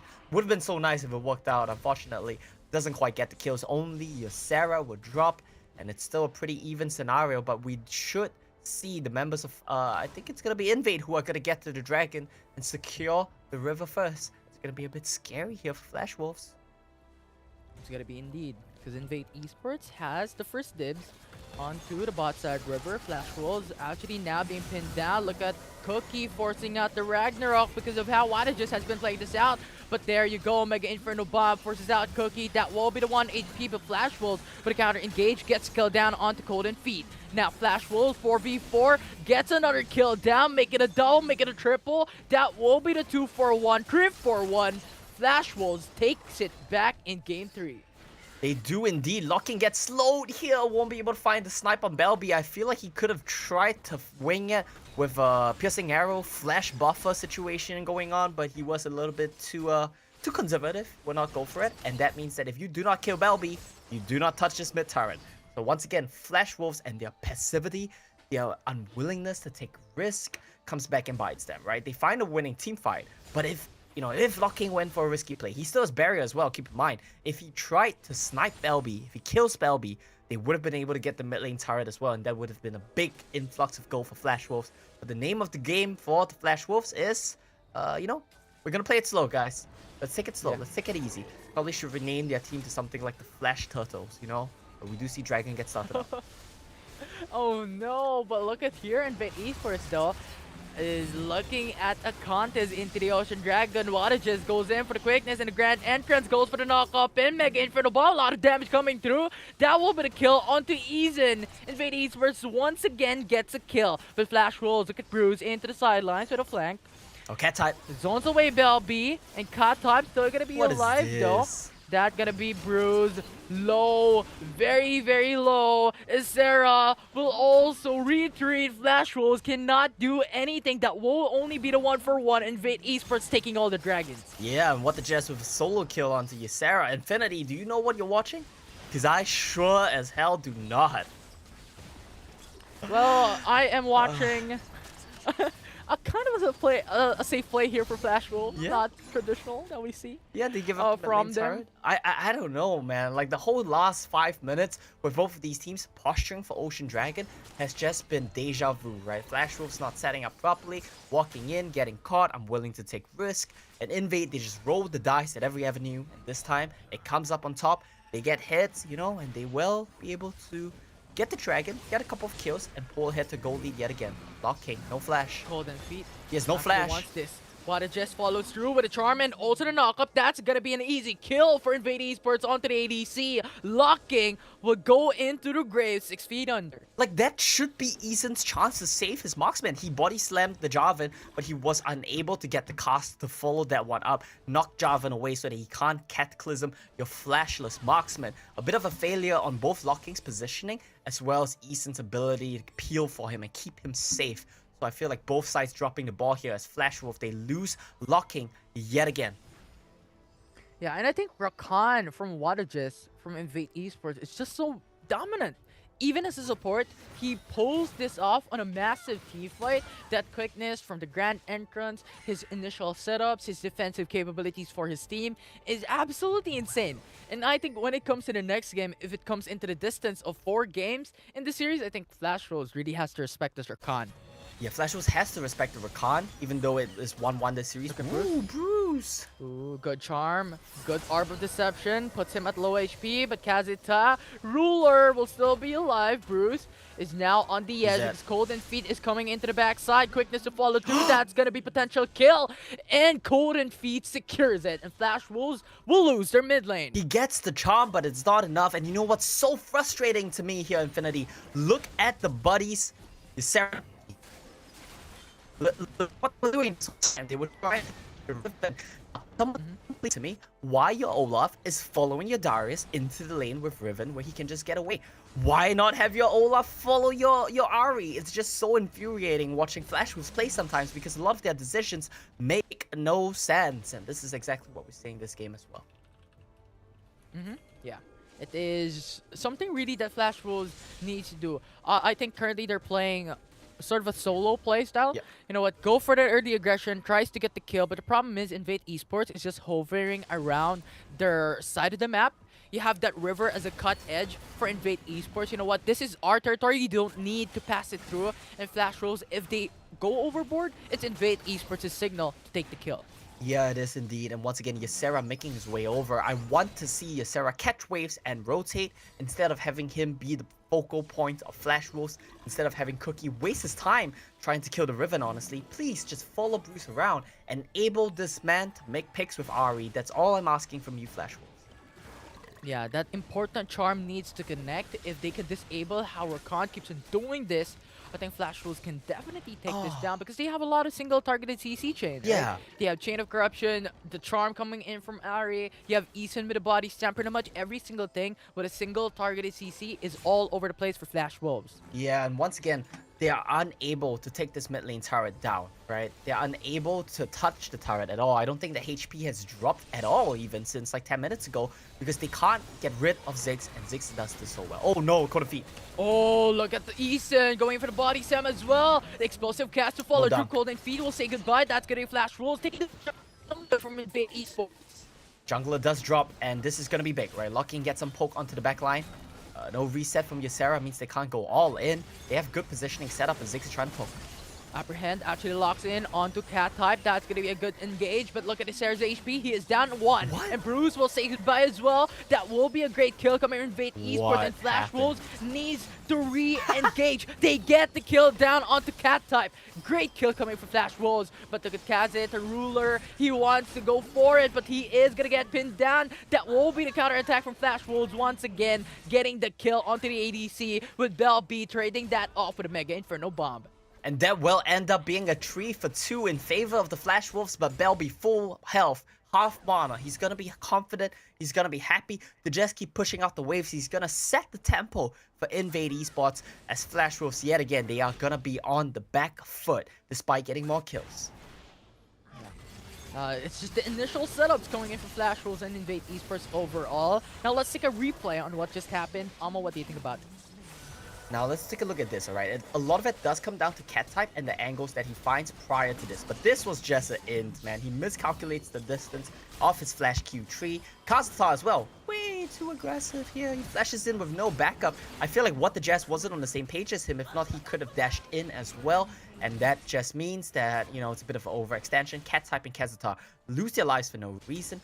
Belby kind of manages to salvage it a little bit, right? His Ziggs is starting to do an absurd amount of damage here.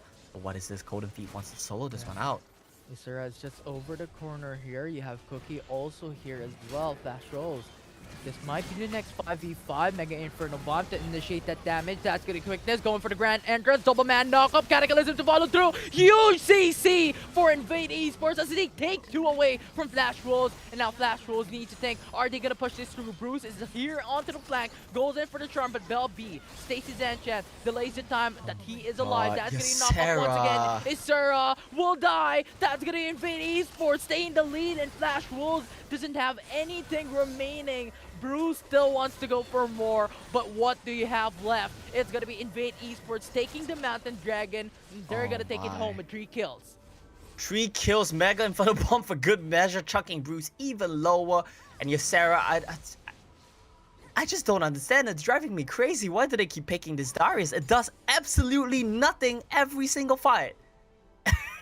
Olaf as well, dying without using Ragnarok. Darius dying without using his dunk. I have no words, right? I'm speechless. It's a 2-man show right now. Bruce and Locking, they're trying to do all the work, but this Olaf and Darius, which is supposed to run in and clean up the fight afterwards, are doing nothing, which means that Invade, they are having a field day, right? They can just front to back, drive and lock you down. Oh, Ziggs throws the bombs, Zaya throws the feathers, and you're good to go.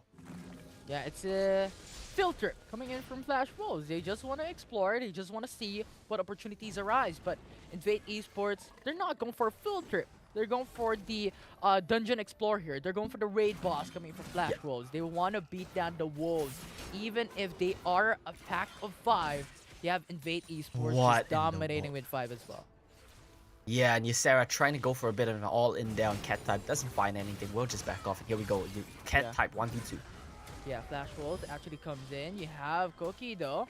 Cat type takes his enchant, delays the time that actually he kills them both. Alive. The flash for Flash will be there. The stun, the ultimate will get the kill onto Isra, and you have one just coming to the fray as well. Knock up will be there. Quickness with a charm. Explosive cast will actually delay. Flash Wolves will keep him alive. Cookie will die, and Golden Feet will lock him down for safe measures. Now with the flag and drag goes in for the knockup as well. Water just once again with a good combo knock-up, and that will be another kill for Invade Esports. That will be the 4-4-1, and Flash Wolves has Eason, the only one remaining for their team to defend. And a pathetic display there from Ysera and Cookie. This Darius Olaf combo with the 0% win rate strikes again. Invade Esports, I think they should be honoring the MVP. Whoever does the drafting for Flash Wolves seems to not realize that Darius Olaf does not work for them. And maybe they need to have a pair of eyes if they want to win the next game and take the series 3-1. But now, though, Invade Esports, I feel like this game is in the bag for them, right? It's the dominant performance. Cat type 1v2. It's pretty much signing the death note for Flash Wolves. Baron as well, 10,000 gold lead. They should be able to run at home with this. Yeah, and there are a lot of things to look at on why Invade Esports has huge probability to win this, right? They have 3 dragons already. Flash Wolves has none. Invade Esports has, what, 8k gold lead, 9k gold lead. Flash Wolves, huge deficit currently. So you just have to look at that, and Invade Esports is pulling this through. A while ago in the early game, Flash Wolves had that opportunity because they got 3 turrets, while Invade Esports only has none and only 1 dragon, but now it's a different story. Yeah, this game is really a different story. I mean, across the board, Invade, they're finding leads. Belby's not dying on this Ziggs. Cat type's going insane on this Riven. That's a pick which definitely has to be taken away. They're running it back. They're trying again. Sarah, Cookie, combo. They're trying to get the kill. Cat type is on 1 HP. He's still gonna live though. Oh my Almost goodness. dying for Isra. Ignite will burn him down. Cold and Fit to follow through with a Cataclysm bringing him down. And Cookie tries to run away with a Ragnarok. That is the only thing that he can do. But a Mega Inferno Bomb brings him down. That's gonna be the double kill from Belby. And Invate Esports takes it home with 3 kills out of that. And they're pushing through a top lane. They're pushing through the top lane, and I think this is gonna be game here for Invade. They have the Ziggs to just bust down the turret. Xayah has a lot of DPS available. Look at the size of that army, Infinity. Yeah, it's what, 6-man army going in for the Nexus base. Water Just is also here to lead the pack. That's gonna knock up. Invade Esports bring this into game 4.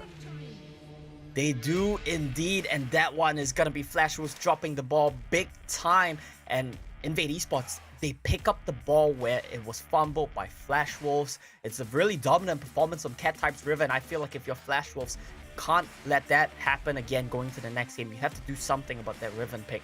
And I'm gonna leave you with this, Infinity. Albert Einstein has once said, the definition of insanity is doing the same thing over and over and expecting different results. And that's Flash Wolves, Darius Olaf picks right there. Well, we'll see on what will happen in the next series. But before then, let's talk to the panelists' desk on what they think about on that game 3. Yes, Sarah, please don't play this Darius, man. It's just not working. Every single time it gets locked in, you're just thinking, there's no way. There is no way. He sees an angle. It's an int angle. It's always, I'm losing, and it's not going to look too happy. And yeah, we're going to a 4th game. So what could have been the perfect series there for Flash Wolves, TJ, is going to get turned around. The pacing there from Invate was superb. You know, they showcased that, look, we have scaling. We have potential. We're not going to give you these opportunities to run it back with another team fight, have another chance, have another go at potentially throwing this back into the mix. And I'll tell you what I did. Cat type had such a good performance. I went and got my own cat type here. Oh. And she's going to help us celebrate this win. As you take a look at the stats, and your Sarah just got absolutely destroyed in lane.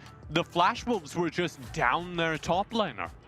Yeah, every single fight, if Sarah would come in, he would just immediately explode from everything. The fact that, again, getting greeted by the knock-up coming from the Jess, the roots coming from Kaze, and the bombs as well coming from Belby. So, Sarah is having a really, really hard time trying to reach these apprehends, and when he does, he's just, you know, blown to pieces right after. And I want to give praise to Belby, who really stepped up in this game.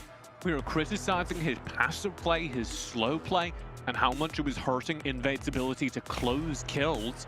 Guess what Belby does this game? He starts stepping up, roaming across the map, covering the side lanes. 45,000 damage in the game. As for the first time, not just this series, but I would say this tournament, we see a Belby who is adding value to the map proactively throughout the early and mid game before the scaling comes online, and then come the late game, he was taking risks, he was coming in on flanks, he was finding isolated low HP targets and leveraging his burst to blow them up. I think some really good examples of that have to be the fact that he went topside to bail out his top laner in Cat type. He was getting his wave, you know, proxied, right? He just chucks the ult down and says, what on earth are you doing?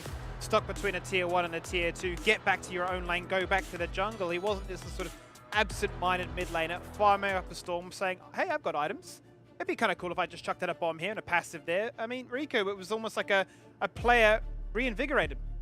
Yeah, I have to agree with you there. The fact that, again, this Ziggs was not only played for the lane, but also taking in the fights that Flash Wolves wanted to take early, and the Mega Inferno bomb timings, not to clear the waves, but as well as finish low health targets. So it is pretty sweet now. Belby is on fire. He might just be the player to watch. He might just be the impact that they've been hoping for all series long, because we have ourselves a series on our hand. It could have been a perfect 3-0, but up next it will be game number 4. Flash Wolves so close to that match point. They've still got it, but now Invate, an invitation with the reverse sweep. We'll see you soon.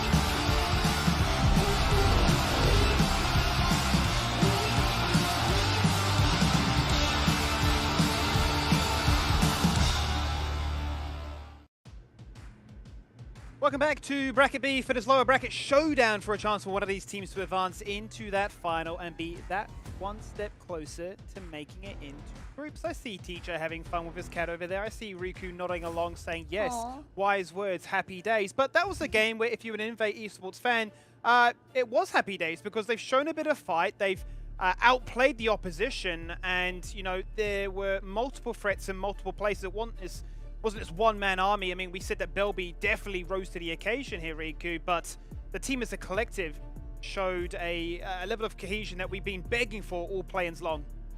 Right, when we take a look at the game number 1 in the series, it was basically the closest Invate got when it comes to beating Flash Wolves. They were able to stabilize the gold lead, not too far behind, but now they've managed to solidify it when it comes to fights this time around. And I feel like this scaling and being able to match the proactiveness of Flash Wolves is definitely going to work in this series, and possibly maybe even land that reverse sweep. Yeah, frankly, that was the best Invate have looked all tournament. That was maybe the best I've ever seen Invate look, even in the prep I did on the regional play. Because they were responding to aggression with their own assertiveness on the map. A lot of that came from Belby, who was able to get out of lane early, start affecting those side lanes. A lot of that also comes from Cat-Type, who for a very long time has been a surefire win in lane. But for the first time in this tournament, was able to win that lane and be supported in it to such an extent that he could then exert that control over the rest of the map. Yeah, and speaking of control, we're going to speak about our sponsor because they've been controlling the broadcast to make it as fantastic as it is. So open a door to your financial future with Franklin Templeton. You can get started on that investment journey today with one of the world's largest investment managers. And I have to wonder what you invest into these bands now, because I want to shine the spotlight on these two support players. Eason has been playing phenomenally on the Gragas as well as the Galio, really trying to get his team across the finishing line, really looking to try and add as much as he can, but I suppose being let down in some facets by the rest of the team, not saying, well, I'm serving you these picks, you know, you got to finish the job. But I want to draw attention to Invate, who got that win, and say, what the Jess out of 25 kills, he got 22. I mean, his kill participation was through the roof. And I mean, Riku, is it time to ban this Rakan? It's not been banned, but surely now. Yeah, I have a feeling too, because what the Jess is just very amazing in the Rakan when it comes to just getting that engaged for the rest of the squad. And I really like the support matchup because, again, it's like engage versus engage. The Gragas, Eason versus the Rakan, what the Jess, and I guess it all boils down to execution. Will we see Eason Gragas from yesterday when they went up against Fennel, or will what the Jess outshine him in that form? I think one of the things we have to pay attention to is that top lane as well, because what the Jess is playing very well, Eason's playing very well, Ysera's not. Ysera has had a really, really rough series. And if we don't see that improve, Flash Wolves are going to keep struggling to have any kind of traction on the entire top side of the map. Yeah, I mean, that's what we're really begging for, right? More so than anything. I mean, we've been screaming. I mean, well, maybe me just going into that break more so than anybody. But, like, come on, give us something different. I mean, we know you got the Darius. We don't want to see it. We know you're fantastic at the Renekton. You're picking up MVPs. Fantastic. But we've seen it. You've got in your backlog the Camille, the Fiora, the Fizz, the Gragas, the J4. You've shown these champions. Maybe you're not so comfortable with them, but this is looking like a clear exploitable weakness that if there's one champion gets removed, if the gamble doesn't pay off in the draft, if you're not blue sides, Cookie and the rest of the team are really trying to drag him across the finishing line, saying, calm down a second there, Sarah. You're seeing a 1v5, but that guillotine, that's not getting a reset. And that's exactly the thing, right? Okay, I was about to add on a little bit about the Ysera thing, is because it's a two birds in one stone. Like, basically just ban it out, no Renekton, therefore Cat-Type can have a better and comfortable lane, and as well as put all the pressure towards Bruce, because he has to definitely pick up twice or thrice the effort if Renekton isn't picked by Ysera. And it's also, as you were talking about, you know, Ysera made a pretty bad misplay about halfway through this game where he full committed to a fight. It happened a couple of times, and it is one of the kind of question marks I have about the way Ysera has been playing, even when I was watching it regionally. He's playing very aggressively, but he's not being mechanically dominant.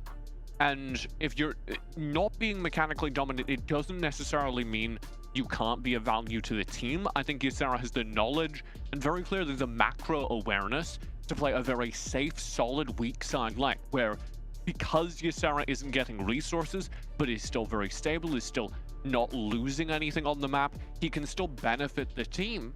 But instead, Ysera is trying to go for a very aggressive play, is trying to dominate the match, and that's just not the position he's been in this tournament. So I need to see a playstyle shift from Ysera. He doesn't need to fix his mechanics and become the most dominant top laner in this tournament, especially versus somebody like Cat type. I don't think that's fair to ask. But he does need to, I think, respect Cat type a little bit more and respect Invate a little bit more. Yeah, do you think then that the Gragas might evolve on this roster as being that flexible pick where it can be actually shown in the top lane, can be played weak side as the more bruiser, aftershock orientated play style, or even just locking in something crazy like a Garen? Because you're thinking a Fiora, a Riven, a Camille, these are champions that demand resources, need to snowball, and if you're not playing to that strength, then you certainly don't want to draft that angle either, Riku. Yeah, I feel like, Garen, even looking back at the, the Philippine Icon series, it's all about if you don't want to play the 1v1, if you want to neutralize the lane, just pick the Garen. It's also great up against assassins as well as big level 3 power spike champions, just because they dive in and you just silence them and they can't exactly get out. But I like how you brought up the Gragas. I feel like Gragas plus Galio can be a very deadly combo because it's very balanced. You have engage, disengage, 2 beefy frontliners as well, and Eason can just play the Galio Gragas as well for Ysera. I would really like to see the Gragas. I think seeing the Gragas there would be really fun because it gives kind of disengage tools. And it gives Ysera a utility he can provide on the team if he's not going to be the carry. Let him play characters like... One of the reasons I don't like Darius is because if you're not snowballing, Darius is just useless. Compared to something like many of the other defensive characters that you can lose lane but still be useful in team fights. The other thing we could see here is Garen. I'm not a Garen fan, but if you play Garen, it is really hard to lose lane. It is really hard to get bullied to such an extent that you don't have any value in late game. Exactly. You basically play the lane. You win by not losing. That's it. That's the Garen lane. So as we get into the draft, that's something to pay attention to. The top lane duel. The Flash Wolves bans I don't expect to shift here. But they do. The Olaf added to the list, Riku. Yeah, that's absolutely very interesting. That means Flash Wolves is going to be playing the Varus again for locking. They're going to be most likely playing the double poke composition if Invate doesn't get the Ziggs. If doesn't ban the Ziggs, rather. Flash Wolves can either first pick Renekton or first pick the Ziggs in this occasion. And it's equally curious that both of the top laners just got banned out. Invate ban out the Renekton, and Flash Wolves respond by banning out the Riven, because they don't want there to be a whole lot of power that can be picked against them. They know they have first pick. They're going to need to pick the most powerful character on the cards, and Invate are going to get the next 2. So Flash Wolves go, all right, we're not going to first pick Riven. Let's make sure Invate can't pick it up as a secondary and win top lane by character pick. This is going to be a skill matchup up top, and I imagine Flash Wolves are fairly confident about that. I wouldn't be surprised if this Jarvan is in fact what Invate are sending up towards the top lane. It is a little bit of a flex pick, especially in Cat type's hand. Yeah, I have to agree with you there. It's a response definitely from seeing the Ziggs, especially locking has been picking up the Varus as well. We talked about this before. It is that soft counter to the poke, I suppose, because it's easy reach. Flag and drag into the Cataclysm. You're basically forcing them to use a flash. Now, in the meantime, Flash Wolves locking in the Gragas, understandable. We talked about this before. Could be towards Ysera for a more comfortable lane, or towards Eason since he has been playing it massively for that big engage for Flash Wolves. I like the Kha'Zix here as well for Flash Wolves because it gives them a little bit of the mid-game threat that I wanted to see during the previous games. But I'm worried by the lack of team fight power that their team currently represents. I need something like a Kai'Sa, like maybe a Varus that can take over lane and win in lane. And this Aurelia is one of those, as the Aurelia can pick a side lane and just run it over, and this will be probably the case in the top lane. You'll probably hand this to Ysera. Maybe it goes mid. It will go mid. Is it this really is probably happening going here, to be guys? Gragas top, 680 carry, Aurelia mid. That's my prediction. calculated. I mean, exactly what we talked about during the pre-draft as well, and it will definitely fit the part. So now for Invate, are they going with a Singed? Singed, if they do lock this in, understandable, because the adhesive, there's just so many dashes on the side of Flash Wolves. They're going to lock them down. They're going to lock down their escape. It works. And I actually really like what Invate have built here, is they also have this brand available for big team fight power. And the brand and Singed actually combine very, very well, because the Singed slows people down and keeps them in range of the brand combos. So though it's kind of new, we haven't seen a lot of Wild Rift characters play around brand, the speed of mobility in Wild Rift is a little bit of a nerf to brand. It's easier for people to just walk out of range, and Singed counters that. So we got our wish in this flex of the Galio and the Ziggs, or sorry, the Galio and the Gragas, which I'm ecstatic about. Fantastic. Darius is gone. I never want to see it again, quite honestly. But we did get ourselves a Singed at first of the tournament. Talk about a flipping of the coin, saying, all right, you're certainly in dire straits here, Flash Wolves. Are you worried about the reverse sweep? Maybe we can be the ones now doing the proxying. Let's ride over to our casting team as we get ourselves into game number 4. Boys, take it away. Thank you very much, Skimmy. You know what? This is going to be an exciting game. I mean, we've seen Irelia, Singe, some of the new picks that are actually being shown up here by both Flash Wolves and Invate Esports, and I myself is excited to see on how this is going to turn out. I'm Infinity, and together with me is Omo. How are you doing? I am doing much better now that we have an exciting draft on our hands and we no longer have Darius or Olaf. I come back from the break with a little bit of a stat for you guys. So far in this tournament, Ysera has played 2 champions. He's played Renekton, in which his win rate is 5-0. After today, that'll be 6-0. He's played Darius 4 games, and his win rate on that is 0-4. So we all know the stats don't lie, right? And Ysera, Darius just has not been working. I'm glad they are introducing a new champion to his pool, and a flex pick at that in the Gragas. But more importantly, I'm hyped for Irelia, Kha'Zix, Bran, the Singe pick for cat type. Just a lot of spicy stuff going on, and I think this is going to be a fun game to watch, Infinity. Yeah, potential miracle run here for Invate Esports, as there is only 1 game away for Flash Wolves to take the slot in the grand finals. Potential upset. We'll see on how this is going to turn out.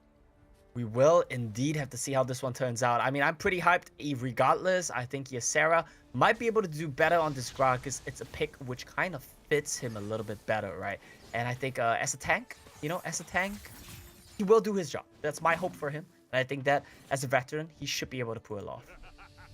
Yeah, and now my question is this going to be a Gragas tank? Gragas AP? Or in another way, is this going to bring into the 100% win rate for Renekton, or a 0% win rate for Darius? It might be an AP Gragas, actually. I'm glad you brought that one up, because I noticed he does have Electrocute. And another factor to consider is you don't want to be playing full tank into a Singe, because he will run you down, flip you around, make your life impossible. Nice fancy footwork from Velvy. Yeah, he just misses that out. He just miss. Right? With sound effects to add extra flavor. I think you're right. I mean, I think Bran would be grunting a lot when he walks. He's on fire. Yeah. Though look at Golden Feet, look at what the Jess, and even also Eason coming into the mid lane, tries to start up a play. Double taunt coming in from Eason, big time. Double flashed, wasted by Invate. Yeah, a lot of damage traded back onto Bruce, though. This is going to be a nice engage from Eason. Trading his flash for What the Jazz as well as Golden Feet is going to be a net gain here for Flash Wolves. We do see Ysera in a bit of a sticky situation, though, as Bruce lands the charm.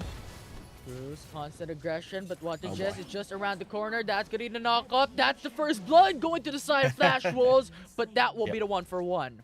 Yeah, and I misspoke, actually. I said Bruce lands the charm because I'm so used to him playing Irelia today, but he actually does land the stuns. What is this we see on your screen? It seems like the game has taken a bit of a pause. There we go. They saw the massive aggression. Yeah, we're just stuck a little bit. Stop! Wait a minute. This is too aggressive. You can't solo kill him again. But Bruce does, and it's going to be a bit of a support gap as What the Jazz comes in to clean that one up, trades back around. Gold is even, but Bruce is 400 gold up on his counterpart. That's going to be really nice for him. Lens the stun, but you don't want to go on the tower, my friend. Yes, you do. I was wrong. Yeah. He wants to go for this aggression, similar to how he played at Diana. But look at here, it's gonna be easy to go on just to follow through for the counter engagement and knockup. Golden so Feed bad level played. 5. That will be the clutch catalysm to bring down one. But look at Rakan going in. That will be the 1-for-1, making it a 2-for-1. Invade Esports takes it back. They have the kill lead. My goodness, Bruce tried his best right there, but it was unfortunately too little, too late, as Eason had already dropped. I feel like he misplayed the Gragas combo. Instead of standing still and eating the flag and drag, maybe you want to start that one off with your third skill to counter the Java and engage. That might have led to a completely different situation. I've been pretty disappointed with the mechanics coming out of Flash Wolves here today, except from Bruce. That man is just clean, as we saw on your stream. He just dashed around. I think he dashed like 6 times total that fight, which is very impressive stuff. Nearly got the clutch, but it wasn't enough. Yeah, but the problem is that it's big risk. Yes, big reward, but the problem is you're diving under a turret. And I think Brand with CC, with stunts, is just too difficult for you to be able to bring him down that quickly. So I think that is costing Flash Wolves a little bit more than what they have expected. But so far, the gold is even. Golden Feet comes through into the mid lane.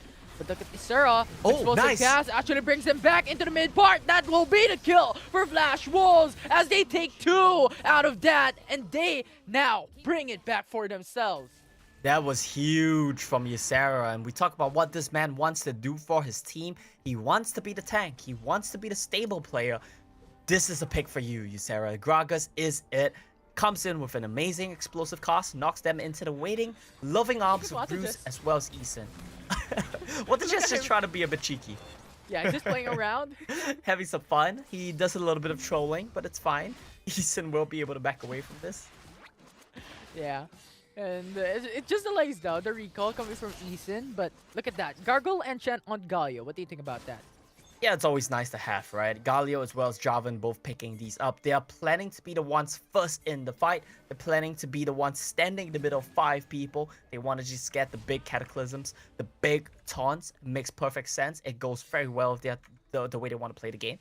And I want to point out very quickly, Ysera has gone for the AP build. He's going to be doing some nice magic damage here to complement what Locking has. The priority onto sustainability, I think, is reflected on how Isara wants to go for AP build, right? I think he's building onto potential Infinity Orb, as far as I understood, the item build that is actually building up here. But look at the mid lane once again for Bruce, getting the solo kill onto Bell B. Bruce gets the solo bolo. We don't quite see it on your screens, but he's making Belby suffer 0 and 3 right now. He's not having a great time.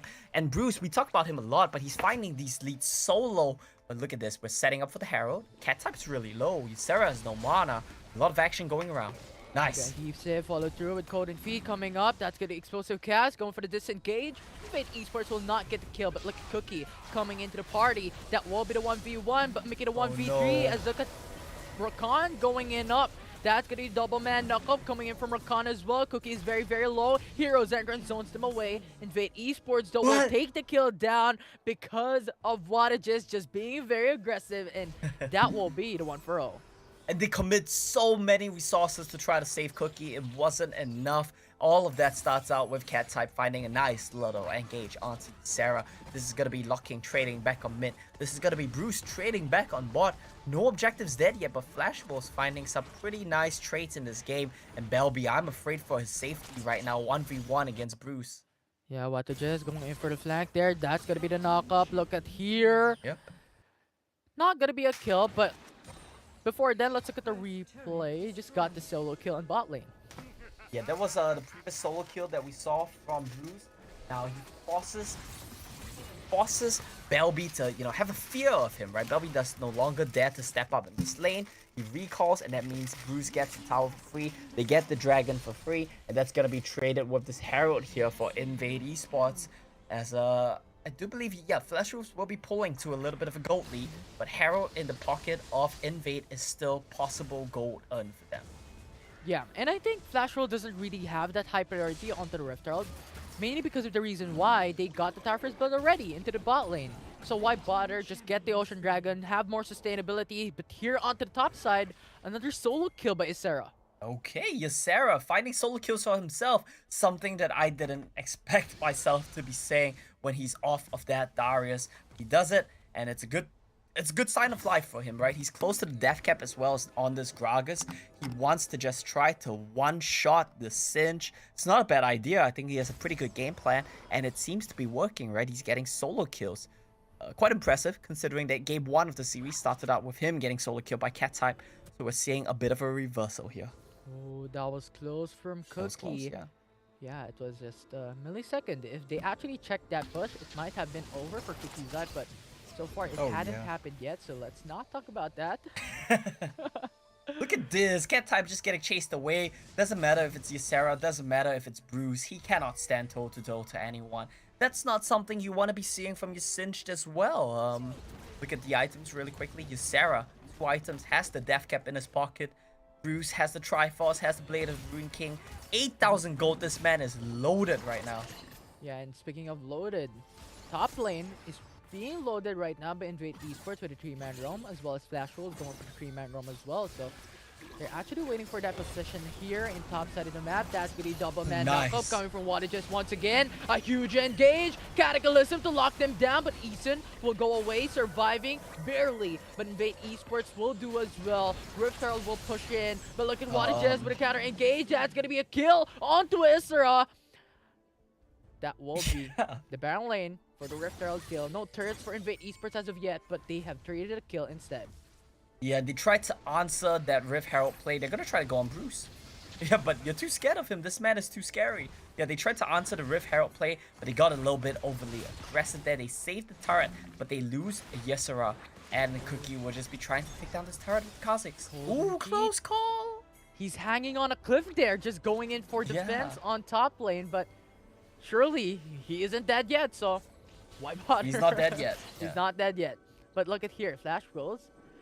Sees the risk out there being taken by Invade Esports, but so far I think it's just a matter of just looking at each other, not going for the hard engage.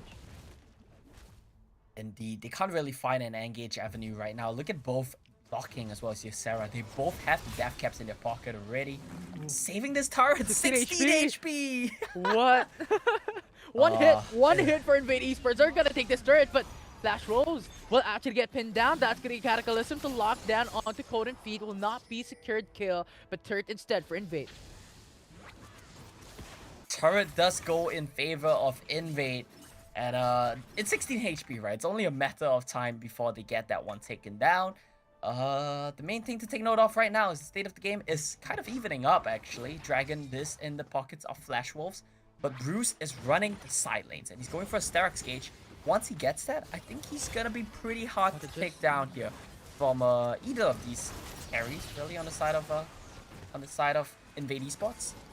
Yeah, but so far there's no one actually going in. I think everyone's being respectful of each other. This is the potential miracle run for Invade Esports for a reverse sweep. So I think they are playing this very cautiously with Wadages just leading the pack on those engages. If Rakan can get that huge knock-up with a grand entrance and quickness to follow through, this will be massive for Invade Esports. Yep.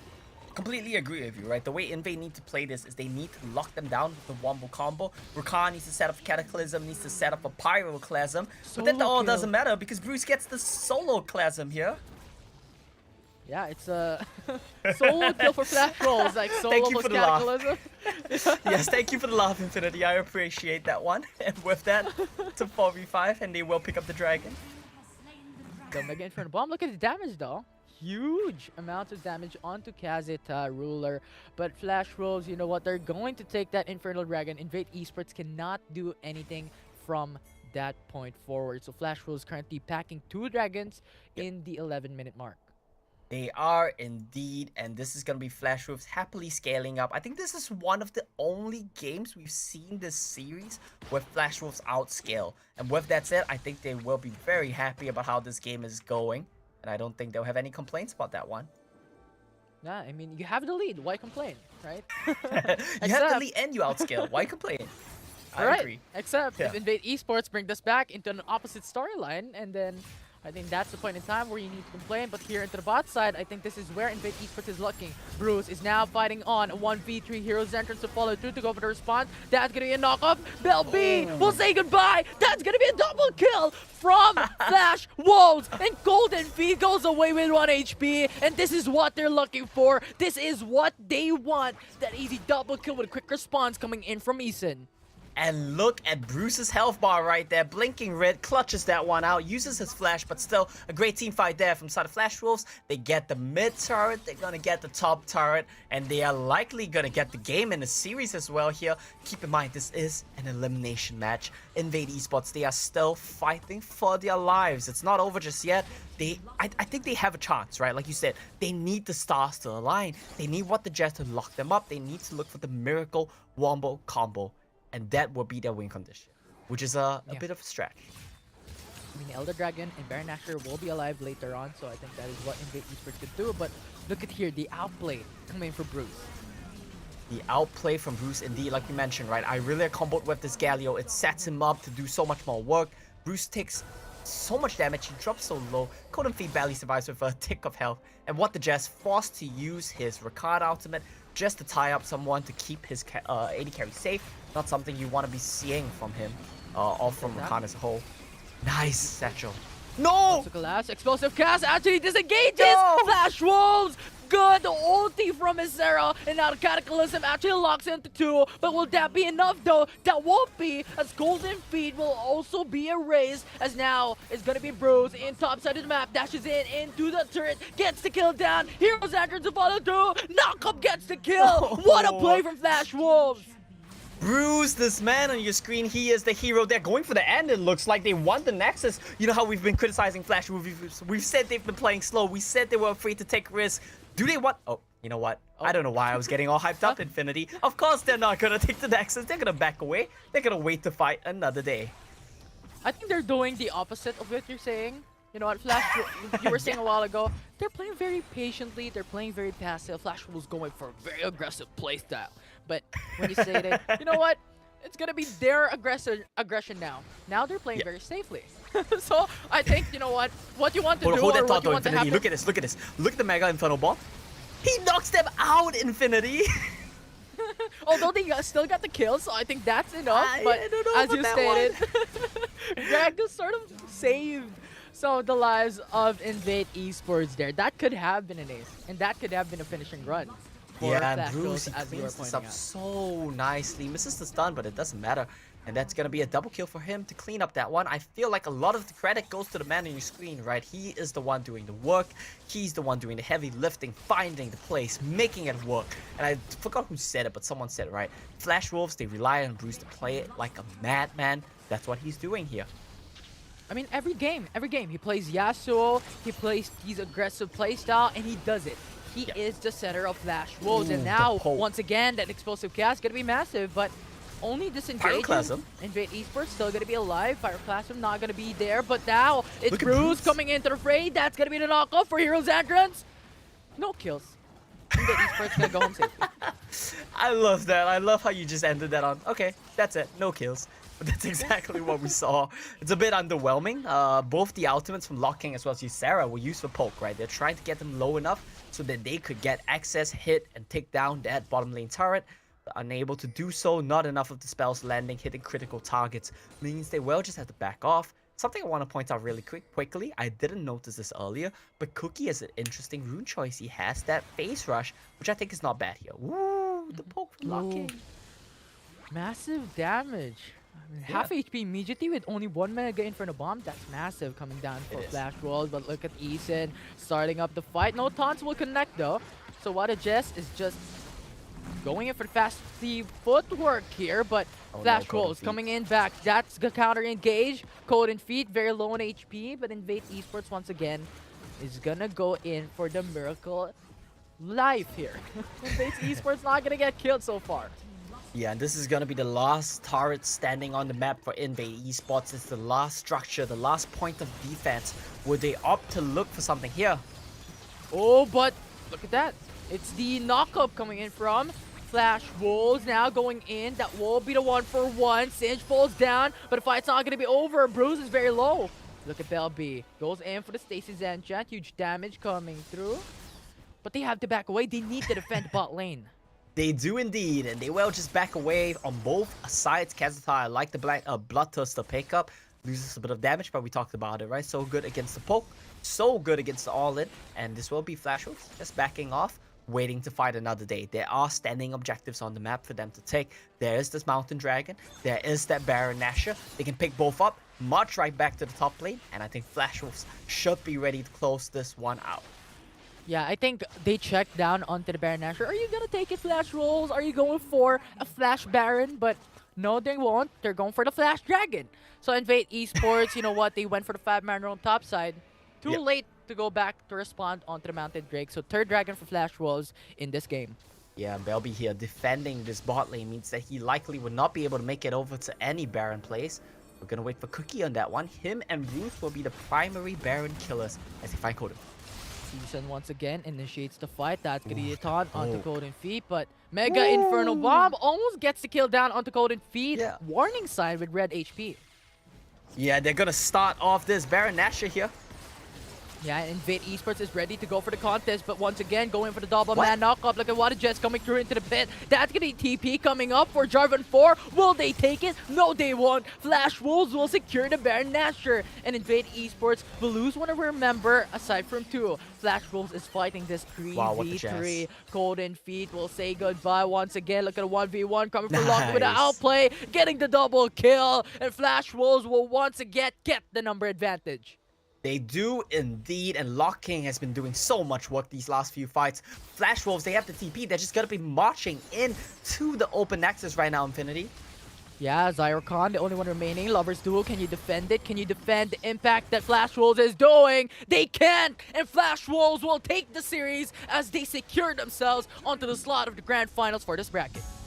And they do indeed. Flash Wolves 3-1, an extremely sloppy game 3, but they come back around. They say that game 4, you know what, we're gonna put Bruce on the hardest carry we can. We're gonna play around there, we're gonna set him up for success, and that's exactly what we saw coming out of Flash Wolves. I'm just happy we no longer have to watch Darius and Olaf. We see a new champion being introduced to the repertoire of Ysera there in the Baron lane, and I think that this looks like a very good adaptation for them. That champion fits his playstyle, it fits what he wants to do on the team, and hopefully this gives a breath of fresh air to the Flash Wolves. And do take note, it's not just any champions for Ysera. He played very, very well under the Gragas. So I really commend him for that. I think his champion pool is now increasing one by one. Not going for the Darius I think was a good call here for Flash Wolves coming for that game number 4. Though, last talk points here for Amo. Well, I mean, I'm just happy to see it when Flash Wolves look good, but so many games they look so sloppy, and that's just a big disappointment for me. Going forward, I hope the Flash Wolves find their form, and I hope we see a better matchup against Fano Adversity. Well, we'll find about that very, very soon, but before then, let's throw it into Skimmy on what they think about on that series. Oh, Bruce, you beautiful human being, getting it absolutely done there for the squad and getting them into that grand final rematch. TJ, I mean, that is a performance where you're saying, I see the mechanics, I see an individual playing his absolute heart out, says, I've had enough of these carries, give me the hyper carry. He's just found a new chapter at the end of the book and said, there's the sequel, it's Aurelia. I mean, that's what Bruce does. That's why you put Bruce on characters like Aurelia, on characters like Yasuo, because he's one of the rare mid laners who you can, in Wild Rift, put him on melee champions and rely on him to get very aggressive on the map and sort of define the pace of the early and mid game. Bruce comes through here, he delivers, and it feels like a direct response, Riku, to what happened in the last game where Belby was able to get some control out of the mid lane. Yeah, this is a pick that can really, really challenge this sad Brand that is just gonna sit around, and there's a gap close and then just all the burst in the world. And you know, Brand very vulnerable, got really nothing except just to try and walk away from everything else. So Bruce definitely was a huge playmaker in this entire game. And Invate, they felt like they had the answer. They had what, the what do you call this, the singe that will get the adhesive down, possibly punish Bruce. But Ysera held his own at topside. And one of the things we've got to look at in this matchup is that inversion in the top side, as Ysera didn't just hold his own. I would say, Riku, he smashed that lane. Cat time dominates that 1v1 3 games in a row, and Ysera comes back game number 4, says, okay, I'm going to play this disengaged character. I'd like to give credit to Skimmy, who brought up the possibility during our own pre-desk segment. You were absolutely right. Ysera pulls out the Gragas, plays to disengage, and just keeps cat time at arm's length, meaning that as this lane goes on, there's no way for cat type to engage, there's no way for cat type to get farmed. He's only barely completed second item when the game is kind of already being decided, and Singed needs to be past that Crystal Scepter in order to have a viable chance of doing any damage. Yeah, I think there was a stage where we were watching that series, Riku, and we were like, you know, I suppose like the meme format, forgive me for being a bit of a boomer, but you know, you got the whole like panic, but then you're back to being calm again, because it was a situation where you're thinking, oh, what's going on here? But he's bust out the Gragas. He said, look, okay, the Darius isn't too hot. I probably said that word far too many times that Twitch chat hates me for it, but he looked phenomenal in that game. And the Singed, it's a pick that is meant to be feared. There's only a few players in this tournament, or at least in the play-ins, that we know of that would be willing to utilize it, and the risk didn't really pay off here. We thought perhaps the momentum was there, perhaps the reverse sweep was on, but you know, a solo kill and suddenly your dreams are crushed. Yeah, I find this the last draft in general very interesting, because having to pick up a Singed, meaning it's like you're basically waving the white flag when it comes to the laning phase, which is very uncharacteristic, because when we see cat type, he's always with that 4-1 split push, always being very flashy with the Riven, with the Renekton, with the Akali. So this is a completely different scenario where Invate says, hey, we're gonna put cat type on this tanky champion. He's gonna play for this counter because there's so many dashes on the opposite side, and relegate that pressure to Bell because he did phenomenal on that game. But look what happened. Bruce just basically shut that down before anything could happen. And you sort of see the limitations of what won Invade game number 2. It looks great when that team was firing on all cylinders. That was also the first and only time we've seen that happen. And if we return to an Invade that lacks critical pressure in the mid and bottom lane with 2 scaling, control-focused players, then cat type absolutely needs to be on a carry, which is a champion pool limitation it felt like Flash Wolves were able to exploit. As they banned away cat type's ability to play aggressive characters, Invate really had nothing left in the tank, and that's something Invate need to watch out for going forward. Yeah, well, speaking of, because the MVP situation, well, the MVP screen really isn't too far away, but let's talk about it, because now that does mean that Invate's journey here in the Wild Rift Sea Champs is over, so they are the 5th team so far eliminated. They've had themselves a pretty solid showing, but it's just going to be an unfortunate circumstance of competition. So, I mean, in the end of the day, no doubt they'll be thinking, we gave it our all, we certainly defied expectations. There's a lot of players on that team that I'm sure are going to go on to have a very successful career. But the spotlight can't be on them, it has to be on our MVP, so let's bring that one back up again. And let's see which way it went here for the sides of the Flash Wolves. It had to be Bruce. He popped off in that last game. He's popped off all series, to be fair here, Riku. And a mid lane in form is a mid lane to be feared. Yeah, Bruce is basically everything. He can play every single thing in the lane. He can play util, he can play assassins, he can play the heavy melees like this Aurelia that we just saw becoming legendary. Actually, just solo killing everybody else, and the rest of Invade basically had no answer to Bruce, and just really love the flexibility of this player. And he's one of the only mid laners in this tournament that can take such aggressive control of the early game. That's what impresses me the most about Bruce. There are a fair number of mid laners that try and get out of lane and affect other lanes, but normally you see that manifesting in control mages, on people playing stuff like Twisted Fate, stuff like Aurelion Sol, where they're playing a more supportive style. Something like Galio also does this. Bruce manages to influence other lanes on carry champions. He shows up and he yanks lanes, Skimmy. Yeah, and I mean, I'm looking at 1700 damage per minute, and that is just phenomenal. That is not your average player, to say the very least. You're looking at least half of that for the most part for a lot of these carries, maybe high 900s, if that, maybe 1,000. But he's defying expectations. He's put his team into that grand final for Bracket B for that all-important rematch. And up next after the break, it's Bracket C, the conclusion of this one. Banana taking on QWQ.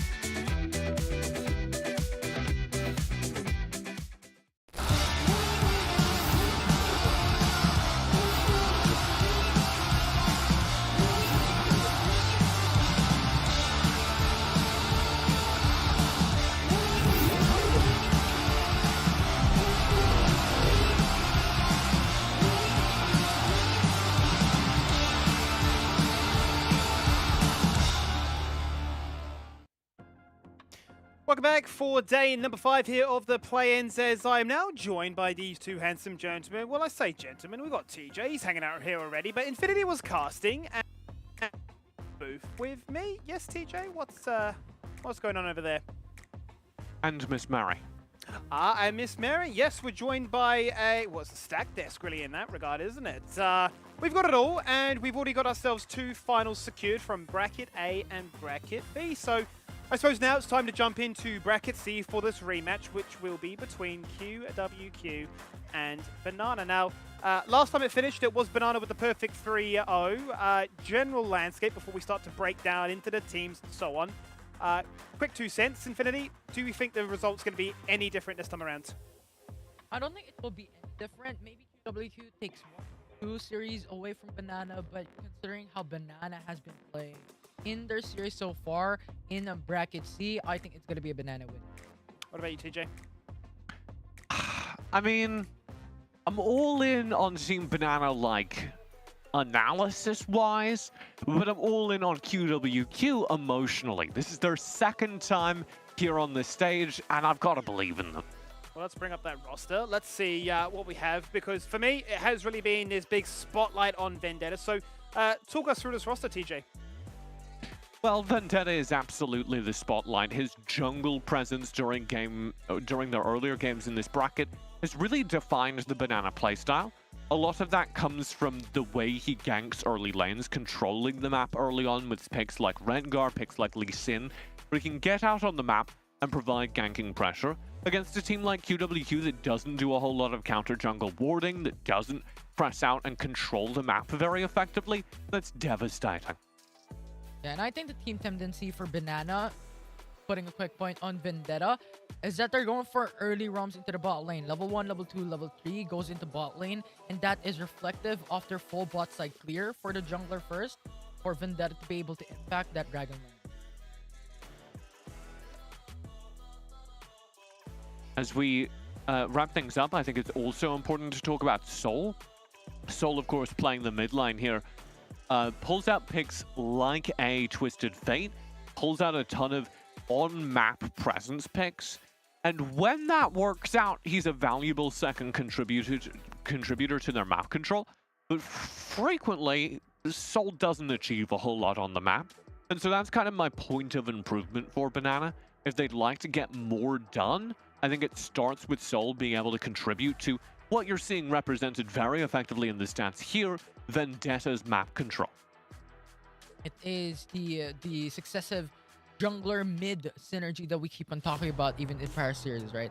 How Vendetta has been playing very constantly and consistently. Alongside with that is how the mid lane for Banana, Soul, gets this area and Twisted Fate to be able to try and follow through on Vendetta's pressure. But looking at Banana as an overall team, yeah, the team KDA of 6.3, first blood ratio of 3-4, and average game time of 17 minutes. What do you think about this, DJ?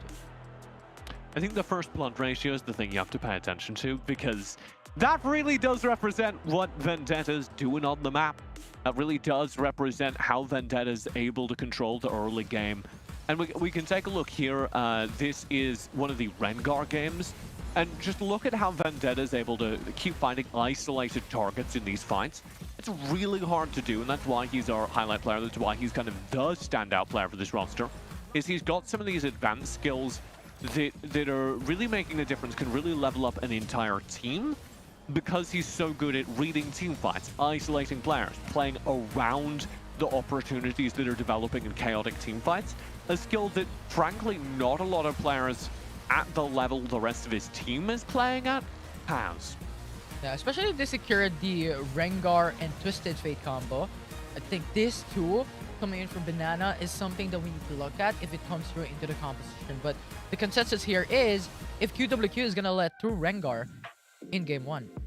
Yeah, and I think for me, more so than anything, is the fact that Twisted Fate is that much more higher up the tier list for these teams, given the fact that they are so prone to playing the assassin. Then obviously Destiny, the ultimate from TF, can shut so much of that down. And you know, we highlight Vendetta. He will play the Rengar, he will play the Kha'Zix, but if the assassin route isn't looking too desirable, he's shown that he's pretty handy with some of these bruises as well. This will be their opposition. It's QWQ, as mentioned already. It is the rematch, and Infinity, talk us through this one.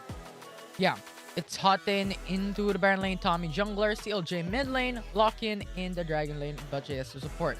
Something that I want to put a quick point on this team is how their mid lane actually has similar mid laners when it comes to the champion pool. QWQ has 3 games onto Twisted Fate, won 2 out of that, and Banana has played 2 games out of Twisted Fate and won 1 out of that. So maybe it's a clash between these 2 teams. Who's gonna get that Twisted Fate first? Because I think QWQ is actually quite good when it comes to Twisted Fate. Yeah, Twisted Fate's a really powerful character because he kind of repairs... I'm gonna be mean here. I'm gonna be a little bit of FOMO.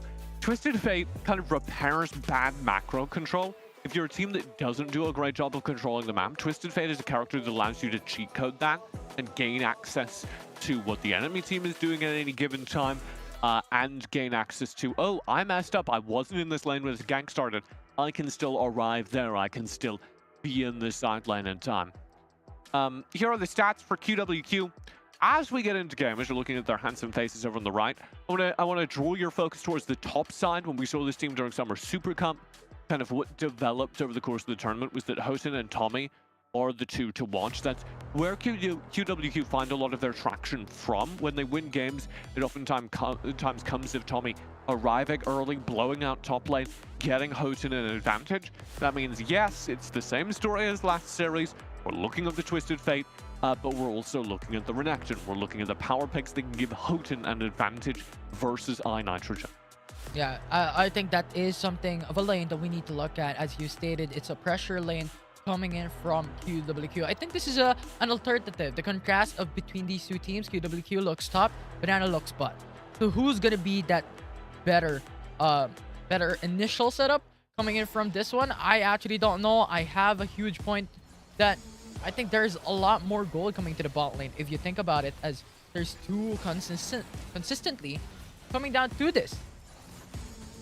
Yeah, I mean, the other thing to think about here is this is the second time we've seen QWQ on the inter-regional stage, as they did, of course, play during the Summer Super Cup, as I've been referencing, and they went further than we expected there. They did ultimately get kind of stomped out of the group stage, but they played very, very well, got a couple of upsets, impressed us, and we all kind of fell in love. So if they're going to keep their track record going, I think it starts now. They certainly have the experience. They shouldn't be nervous playing internationally. They should be used to the stakes.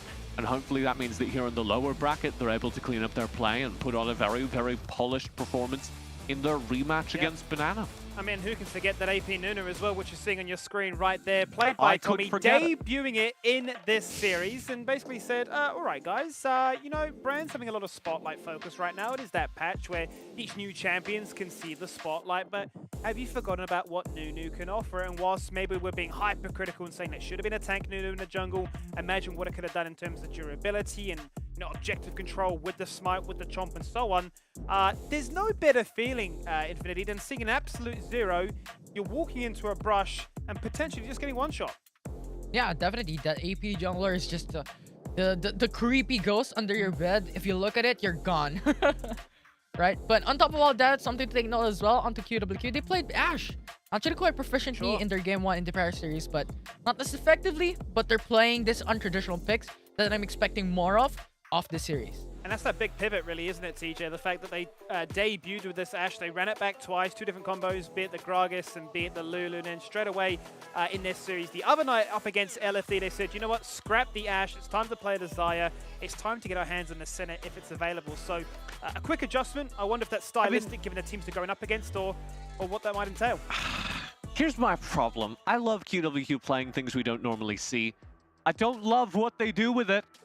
None of those picks are good, and none of them looked especially good. I'm sorry. And it's part of the problem for QWQ that they don't seem to have a team composition they're comfortable reliably executing. They don't have a bread and butter composition. Vendetta and the rest of Banana, it's a little bit better. They want to play around the fact that they have Vendetta. They want to play around the fact that, as you can see from these stats, he's a hard carry, and leverage him to carry their game. Play safe in lane, play characters that can set up for his lane ganks, gank assist characters, and punish the fact that he's going to find kills. Yeah, the jungle difference is actually quite big, as you talked about. I mean, 4 KDA difference. And when it comes to kill participation, I think, as you've stated, it's Vendetta who's taking the lead of the pack here for Banana. He is the branch here for that fruit to actually be grown up for Team Banana here to get that lead for this team. A grown-up Banana. I've heard a lot of things in my time, but fruit maturing is always an interesting one on a broadcast. CLJ here for the side of QWQ may just be the difference maker in perhaps even the equalizer for this series, as in the mid lane you can see that stats speak for themselves. Much more of a lane bully as opposed to the roaming player, as we can see the kill participation still favoring there for Soul. He's a little bit more blood hungry, but sometimes that can be at his own hindrance, right? He is falling down, chasing those kills, but also getting people low enough for the rest of the team to finish off here, TJ. Yeah, I think Sol, as I was talking about during our initial block about Banana, doesn't provide enough value on the map, doesn't set up enough for the key players that I want to see. And if that doesn't turn around, then I'm going to be worried for this matchup in particular, because CLJ is a little bit better, as you can see from those stats, as you can see represented in-game, at finding isolated targets and managing to leverage himself in team fights. Now, I don't think that makes up for the dominance of Vendetta. And as I was talking about, I think if QWQ win this series, it doesn't necessarily come from CLJ's ability to clean up team fights. I think it comes from the top side. I think it comes from Tommy and Houghton, who need to be able to counter what Vendetta does on the map. Tommy in particular doesn't need to match Vendetta's aggression, does need to provide a safe answer to Vendetta, does need to be able to stabilize his lanes against the constant ganking. And as we get ourselves into predictions, it is worth reminding the viewers at home, maybe just tuning in now, that the stakes have been raised once again. We have already our finals for Bracket A and Bracket B, but due to the unfortunate outcome of the Oceanic team in Game Equality team having withdrawn from the competition, they automatically qualified for those group stages. They have withdrawn. They were unable to play, I suppose, to competitive integrity given the distance from playing from Australia. The lag was a little bit too much for them, so they've withdrawn from the competition. That does now mean that there's an extra group spot up for grabs. So these teams now are not only fighting to get themselves into this final for their respective brackets, but just by finishing top 2, if you lose that final, you've then got yourself that last chance qualified to basically answer the question which bracket between A, B, and C was the strongest at the end of the day. So that's worth noting that these teams are really fighting for not only elimination, but for the chance to raise that prize money from a total pool of 200k USD. Now, TJ, I'll throw it to you in a second because we're going to bring up those predictions and we're going to see which way we're going. So, yeah. Well, it's all bananas here. It's a whole bushel. And I'm worried a little bit, though. They're a little green on the outside. They're not ripe yet, Infinity. Because we're going Banana, we're going based on the results of this previous matchup. That's not a whole lot of data. I will say Group C is wide open. There's not a whole lot of competition here. There's Team Flash, and that's kind of it. So if QWQ and Banana want to get out and have a chance in upsetting Team Flash, I think both of them need to demonstrate an extra level of performance. We've gone Banana because that's what we've seen so far. Frankly, Banana's not going to beat Team Flash. So if there's going to be any kind of upset in this bracket, if this match is going to matter at all to the ongoing state of the tournament, either one of these teams needs to show us a new level of form. Yeah, they need to level up. I think, as you stated, I think the difference between Team Flash and the mechanics coming through, I think it has been performing for Banana up against QWQ, as history states that they have beaten them in a 3-0 basis in a best of 5, but here it boils down to how QWQ improve all throughout the bracket C, how they defeated Looking for Daddy, how they can translate that knowledge here into the series today. I'll tell you what, TJ, I've been a big advocate for Banana all tournament long. I've said 3-0 every single series. I haven't changed my mind again. I'm still going 3-0. We're running it back once more. Why not? Because we're confident. We're living our best life right now.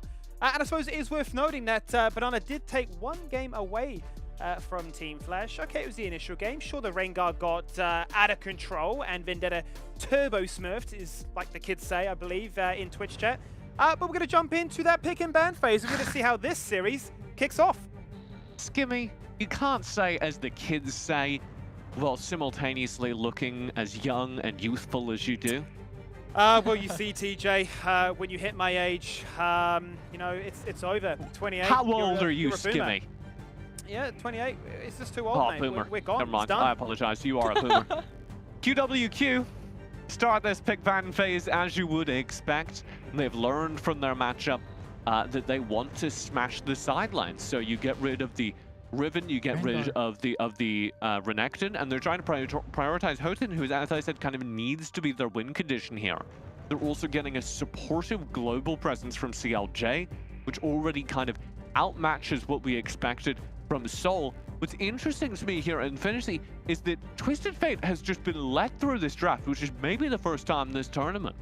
Yeah, it is actually quite surprising. On top of all that, Rengar is let through as well, but I think Banana has a different path line here, picking up the Jarvan 4 instead. Looking at QWQ, priorities onto Rakan and Kai'Sa bot lane, so Twisted Fate is still going to be up. QWQ doesn't want it, because now, with Rakan and Galio locked in, it's favoring, or it's opting for a Galio mid lane.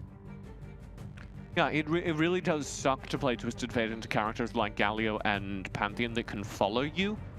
Also interesting here, we're going to likely get the run back in the jungle. This will be Vendetta playing as Rengar. QWQ draft and Aurelia perhaps directly into it. And yeah, this is going to be jungle Aurelia. That is going to be a very direct challenge from Tommy. He's saying, fight me, Vendetta. I think I can mechanics check you on assassins. Ooh. But on top of that, you know what?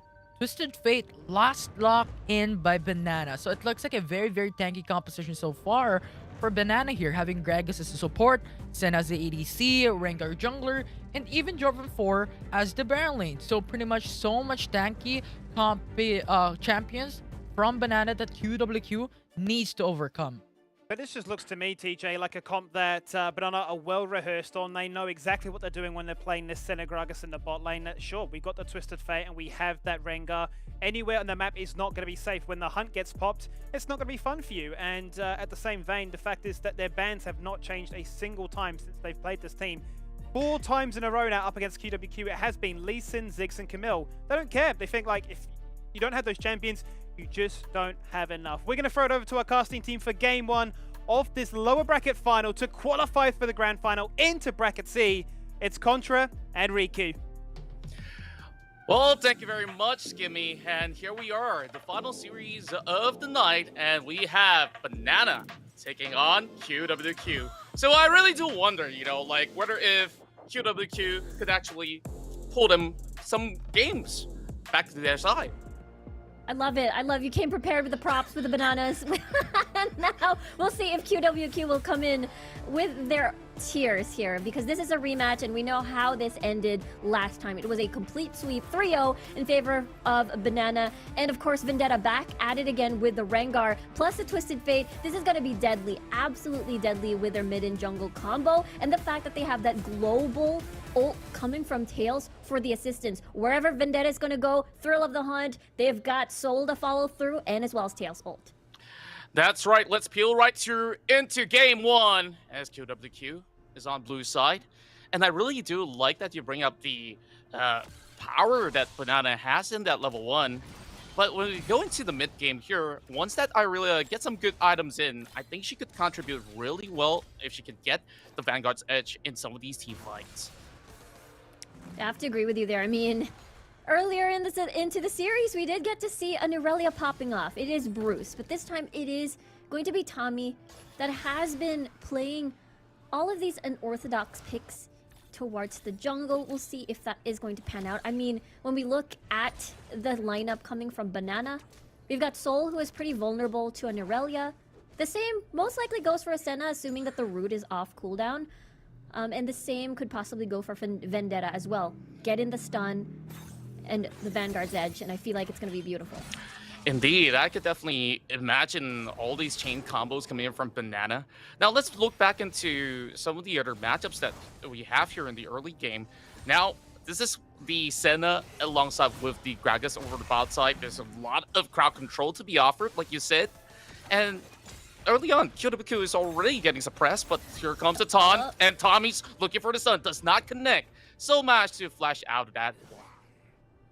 I think Tommy can make a second visit. TF without a flash is just going to be incredibly vulnerable.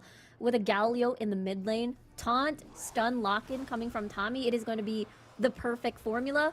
And it's a two birds in one stone kind of thing. If you shackle Soul, then that means Vendetta, he doesn't have any of the tag team available for his roam. Oh boy, but damage. he just gets caught, and that's going to be Ignite. First blood coming in for Team Banana. Well, Lukian's all alone, but QWQ won't be able to do all too much for now.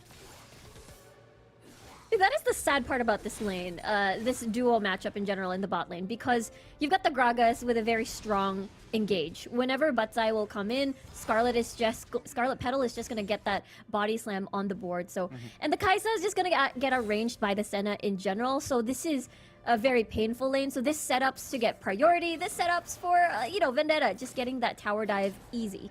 Yeah, and I guess this is the reason why we see a lot of Senna Ben. You just become pretty oppressive in lane. And Scarlet Petal wasn't even level 5 to drop in that explosive cast. So we're looking to see if it's going to be another level 5 all-in coming out of Banana over the bottom side. Hotin's holding his own pretty fine against his Jarvan, which I think most often than not, Jarvan could just basically slowly poke him down. Yeah, that's true. Is able to gain some distance at least. Able to farm minions with a spear as well, and getting out of range of the apprehend, and getting poked out by the area as well. So this isn't exactly what Hotin wants in this Darius lane. So we'll see if Hotin gets poked some more. I feel like Vendetta will take a trip towards top. Yeah, I guess maybe not at the moment, as Vendetta is roaming down bottom side. And I don't think that the rest of QWQ will be pushing out the waves anytime soon. So objectives coming up, we're going to start off here with the Infernal Drake here. So as of late, I think Banana so far hasn't really had too much priorities on that. But instead, there's a little bit of engagement. Easily disengaged with the cast, but he's still trying to run away. He doesn't really have the cooldowns up. Loken goes in for the final tap. One more for QWQ. Yeah, nicely done there. Tommy anticipated the potential aggression coming from Banana bot lane, and therefore just stood by, and is able to get rewarded. They get 2 kills. They even get the Infernal Drake as well. Meanwhile, for the side of Banana, I feel like, okay, they get Rift Herald. They get to unlock the top side, meaning, Nitrogen is gonna have the space to execute to get that team fight or the skirmishes. Bolton in the middle of it all. That's going to be a good entrance there right through. And he stole it! CLJ took it right under their noses, and now Banana has to run. 4-man chasing Riot and Soul. Taken out eventually, and there's no escape whatsoever. That's great for QWQ. It is! They get so many fights. The fact that they also managed to steal the Rift Herald means they get a 2 for 2 in objectives at the 4-minute mark. This is a completely different start from what we've seen back in their matchup against Banana. Let's take a look at that again. So Hotin in the middle of it all. You know what? I'm gonna be here just for the grand entrance, hero's entrance rather, to come in and gonna get the Winds of War smite. I think that's absolutely insane. Vendetta falls. And we talked about this before. Galio Gragas, really good against a Rengar, because he's just gonna go in, eats a taunt, and probably is gonna die next. Yeah, and now QWQ has definitely figured out how to deal with Banana. The last time they both met, it's a trio in favor of Banana. Now it's gonna be another dive up mid, but Banana diffused the situation with Soul just popping out that flash. So now we gotta look into this problem for Banana, right? So Rengar, if he wants to take any sort of objectives, he has to be wary of all these global elements that could actually fly right in. I guess there's only one coming from CLJ, but that Darius was just about good enough just to soak in some damage, just to buy a little bit more time at least for Tommy to come right in.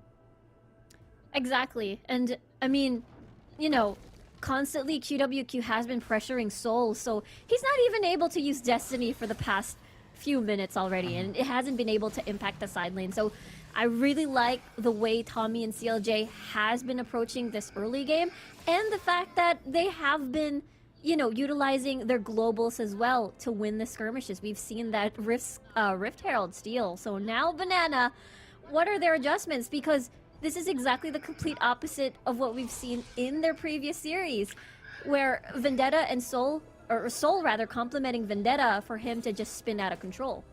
That's right. I think that they need to find an avenue at the very least, and perhaps that avenue is to find a little bit more leads towards the bottom lane, which we saw. Banana played that one pretty well at the very least, getting a few kills in for the Gragas, but they didn't try to pry open the bottom lane, and this is where Banana just goes for, you know, a little bit more passiveness for the temporary moment. So if it's going to be this kind of form that we're looking at Banana, they're not going to have a good game. Yeah, it is going to be a very sad game. Happy game, I suppose, for QWQ. Off to a good start so far. I mean, they still also have Lokian as their late game insurance on this Kai'Sa. So, but then on the opposite side, you do have that infinite scaling as well coming from the Senna. But when it comes to fast, bursty damage output after the Killer Instinct into the Arcadian Rain later on, you gotta hand it to Lokian here on this Kai'Sa. Indeed. So far, I think the new substitute player of QWQ has been performing really well. Oh boy, look at the damage. Now, Houghton, he's got to run away from the turret. You look at who's there. Vendetta coming by, and this might just be that perfect setup right there, but diving the Darius is always going to be a risky call. He still has the flash, still has the barrier, and I think Vendetta says, you know what, maybe we just aim for the turret.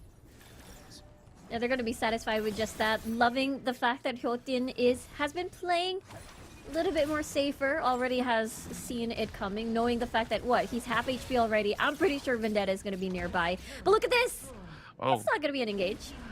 Just the Vanguard's edge touching by the tip, and the Twisted Fate is getting bullet all over the mid lane, not having any sort of party at all, and that gives a lot more room for QWQ here to also work on that Drake. 2 Drakes in a row, but Banana, they're unable to respond. I guess me bringing the bananas here, maybe I shaken them a little bit. Maybe it is because, you know, Banana, or rather QWQ right now has complete control of the game, and it all started with, again, shackling Soul here. Therefore, he's unable to use the Destiny, unable to assist Vendetta, and this could be a collapse. Oh, that's a beautiful one coming from Bajai. He gets the knockup. Here comes Killer as well. They're going to dive right under the turret, but QWQ have arrived to see it perfectly in time. They will take out the TF. Now going for Iron Nitrogen as well, as he will slowly walk away. There is the Ignite, but TLJ won't be able to connect anything else other than that. Thrill of the Hunt used defensively here. And now QWQ really love the collapse that they did. Banana getting a little bit desperate to open up the map and equalize the score, the tower score here, and they got punished. Yeah, and I just feel like they have very different priorities. This time around, both teams are playing a little bit more of a macro play approach than to go all 5v5 like the last time that they met. So QWQ definitely fast learners into many of these series that we see here in Bracket C. And they've managed to sort of empower Tommy this time around and match the same concept that, you know, Banana has been doing. They've been playing around Vendetta. They've been playing around him getting that big snowball potential. Oh!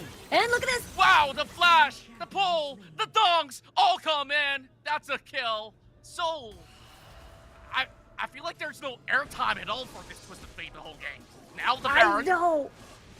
It was so sad having to just wanting to farm this Grump, but look at this. Yeah, Banana. Sneaky. Do they have enough HP? Are they sure about this? No. They need to snipe it early. They are. They sneaked it. Team Banana. Okay, I guess this is definitely going to be something that QWQ didn't expect at all. There were no vision there. The vision coming from QWQ was very much invested towards the top or bottom portion of the map, as they do want to keep securing or chipping down that tower away, or maybe even possibly get picks off of Soul, because, you know, he just wants to get his blue buff. And in the meantime, this is off to a good start for QWQ. I think the biggest question is, how will they be able to finish? Because, I mean, looking at the gold lead, it is still a 3k gold difference. But at the same time, QWQ has these dragons slowly building towards the Elder Drake as that win condition. That's going to be really vital for QQ. Here comes another engagement. Hero's entrance comes into play. That's where the flash comes out from Dark Petal. He will move aside while CLJ on an awkward position. Gold card drops in, but Banana will fall right back there, not choosing to commit. I guess that's good enough of a call for Banana. Yeah, they let go a lot of key ults here, like the Explosive Cask, like as well Tails' ult. So that was the time they wanted to call it quits. And we'll see what the next play is going to be. So far, I feel like we've only seen Destiny once a collapse. Oh, here comes round 2. Tommy. They want this one pretty badly. iNitrogen will give his life for that. Well, they all get locked in the calculus for a little bit, but there is a push up mid though. Priorities for QWQ here is pigs after pigs, but they don't care about their turrets. Exactly, they wanted to maximize the Baron buff, and you know, Banana just couldn't do anything at that point. Instead of, you know, just waiting for the Baron buff to expire, might as well just try to find picks here and there and relieve pressure because of Banana's sneaky buff take. And yeah, so far, while QWQ has been getting these kills, it hasn't exactly transitioned into tower takes, so right now, Banana can breathe a little bit easy, but the fact still remains QWQ is building more of these dragons, and the Elder Drake is going to be even scarier as a win condition for QWQ. This is going to be so rough. Now you got amplification of damage, you got Omni-Vem and some shield as well. They're just getting beefier as it goes, so this Darius is going to be having happy times alongside with Tommy. Well, majority of QWQ, of course, in general. But as it stands, Banana, if they really want to do something, but Soul just gotta come into effect here, and once again another pick up over the bottom side. iNitrogen left with a 3 versus 1, and you just gotta say sayonara for that. There's an incoming ult. Here comes Redemption though. QWQ, they make opt to back away, while Vendetta, he opens up control of the hunt, while CLJ just casually shoving back into the mid lane. So Banana, they choose not to go in for that fight. Now they catch out CLJ. That's going to be body slam. Scarlet Petal dropping low, but not getting that knockup. Now Tommy just paying a little bit of visit, a little bit of drive-by. I guess it's okay. Maybe it's going to be Baron number 2 so early. It's about, you know, less than 30 minutes. And now this is where QWQ calls the shot. Yeah, especially Destiny has been used in a way to just gather information, not exactly to play, to make a play from a different portion of the map. Mid lane battle once again. Hills now will have to flash away. Scarlet Petal will find an escape route, somehow getting unpunished. Banana, they're probably grinning that, hey, we're not supposed to get out of that scot-free. Yeah, he gets away. QWQ wanted to take an opportunity of that window without the cask, without Tails' ult, so at that point, it felt like an opportunity, but Scarlet Petal, he's fine. He's fine. He has Roa. Rabadon's gonna be pretty painful for sure. And now RFC for Soul and as well as Lichbane, so bigger range for the gold card. It's gonna be a little bit painful right after. So I think, you know, this is a very, very awkward start for Banana, I suppose, like series-wise, because looking at their previous series and how dominating they were, QWQ is just basically setting this tempo. That's right, and the fact that they are having good leads, but they're not really using it to full effect, other than getting this top lane turret. So they are playing a little bit more of a slow tempo control, maybe learn a few stuff coming from Flash Wolves in those previous series. Now the problem for Banana, once again, just needing Soul to get back on track. He's already got those 3 items that he needs, so that he could possibly pick somebody up. But the question is, who should you start with? Because there's always going to be that Gallo flying right in. Yeah, whoever you want to choose. Hotin, Tommy, even Lokian when the killer instinct activates. It's just very, very difficult to see who your target priority is going to be. And with that, again, QWQ isn't exactly too pressured because Lokian is going to be crazy towards the later stages of the game. And as well as they're building towards, you know, the late game Elder Drake win condition. And that's the time they can say, hey, we're going to be winning every single team fight because Banana, again, they didn't really exactly, all the lanes lost. Look at the very sad KDA. The tears are now on the side of Banana. The Banana is crying. Well, if they're crying, maybe can we get an ooh-woo for that? But before we go into that ooh-woo, that's looking almost getting hunted down, but instead, it's the Rengar getting caught off. Now Vendetta turns going for a tad bit. Banana has a chance in this. Vanguard's edge locks them down, but the rest of Banana, they're already falling right back. They say, where are you going, Banana? This is going to be a double kill for Tommy. Wow. The rest will falter, leaving only Soul behind. What a fight coming from QWQ. Vendetta tried his best to find an opportunity to knock up. And that's where he will burn into the flash. Will have to give away tier 2 mid lane. QWQ, they're looking better than ever, and they might just be able to end this game right here, right now. Soul has to retreat. He's got no mana, my friend. And QWQ will open up this series here with the lead.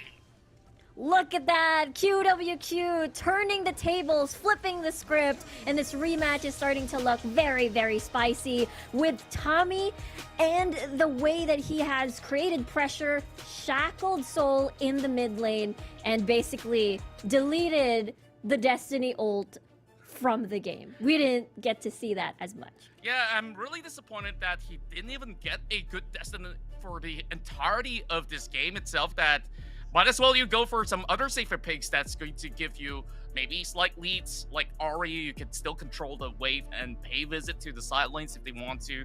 So there definitely is a little bit of a split coming in, and well, banana split happens from time to time. So I don't know, like, what is the key issue here other than them being disconnected from one another? Maybe having to try and relieve pressure, perhaps. I mean, it's a little bit difficult because Vendetta had to farm towards that level 5, get that thrill of the hunt, and see if they can get picks. All right, I guess that's game 1 for us here, and we'll be seeing what happens in game 2. For now, we take a bite off banana. We'll throw it back to Skimmy. My man Contra here is just eating bananas, thinking about dessert. We're watching some Wild Rift. We're seeing a 13-1 scoreline. Is that tasty enough for you, TJ? Because your might just blow. He's got props. Yeah? I don't know, props? What props do I have? Do we have... Oh, I can showcase this one.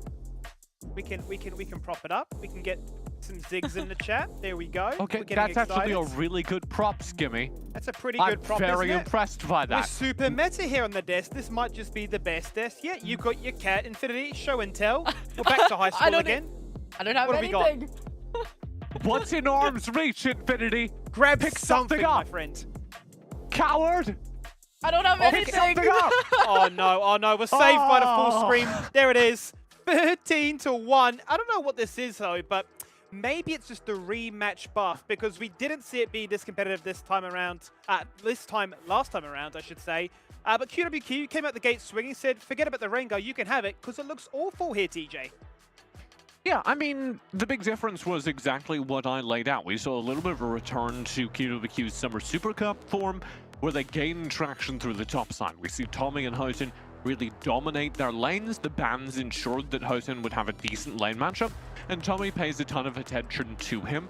And Vendetta just can't repair what is a very CC-heavy composition from QWQ with a Rengar. Who are you going to jump on when there is so much AoE CC available between Rakan, Galio, and Darius, and then you also, of course, have Tommy with his pixel-perfect precision. So Vendetta can't get into these fights, and then also what's Soul providing in the middle of this, because he's throwing out a gold card, there's no real follow-up. Banana don't have a great draft, and QWQ really hard counter what happened to them the last time these two teams faced. Yeah, and I want to add just a little bit on that, how Rengar, if you're looking at the stats, 1k damage only in this game in particular, and I think he only stacked onto one passive all throughout the game, and that's like in the mid-game, late-game phase. And as we all know, if Rengar reaches 10-minute mark without any kills so far, without any stacks, it's not going to be that great in the next minutes to come. And it's always going to be that risk, isn't it? When you lock in these assassins, you're hoping to snowball. You're hoping to get away with something to put your team in that position where you are the star of the show. You are the celebrity. It's not to be the case here. QWQ at the break, up 1-0. We'll see how it goes in game number 2.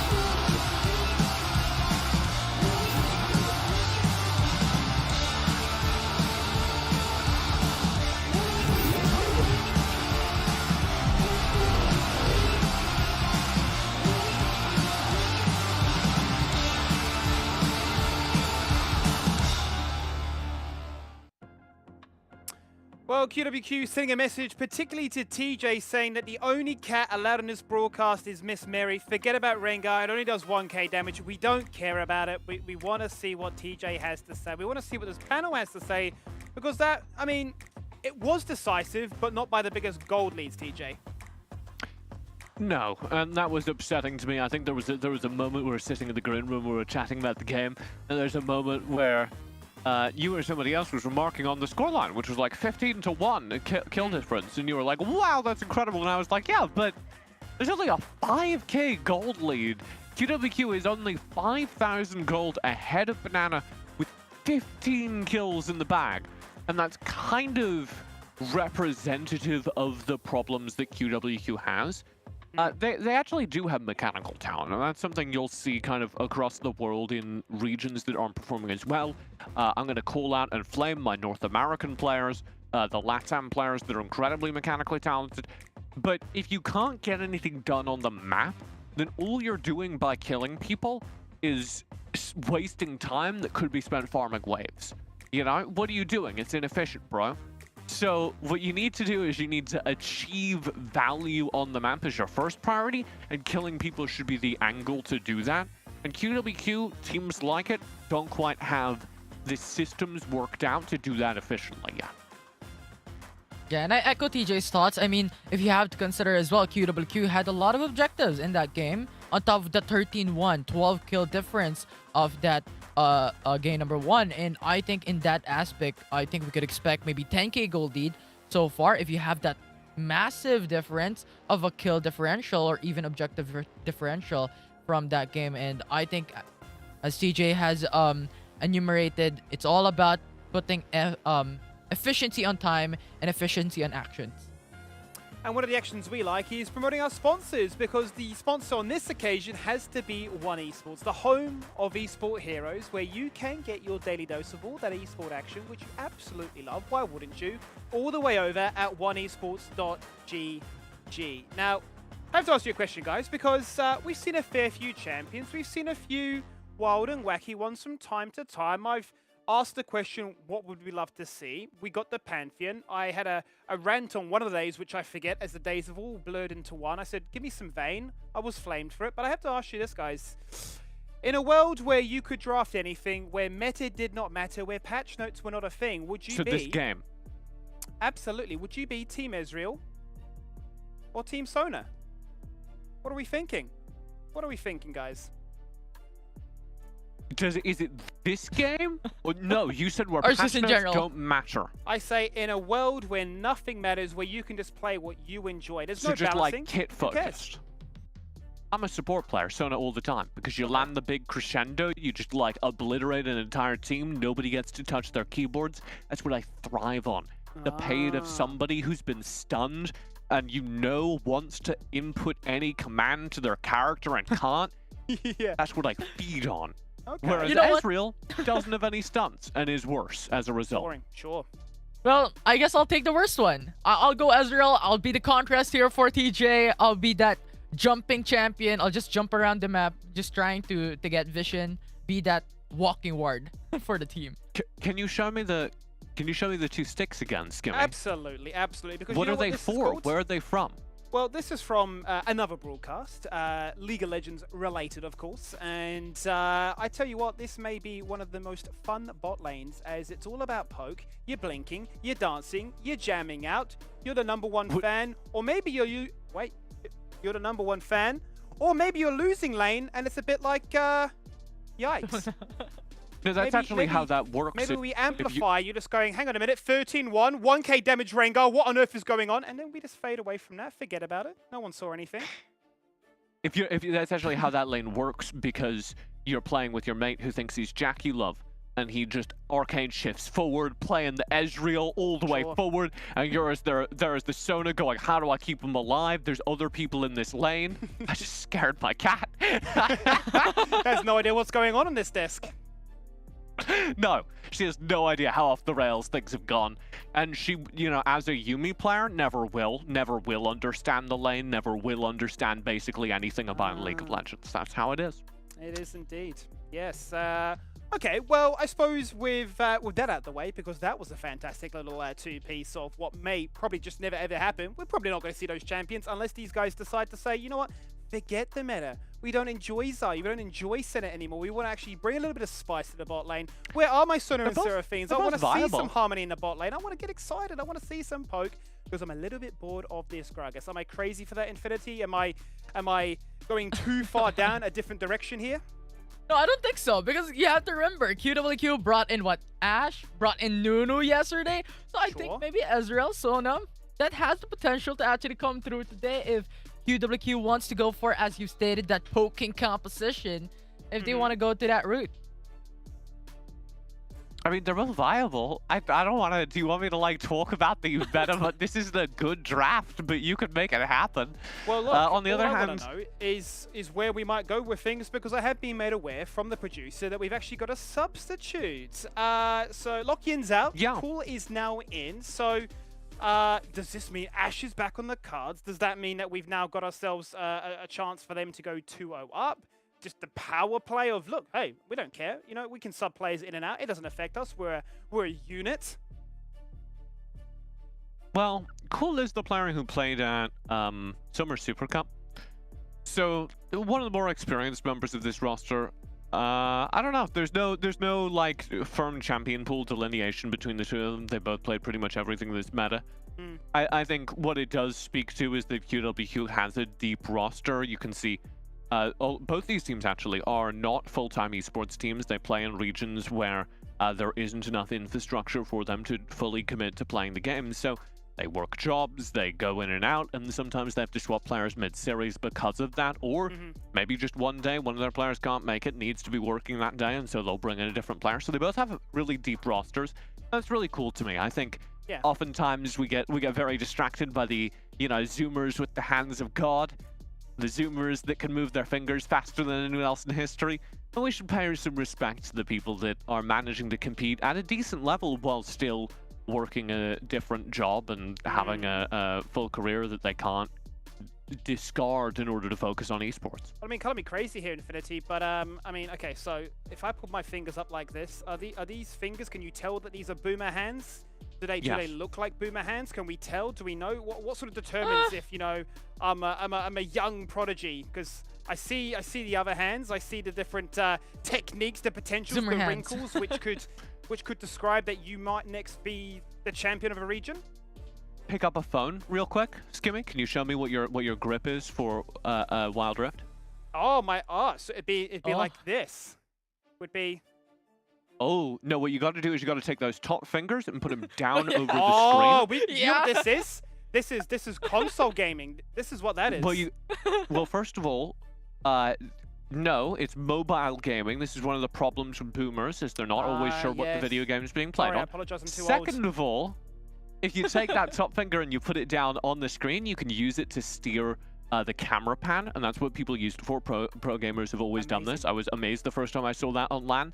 But you use your right finger to steer the camera pan, and you use your left finger to steer on the mini-map. And get this, in Wild Rift, it's an even more powerful tech, because you can tap anywhere on the mini-map, and your character just auto-paths to it if you have the setting toggled. So, really powerful stuff. And Skimmy, you didn't know about it, meaning those are boomer hands. It's over. I'm done, Infinity. Save me, please. I can't save you this time. Well, Champion Select can save me, so that's fantastic. I appreciate a production team in the background there, because they're saying, all right, QWQ are 1-0 up. They could be 2-0 up, and let's see what they decide to do this time around, because they're still opting for that first pick pro. Yeah, and this looks like a fairly similar look at the draft when things QWQ did last time that they're going to repeat here. That's really good, is they're taking away lane bullies from iNitrogen. Banning out the Rivet, banning out the Renekton means that it's very hard for that top lane to just get shattered by iNitrogen, and Hosin can play a dominant matchup. Here it's very likely going to be Camille into Darius, as the Camille gets let through very late in the draft. And so Banana are going to have to draft things like the Galio, going to have to stack up on CC stuns in order to keep their backline safe from that dive.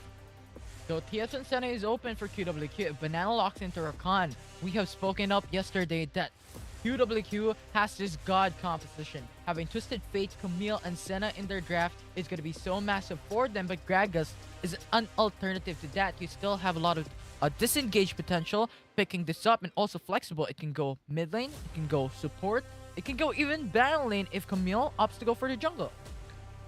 It can go jungle as well. It's one of the most flexible picks in the game. And QWQ are just stacking it. This is... If you were playing a gacha game, every single one of these picks is 5-star picks that the animation when you load them in is a little bit longer. Every single pick here is something that you would regularly see banned. QWQ get the map control of Twisted Fate. I've spoken about how Twisted Fate kind of gives you vision hacks, because you can see everything on the map, you can be anywhere on the map, even if you mess up the macro. You also have Gragas, who's incredibly powerful just because he's got so much utility. He's got so many stuns, but he also does damage, and he also has decent mobility. So incredibly powerful all-around character, no matter what lane he's played in. And you've got the Camille, who is a scary amount of damage, but also the ability to dive backline with the Hextech Ultimatum. And I'll expect to see that here onto Tails as Kai'Sa. And if Hextech Ultimatum is landed on somebody, they do significantly less damage. It's like a more extreme version of the exhaust.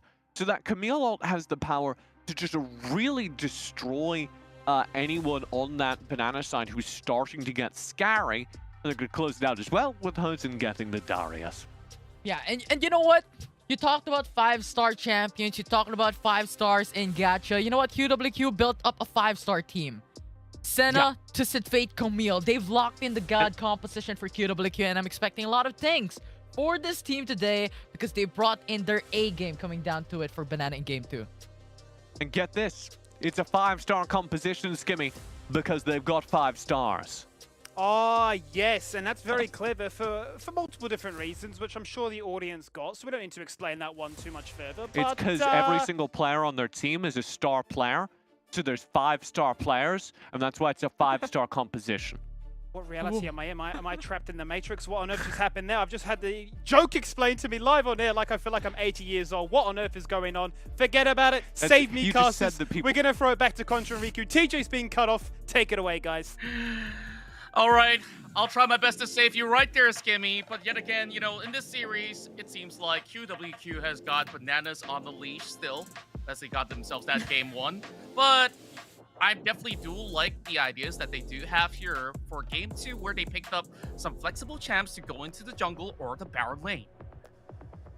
Exactly, there is that, again, the Galio and as well as the Rakan that is able to get that double knock-up combo, and I can imagine this will be assisted whenever Vendetta will go into the fight, even iNitrogen as well on the Jarvan 4. And we talked about this before, Contra, this matchup is very familiar, we've seen it. The Jarvan 4 Ares is going to keep poking out Houghton on this Darius, so we'll see how Tommy and CLJ is going to utilize their level 5s.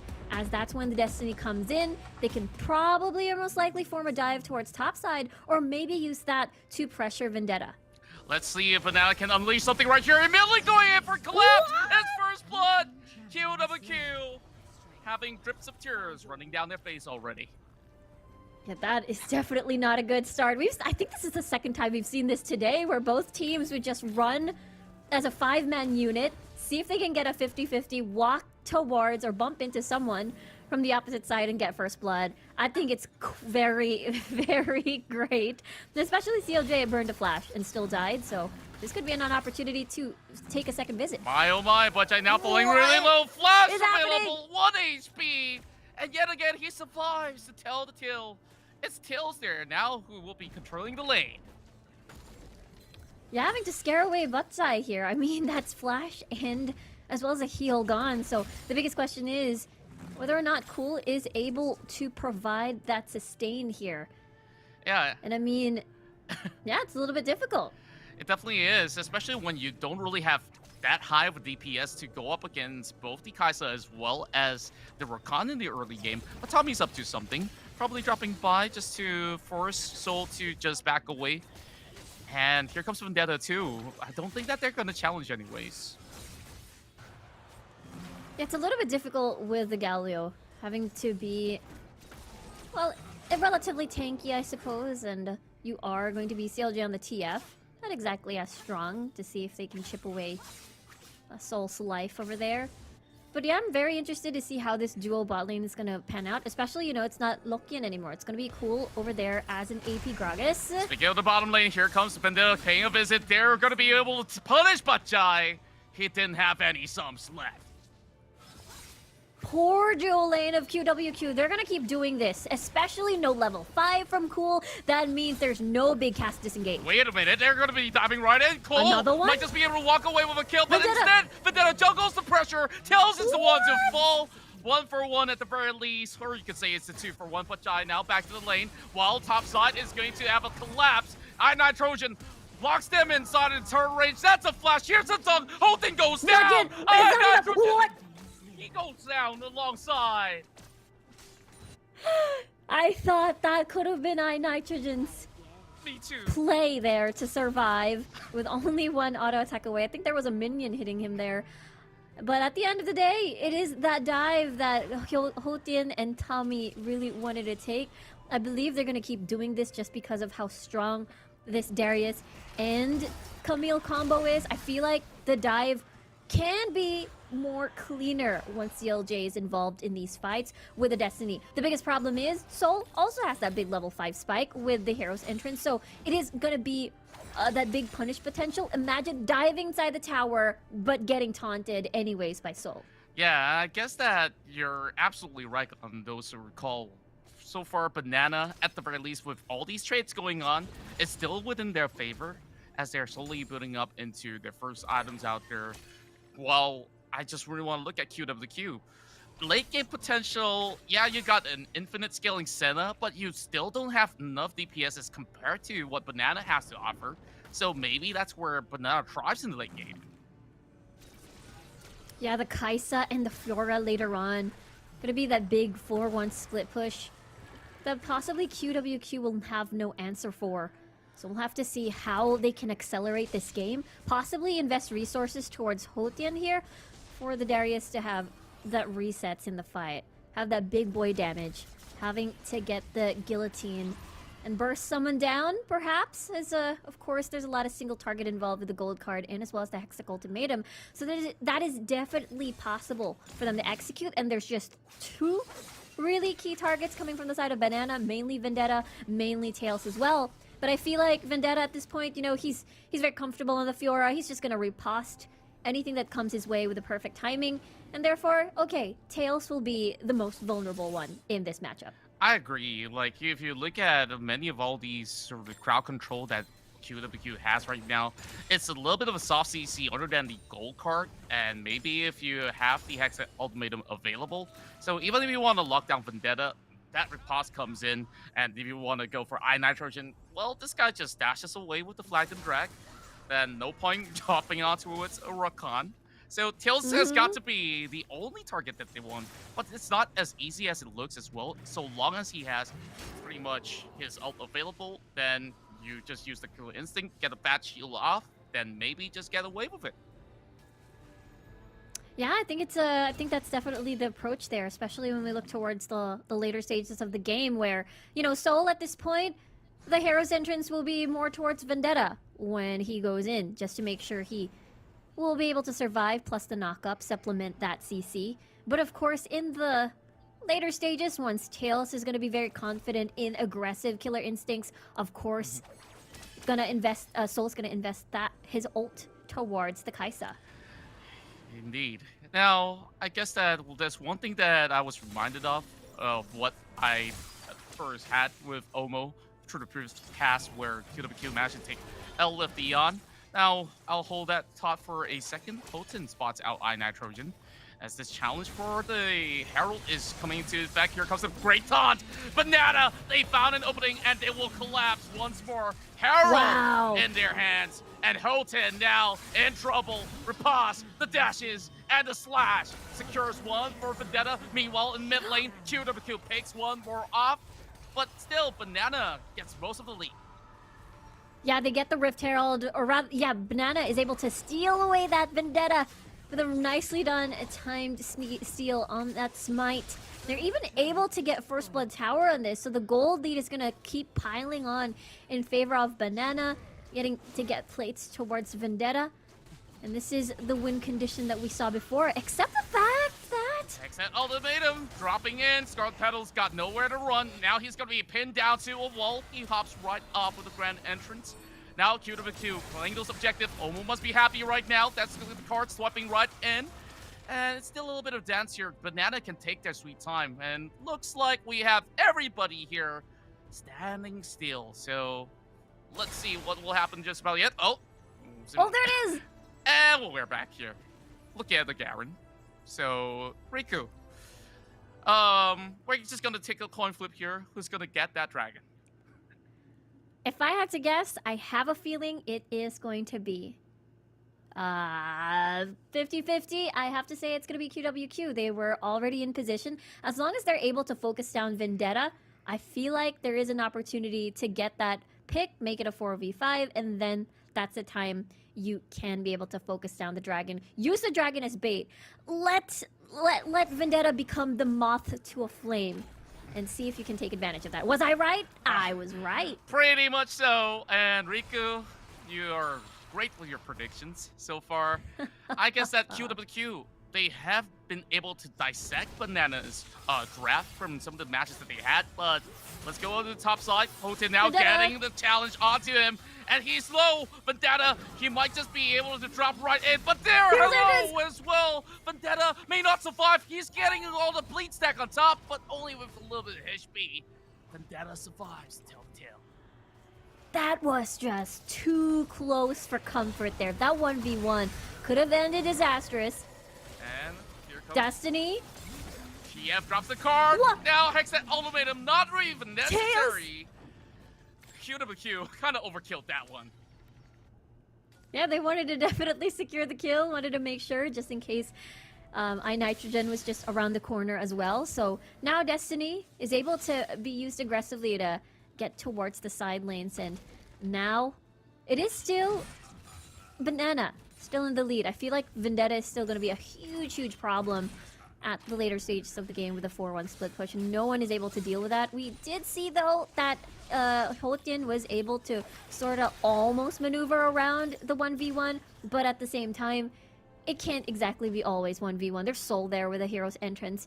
CLJ can actually respond as well, so we'll see who gets first to that respond to save their teammate.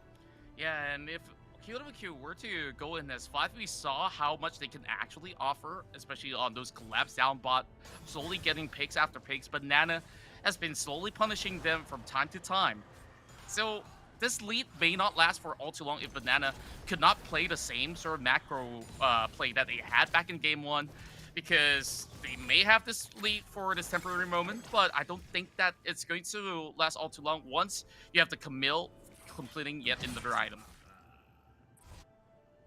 Yeah, that is Triforce already completed for the side of Tommy. We'll see where they'll decide a transition, especially that the Rift Herald has spawned on the side coming from Banana, so pressure will be building towards the bottom side. They can use that as some sort of bait, perhaps, to force QWQ to respond and then force a fight, because remember, they do have that gold lead. All the gold went towards key players like Tails, like Vendetta, and they can see if they can push their lead even more. Looks like we do have a little bit of a technical pause for a little bit, so there's a lot to discuss about this whole draft, right? Banana looking pretty much better when they put this Fiora into the jungle. Last game on that Rengar, not really having the same sort of impact. Do you feel like Banana here, with this good scaling composition, possibly has a lot more security into that late game? Because we did mention that 5v5s definitely look pretty good for QWQ as well. Yeah, that's the thing. I mean, there's a lot of these single target CC. They can get that pick composition on board with the Twisted Fate and as well as the Camille. So with that, I wonder what they can do to accelerate the game in their favor, because on the opposite side, you still have a Kaisa. You still have that Fiora for the 4-1 split push, and QWQ is pressured to make something happen before that begins. Yeah, and when we look back into QWQ, I really do wonder why exactly did they bring back Cole for him just to go back into a Gragas instead of an AD carry, or maybe go for his typical Ashe play when he was taking it on against, I believe it was Banana as well. Yeah, that's a very curious thing. So I want to see, maybe, you know, this is cool. Trained to be that Gragas paired with the Senna. So we'll see how it goes.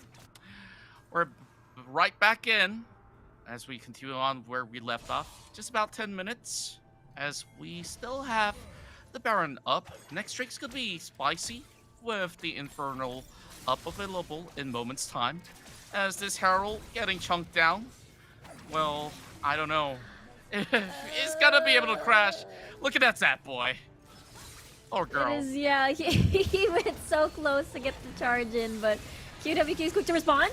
Good grand entrance. That's where there Killer will be an instinct. arrival coming in from Soli. Taunts him right under the turret as well. Wow. A great pick, but the Gallo will still fall. Not just about yet. You will be able to flash Tommy. up. Tommy goes for the chase as well. But over on the other corner, it's CLJ throwing the cards right back at him. And somehow, Banana, they got those 2 kills out of nowhere. Yeah, it's beautiful dive coming from Banana there. Really, really clean. And no one was able to die from that heavy engage. And QWQ tried their best to see if they can get exchange kills, but again, they weren't complete. Look at Vendetta just canceling the ports here. The pokes! Oh, goodness gracious. Here comes Hexet Ultimatum. He might have actually chewed on a little bit too much. But Tommy turns golden, fakes him out, and the rest of the members of Banana will need to back away. QWQ gets one more. The riposte was almost there for the Hextech Ultimatum. Okay, that's pretty scary. iNitrogen has no fear for his own life. And now they're working on that Drake as well, while they keep the rest of Banana occupied. Great pass, and now they get a catch. Tails tries to run up, flashes away, and beautifully done there by Banana just to sustain. But QWQ got what they want. That was just too close, and now Tails doesn't have a flash anymore, so that is something that QWQ will be happy about. They can try to take advantage a little bit more of that vulnerability. Oh boy, I thought the go-kart would have gone to Soul instead, but he says, you know what, let's just blast the turret and get going. So QWQ, they have to be worried about Banana here, hopping right in. Great grand entrance once more. No follow-up whatsoever from Banana, but QWQ, they're not worried. They got lasers in defense. They managed to get... They're so low, though. Are they going to be prepared for this dive? Because Scarlet Petal cannot enter the fight. Or else they're just going to get punished by possibly a root or a knock-up coming from Cool. So this is the right call coming from Banana. I know they're itching to take down this mid lane tower, but it's okay. They can try another day. They definitely could. And, you know, throughout the past few minutes of play, I think the standout player for Banana right now is definitely got to be Scarlet Petal. He went in for many of all these grand challenges, and most of the time walks away alive, giving a lot of room for iNitrogen to focus on whichever priority target, burns out a lot of ults and utilities out of QWQ, and that's the way they want to roll. Time is ticking though, and you look at the goal lead, it's not as high as it used to before. QWQ has been making these exchanges, therefore is able to catch up in gold. We'll see though, because look at this. Hojin is going to get dove upon. He sees this coming though. QWQ in response is going to take the Baron. Or not. They decide to back away. They don't want mid lane to fall. Nani? Okay, you know, let's go. Body slam connects. That's where they will throw in every available Destiny connecting right in. But the rest of Banana, they found a TF, and they will proceed to take down Tree. What can the ultimatum do in this situation? Tommy will not survive as well. It's a double for Tails, and also a turret to go alongside. It could have gone well for QWQ, but they came in one by one. Banana's composition to stun lock and punish with the taunts when you ever come near is what definitely won the fight. The fact that Tails as well as 733, he is really, really huge right now in this game. That's right. Baron power play for Team Banana, and this is a Kaisa that will go unpunished if this is how Banana is going to be playing out there, because of how well Soul has been able to hold it for it alongside with iNitrogen, and Tommy was so late to the scene, might as well just continue with the split push. Let's have a look again to the replay. Yeah, it was a big 2v2. They weren't able to get a kill off of Tails, and the fact that CLJ pretty much went the opposite side to where his team was, so it was an easy collapse for Banana to do, and they get picked off one by one. No carries anymore. Ding ding ding, here comes another round here up mid, and that's where Scarlet Petal says, yeah, no, I'm not ready. Let's go for take five. Five's gonna be the deal. Yeah, they don't need to be too aggressive. They're fine just trying to siege. With this 1-3-1 split push, Soul can just fly across the map if ever. Vendetta, of course, as that Fiora, especially towards the late game, really difficult to shut down. And now we'll see if Hotian can get revenge on that 1v1. Looks like that's gonna be a no.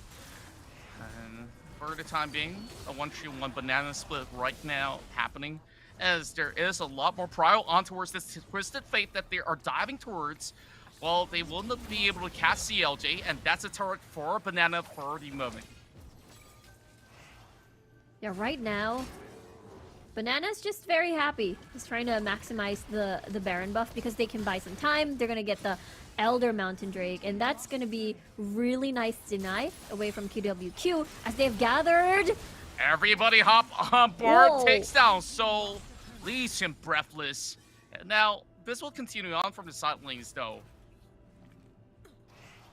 It's gonna buy QWQ some time a little bit to see if they can get space, see if they can get an Elder Dragon fight, because at this point of the game, I feel like the death timers are gonna be relatively punishing, so perhaps QWQ can try to take advantage of that and see how they can work. Because again, we talked about this before, Tommy, CLJ, really good at taking a pick. That's exactly what we just saw earlier. Now they have to rinse and repeat that. No Destiny, no Hextech Ultimatum just yet, but with the ports back, I feel like QWQ has bought a bit of time before they'd have to fight again. Yeah, I guess that having a little bit more time to work with here is going to be great, especially when you have Darius here, who may not have gotten great notch in guillotine, but maybe in a good fight scenario, if he can get unlocked right in that particular thing, maybe he will be able to chain those combos out there and take Banana one after another. And it's going to be pretty crucial for them to secure the Elder Drake as well, especially with this being them having so much of a lead when it comes down to objectives, so they could trade even better if they do secure it. Yeah, that's true. That true damage is going to be very important in the fights, as in a 5v5 scenario, of course, Banana is definitely going to win with the Galio, with the late game Kaisa. That's exactly why Banana is just, you know, they're comfortable in starting these fights once they see an opportunity. But so far, you know, 17 minutes in, what are the chances for QWQ to win this game? I say Elder Drake fights, Baron fights. That's what we really want to look at right now. Both Banana as well as QWQ not really making those crucial decisions right now, because the last time QWQ had the split decision going on in Brain, that have costed them that Baron. Now there is a little bit of a tickle onto the Elder while the split push is coming into effect with Vendetta pushing in. Yeah, I thought QWQ wanted to take a collapse, but if they ever invest 4 of their players just to get Vendetta, then Banana can continue the siege, possibly down bot, destroy that, and have super minions coming. And that's exactly the reason why QWQ is very hesitant. They can't exactly commit to a full collapse. And I see a possibility of just CLJ Tommy having a tag team just to get a pick of anyone who's going to split push from Banana. And the problem is also this, where QWQ, they don't really have the vision set up onto the Drake, so they may not notice that this Dragon is already having the HP slowly ticking down. That's going to be a great catch onto iNitrogen as they will collapse on towards the corners of the river. And iNitrogen barely has any health left. He will have to face off against the rest. While Tails with the killer instinct, he goes in for a chase. Holton goes down. No way. It turns golden. Perfect moment for Banana to punish. But here comes the body slam. But Dai tries to bring it back for the team. Then Cole holding on. Can Banana get it? Yes, he will. And that's where Banana, they might have lost 3 of their members, but they're going in for more body slam. Trying to get more leads for Vendetta for the double kill. But here comes another challenger. Tommy has the TA. He's looking for Scarlet. He's a little bit too slippery. He's getting knocked up. Here comes Grand Challenge as well. Vendetta, he can get this triple down. And Banana, they come right back. He says, nope. Tommy's just going to slide out, but that's not a knock-up. He's just going to buy time. But how much more time? Hextech ultimatum, and he will flash away in the final moment. Well, not exactly a flash, but he will go down. Banana, this is insane. What a prolonged fight that we just witnessed there, Contra. And now it is still Banana in the lead. We've seen this matchup before with the Fiora, with the Camille, and it is always going to be the Fiora winning up on top when it comes to the later stages of the game. And the fact that Vendetta is 2 levels ahead of Tommy, and it is going to be very, very pain. Yeah, extremely excruciating for QWQ. Yeah, I think it's perfect time for that ooh to come out right now. Ooh. There we go. I don't know why. Yeah. I don't know why, Contra. Yeah, it's okay. Yeah, that just happened. Well, I'm pretty sure the fans out there love it. And CLJ now just showing the yellow card will be able to negate any sort of offense coming out of Banana. That last team fight was so wonderfully handled by Team Banana. And now they can actually start another one here. Flag and drag locks onto 2.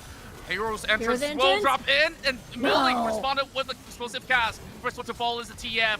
Now they pull them back here. Banana will crush them one after another. Tommy will not survive after all of this. It's an ace. Banana ties up the score here, just waiting for the minutes to crash right in, but they are impatient. They say, you took this fight, now I will take your Nexus down. As they rush right in, Banana equalizes the series here, 1-1. What a dominating performance coming from Banana. It's looking to be like they want to replicate the series when they first fought. And it's starting to look like Vendetta being unleashed in the jungle, being this scary split pusher as this Fiora. Even though, let's just say, the Rengar didn't work out in game number 1, his champion pool is deep and immense, and there's not going to be an issue. This is the Banana that every fans have been looking for, and now that they've finally gotten this win out there, we can clearly see that this direction that Banana is taking has worked before, and it will continue to work. So I wonder what else will they bring to the table with that ocean pool of champions to be unleashed. So with that being said, I guess Gimme and the boys will have something to say. Riku, we'll just take a little bit of a deep breath before we go in for another chaotic fight between the two. Yes, what do we say about that one, gentlemen? Because there was a moment where perhaps it could have gone a little bit longer. We could have all just leaned back in our chair, gone to sleep, and said, when will it end? 21 minutes there, Infinity. It went to the distance, but Banana have showcased that, hey, this is not going to be a sweep. This one may, in fact, go to all game 5. Yeah, it was a consistent back and forth. I mean, QW, yes, they got 2 dragons, but it was Team Banana from the early game that brought it into the mid game, wherein they faltered a bit, but they finished still this game with 20 minutes on the clock. I've got just one thing to say. Okay.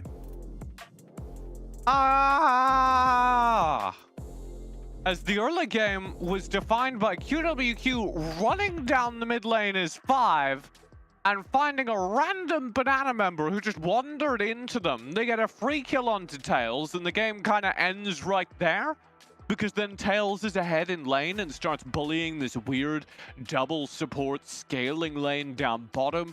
And the second that weird double support scaling lane down bottom gets bullied, they go, all right, we got to send our jungler down to deal with it. And they feed 4 more kills onto Tails. And that's just it. You can get out the blender because Banana are set for a smoothie. I don't know. There's a joke there. I'm not finding it. That game was a disaster. Maybe we just overlay that W saying all over again, because yeah, it was a little bit like that. The fact that a Fiora can come online, the fact that Tails can showcase that, look, I don't need to play the Zarya to feel strong. Any champion that gives me a little bit of mobility, it gives me that get out of jail free card, Infinity. Yeah, and even the setup from Scarlet Puddle was phenomenal. If you look at his assist in that game, it was 20 assists. So pretty much in every single one of those team fights, he was available to actually just put up Tails in a very good position, just put him into the backside, free hit into those fights that bring him into 18k damage. Not actually the most damage for Banana, but still quite decent enough to actually let him scale out into the late game.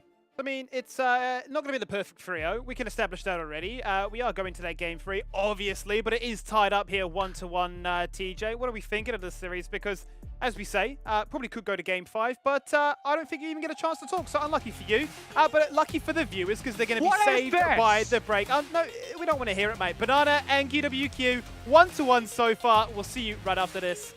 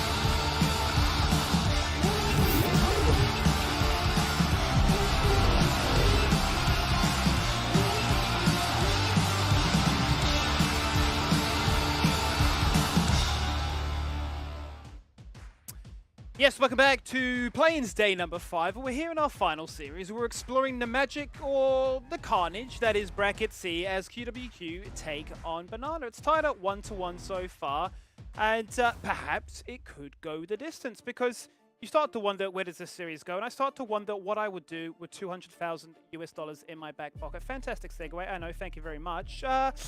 TJ, what would you do with all that money if you had it? Would you be spending it on skins because skins give wins, or are we thinking something else here? Junk food. I'm thinking a lot of crisps. Okay. I'm thinking probably a decent amount of just dark chocolate. And then what I would do is I would have it just all ringed out around me so I could stress eat my way through this series. Because every time something new happens, I don't know what's going to happen next, and it's like a lot for me. Okay. And I'm just reaching for a bag of crisps, you know? So, Infinity, he's having a quarter-life $200,000 of crisis. crisps. He's breaking down off screen here. What would you do with all that money? Well, you know what? I'm probably gonna buy food as well. Like buy some popcorn. You know what? I'm just enjoying hungry. this. There's 20 minutes per game match. You know what? I'm just gonna chill down and just watch these games break down. You know what you could do, though, guys? You could also open the door to your financial future with Franklin Templeton. How cool is that? You could get started on an investment journey with one of your very own managers because they are the world's largest investment managers. Who knew? Pretty crazy. I know that, to say the least. So now we've really set the tone here that we're stuck inside. It's lockdown. We've got a ring of food around us. We're watching some Wild Rift content. We're discussing dietary requirements. We're saying, what is the meta? Is it white chocolate, dark chocolate, milk chocolate? What is the go-to? TJ, can you rank that as a tier list for me? White chocolate, absolute garbage. Dark Yes. chocolate. So here's the problem. Good milk chocolate? I'm ready for this question. Good milk chocolate, top tier, best. But dark chocolate's less variability. It's hard to mess up dark chocolate. Like the distance between really good dark chocolate, the skill ceiling on dark chocolate is lower than the skill ceiling on milk chocolate. But bad dark chocolate has a higher skill floor than bad milk chocolate. If you're eating like Hershey's or something, you're just miserable. You're eating plastic. Do you have any idea what he's talking about, Infinity? I have no clue. The high skill ceiling of these chocolates. You know what? I'm reminiscing on when I was pastime eating just candies, just sweets. What's going on here? A pastime. It makes you sound like you're an old man, mate. You're right. You're still living and Oh. loving. Okay, TJ. Yeah. I've got a link for you. We're talking about food, snacks. I'm thinking bananas. How do you like your bananas, Skimmy? Well, usually I like them from the supermarket. I usually like them fresh, ready to go. This is part of a you know, bridge, so we I need certainly like do- a... No. We certainly min-max, you know. When they're a little bit green, we say, okay, you know, you need a little bit more time to mature. Prime ripeness, really. And hey, look, if it does go bad, you just make banana cake because we're min-maxing. Okay, so that's... Yeah. I can work with this. This is the metaphor that I 100% set up. What Okay. you do with bananas, right, as you explained, is you get them from the supermarket, you put them on the countertop, they take a while, sometimes they go bad. When they go bad, you put them in banana bread, you make That's right. banana bread, and you're like, oh, I planned for that all along. A bit like this metaphor. What's going on with Team Banana is I want them to draft late game. Because what I think they showed there with the Kai'Sa that they pulled out during that last series is that they actually have a decent late game scaling composition. So if they can build a draft similar to that Kai'Sa that's just going to kind of show up regardless of what happens during early, and it's also safety. You know, you want to make sure you're not getting food poisoning. You want to make sure the bananas you're getting aren't treated with any harmful pesticides, anything like that. You're looking for the stickers. Okay. But also, build yourself a draft that if it goes bad, if the early game's kind of boring, they sit on your counter for a while, your late game is some banger banana bread. Yeah, so pretty much you have like ripe bananas, right? That you can actually eat when it's it's yellow, or you can use it for banana cake later on, right? So the mid-game, late game phase is something we need to look at for Team Banana. And I echo your thoughts here, TJ. I mean, Banana has brought in the Kai'Sa Lulu in the past, especially up against QWQ, wherein they won 3-2-0 that won that match. I mean, they can bring it once again. They even brought in the Darius jungle for Vendetta. So why not pick up these untraditional picks? You put QWQ in the stage there. shocked. What are we going to do here with these picks that Banana is just putting up? Tell me here, if Darius was a food, what would he be? Because I imagine he'd be a hot dog. Because, you know, you wrap him up in cotton wool, you survive the early laning phase, you give him a few tanky items. There's your former, there's your dead man's plate, and then the hot dog hits you, and later on, you're feeling it. Now, is that as eloquent as your metaphor there, TJ, or have we missed the boat? Sure. It's like a hot dog in that Nice. you're not really sure what's in it, and every time you eat one, you can measure like a couple days being taken off of your life. True. And yeah, I suppose that like cycles back into the noxious guillotine, and that's taking days off your life as well. Like the gears are ticking along. And wait, are we on different pages? no, I was just gonna say that I hate Darius picks. Oh, That was where I was going with that. well, that's The a food little bit awkward, isn't it? metaphors only get us so far. We're language here to be fully all vegetarians, so I'm not really there with you with hot dogs. I don't really know. We're in uncharted territory. We're sailing on the open sea, you know? I see.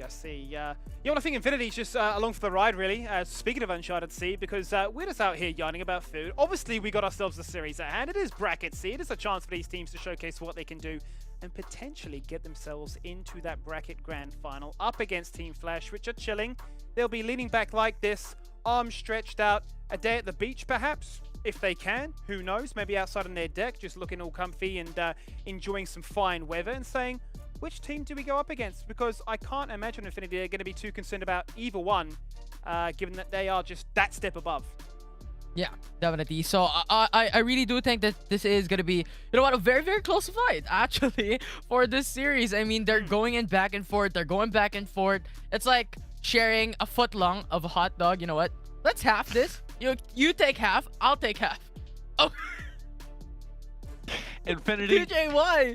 we're putting things down, you're picking them back up. I love that for you. You had the 5-second rule, though, and that hot dog was on the floor for a while before you picked it back up. And that's a little bit dangerous, I'm not gonna lie.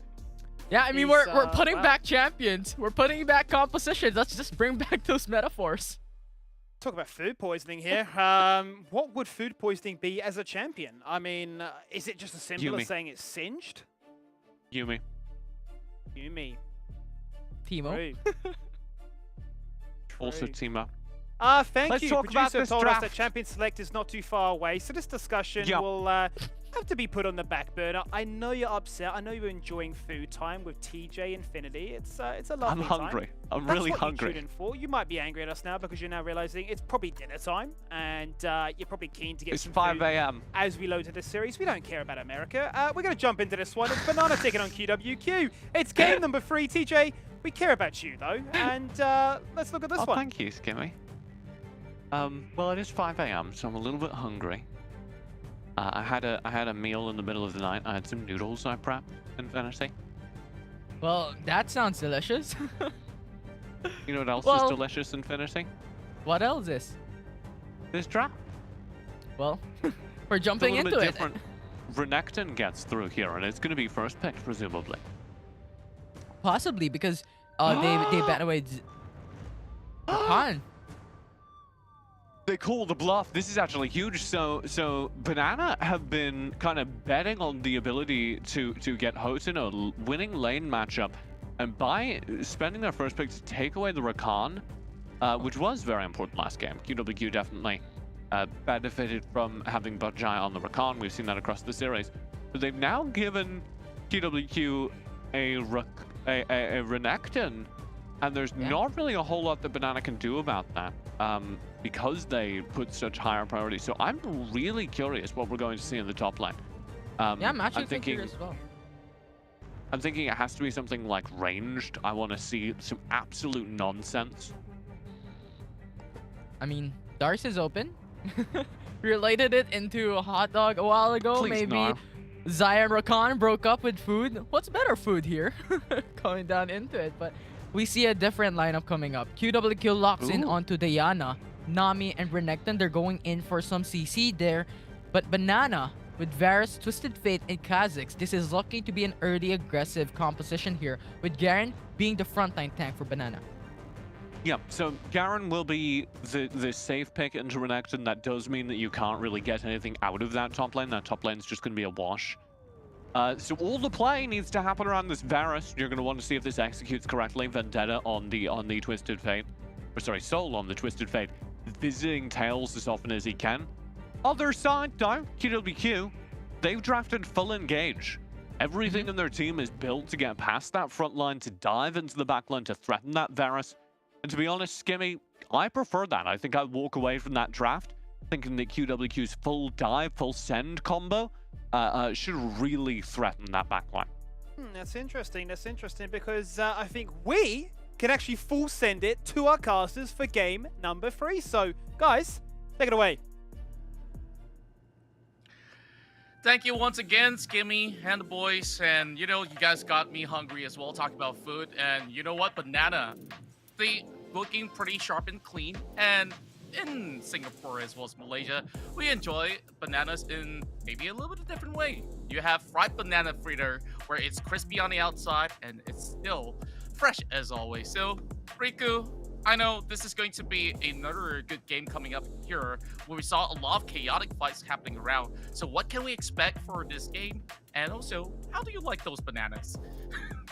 I like them, you know, Filipino style. I like turon for the Filipinos viewing out there. Turon is the best snack ever.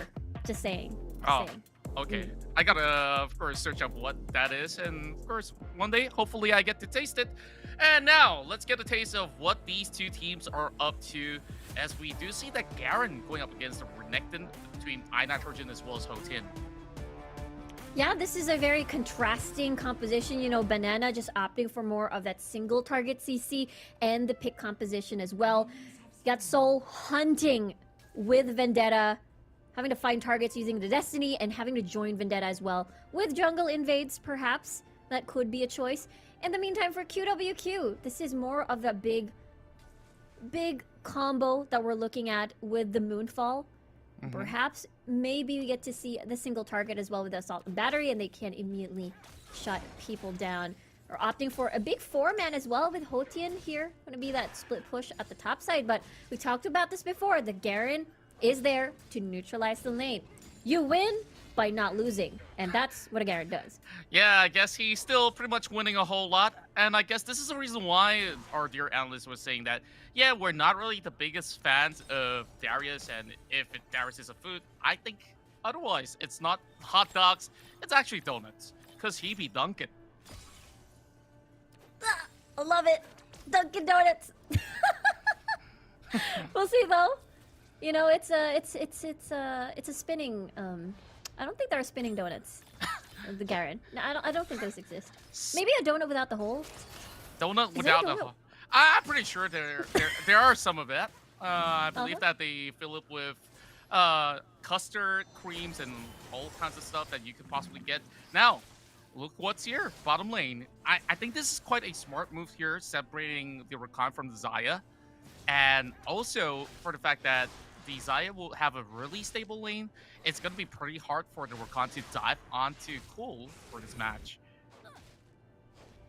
Yeah, it's going to be a bit difficult just because of the punish potential Scarlet Petal has on the Rakan, especially come level 5 with the charm, so they really have to be careful. And the fact that Varus is just going to snipe from downtown, just really far range, just going to outrange Cool, definitely.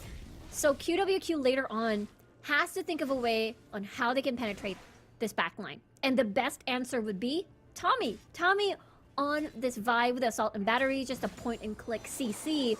And there are two vulnerable targets on Banana. One is Twisted Fate, and one is Tails. Oh, good bubble onto Tails, and they managed to also snare him up, bring him down to low HP, and he managed to kill just about in time. Close call. Banana having kills here just to pop the summoners just in time. But look at who's here. That was so risky. Yeah, this could be a dive, possibly, but they're spotted. Yeah, Tails wanted to get a bit more of those auto attacks in, but had the mini risk of losing first blood there at the bottom side. Indeed, and now they're still gonna be camping him out, and he's not opting to back away. He says, I gotta get my ult ASAP, because Ghoul is already level 5. now it's definitely a little bit of a more difficult task. They seem to clean up a little bit more scraps here, having some golems here to work with. Now, back towards the top lane. Well, a little bit of spin, not a donut. High Nitrogen uses the Garen most often in time against a Renekton matchup so that you could just easily silence him and stop all this chain combo of damage that can come right through. But the question is, how much can the Garen bring to a team fight? Yeah, I feel like it's one of those things where you select eeny, meeny, miny, mo, which is your best target to silence. And it's usually whoever dives into the fight first. So you deny the following combo, the following sequence of the kit, and try to get that punish on board. Usually, you know, during dragon fights, if Tommy attempts to steal, get that silence down once he dives in and just focus him down. So Nitrogen's going to be very, very helpful later on. And it's all about that target prioritization where you want to put that silence in. That's true, but he's got to perhaps take a long run just to get close to this vibe, which could easily just kite him away. Now Vendetta's working on that Herald. There is a ward spotting him out, but the rest of QWQ eventually looks to just grab themselves that dragon instead. It's going to be a bit of a swap. I mean, for Banana, they just want to open up or deny actually this Rift Herald against Hotian here on this Renekton. Meanwhile, for QWQ, it feels like another deny, actually, because Banana would really benefit well off of this Air Drake just because of how their composition is made. Basically, with more of that roams coming from Soul and Vendetta. But so far, you know, it has passed the level 5 mark already, but still not a lot of movements just yet, despite QWQ always very extended in towards the bottom portion of the map. So Banana not being able to get priority in the mid lane as CLJ is able to put Soul on a tight leash. Yeah, and we've already mentioned about leashes on Bananas, and now Tommy already gets spotted out. So he will just go in to scan out some of all these wards, will deny any sort of the entry point coming in from QWQ with just good vision game coming out of Team Banana. Now, I really wonder what's going to happen down bot if Tommy can actually find a pick, because Varus, not really the best AD that has any mobility at all.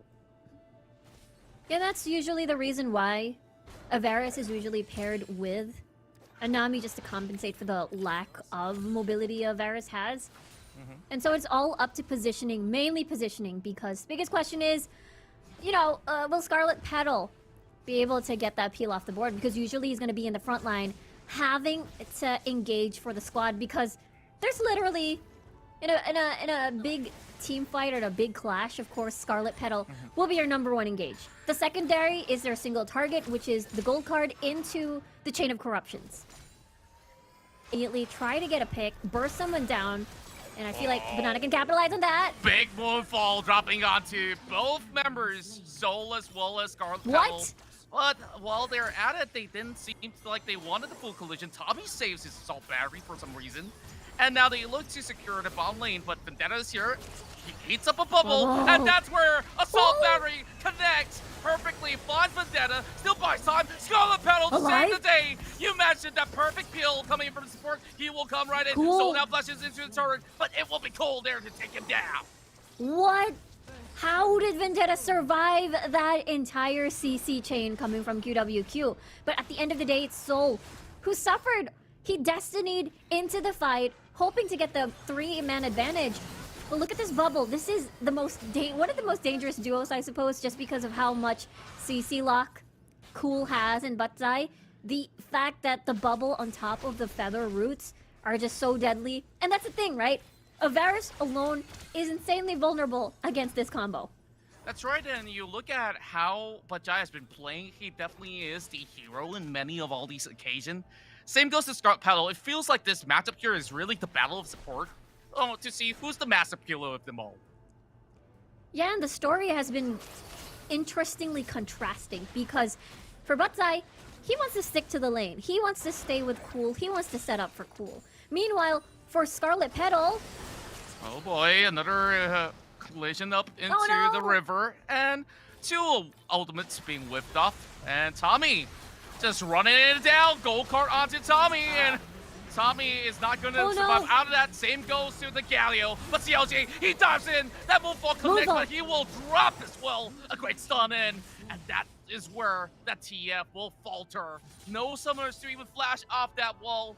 Now Banana is forcing them back to mid. Yeah, it was iNitrogen, unfortunately not present in that entirety of the fight, so it was, on paper, kind of like a scattered 4v5 situation, and the timing just couldn't be perfect as well as QWQ can set up for this dragon, especially that it's an Infernal Drake, therefore having to get that bonus damage is going to be important. Vendetta responds with, okay, I'm going to unleash this Rift Herald to alleviate pressure, see if we can buy time, see if we can get space to try and get a steal over to this Dragon Pit. Interesting decision of a timing. I'm not too sure if it expired, but it could have been utilized for mid to set up for the Inferno Drag. And he was backing away. There's no way that they could even escort Sheldon, Shelly, whichever you want to call it, just to hit onto the turret, just like last game, you know? Both of the Heralds have not gotten themselves some good hitbutts off. Now Soul has the gold card. Might just be able to get a little bit more of a pick, and that is where the setup comes in. Good grand entrance. That's where Cole brings in the Ferrostorm. Might just be able to lock them in place. And the flash comes in just in the nick of time. But here comes a Moonfall! He took on all three member. He might just be able to get the quarter kill as well. Looking for Soul. He gets Bubble in time. And that's where they will go in for chase. Vendetta managing his way out of here. And now QWQ got an open space for that dragon.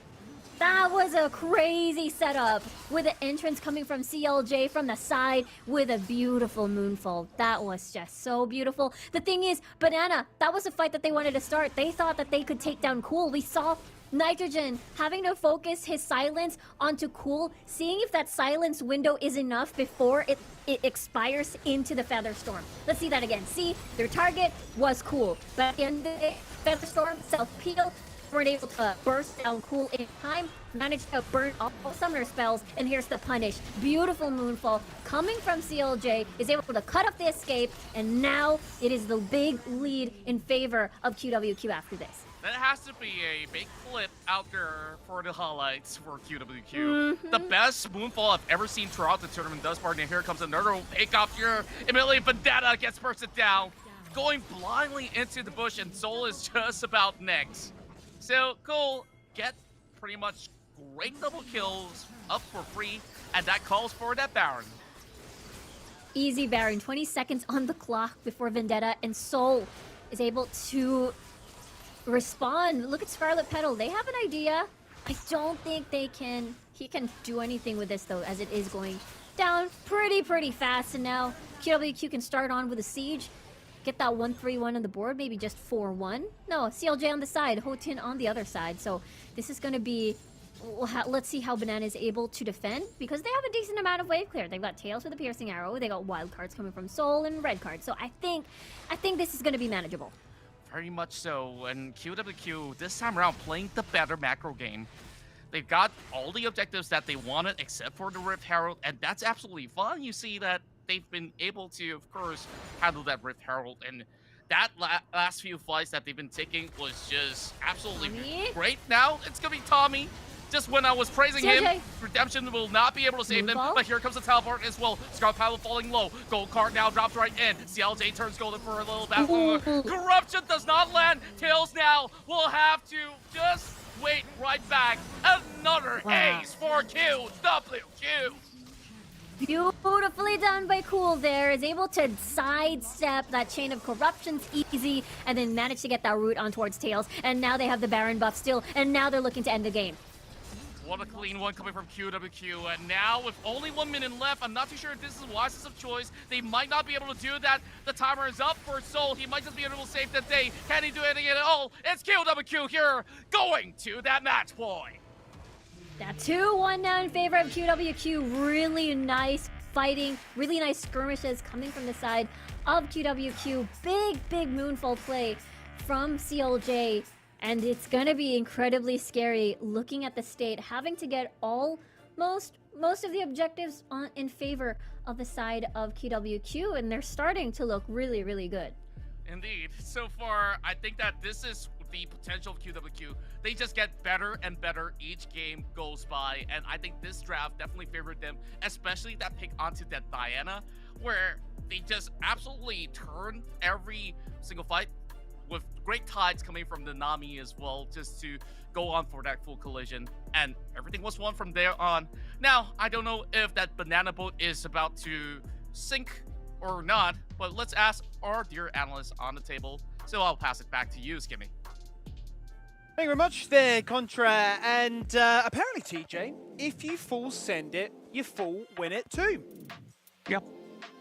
Like I said at the end of the draft, I expected the full send composition to kind of just overwhelm what Banana were trying to do, which was very defensive. And who knew when the enemy AD carry doesn't get like 5 free kills in the first 3 minutes, it's much easier to win the game, Skimmy. Yeah, it is. Infinity, what do you make of that game there? Because it kind of replicated game 1. A bit of a stomp. Yeah, it was a bit of a reflection, and also how QWQ was focusing onto the bot lane as well, just focusing on getting those kills, getting that early lead. As TG has stated, you know what, just play very patiently. You know what, Cool can scale out 8-0-5 in this game for QWQ. And Cool is a huge part of that. When you're playing Xayah, which I don't recommend, I'm not a huge Xayah fan, but when you are playing Xayah, you need to get into the crit build territory before you can really do any damage. And basically every crit build plan revolves around the second item mark, which is where you begin doing critical hits with the majority of your attacks. So that's what happens here. You have to wait until Cool is at that second item before he's able to really step forward and do massive damage. But Tails is on an even later scaling plan. He's playing Lethality Varus. He needs Muramana to complete before he can do anything. And the damage tells the story. Not pretty, is it? Yeah. It really isn't that pretty. 4K. When your tank Garen is doing a little bit more, maybe you need to have a quick, well, not even a long, hard look in the mirror and say, what on earth was going on there? Yeah. Really consider that. Really have a moment where you're looking in the mirror and you're wondering to yourself, what am I doing with my life? Is a bow and arrow the right choice against other people that have guns and stuff? Yes. Should I maybe consider upgrading to more modern weaponry? That sort of thing. And even Nami had more damage than Varus for the enemy team, so Yeah. I don't know. Yeah, I mean, it says pretty much everything that we need to know about that one, that apparently feathers, birds, are better than marksmen, that the role itself can pretty much speak for itself, and that the Lovers duo, they're broken apart, but the Rakan gets another defeat. It is now becoming a bit of a cursed pick in today's series, where undefeated beforehand, but not to be the case anymore. QWQ, they're not crying anymore. They're up 2-1 in this series. Match point after the break.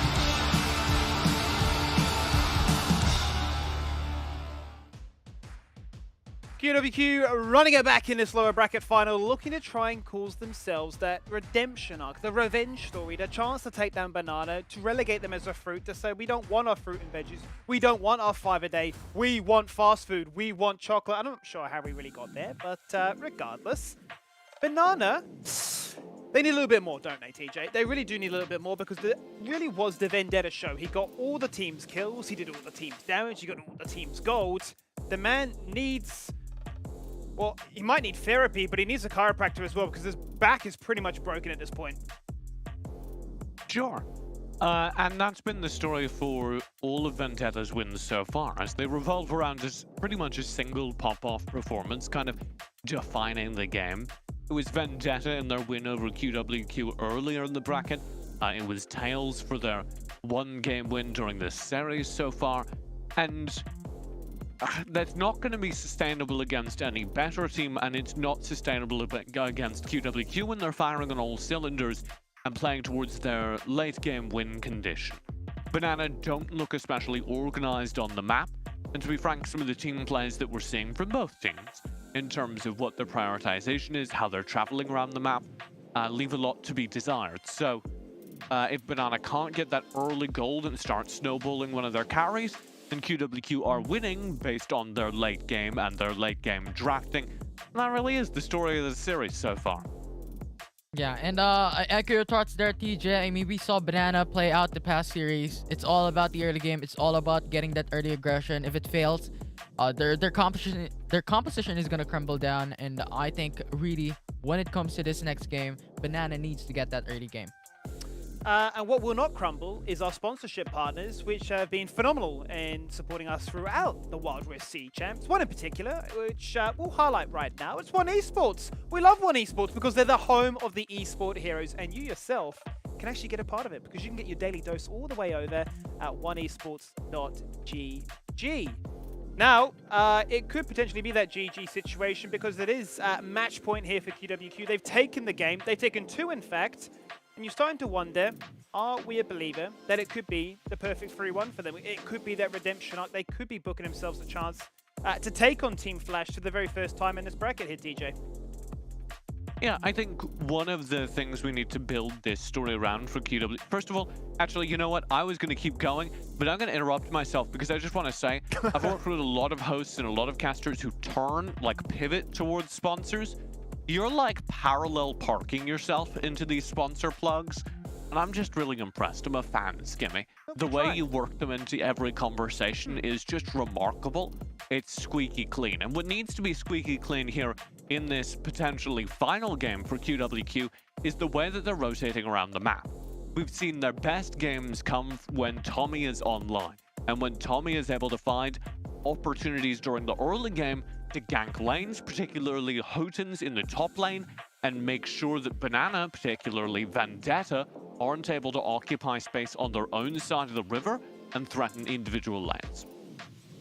Yeah, and you looked at that, you looked at Tommy. I'm looking at Cool as well. I mean, the ADC was playing phenomenally towards that game, so I'm expecting a lot of things coming in from QWQ's ADC to try and pivot their way into a win here for this next game, because if they don't, I don't know, it does gonna go game 5.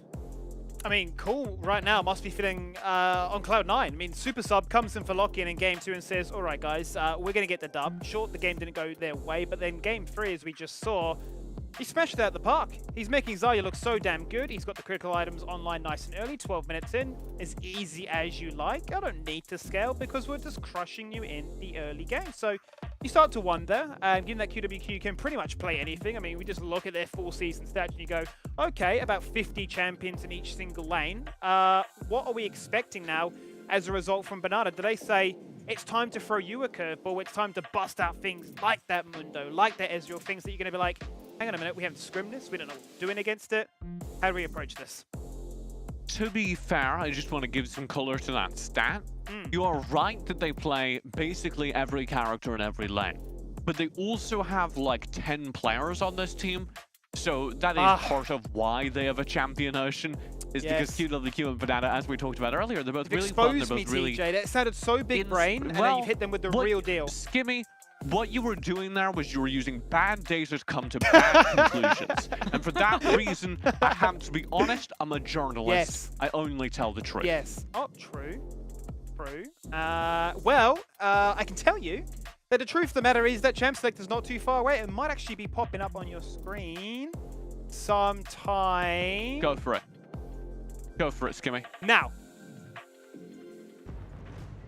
Look at that. Yeah! That was clean. The power production. Like, Skimmy had full faith, he timed it perfectly, and went to Champion Select. Characters to watch Infinity. I want to see my Twisted Fate. I want to see that Renekton.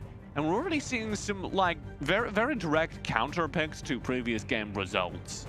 Yeah, we're speeding out throughout the van. I mean, Xayah has been disrespected coming from QWQ, but they're banning it away. I think they don't want to give it to Banana, considering that they have played it Xayah Rakan before. So banning it away, I think, leaves Rakan only open for Banana to pick up, and Galio will be prioritized by QWQ.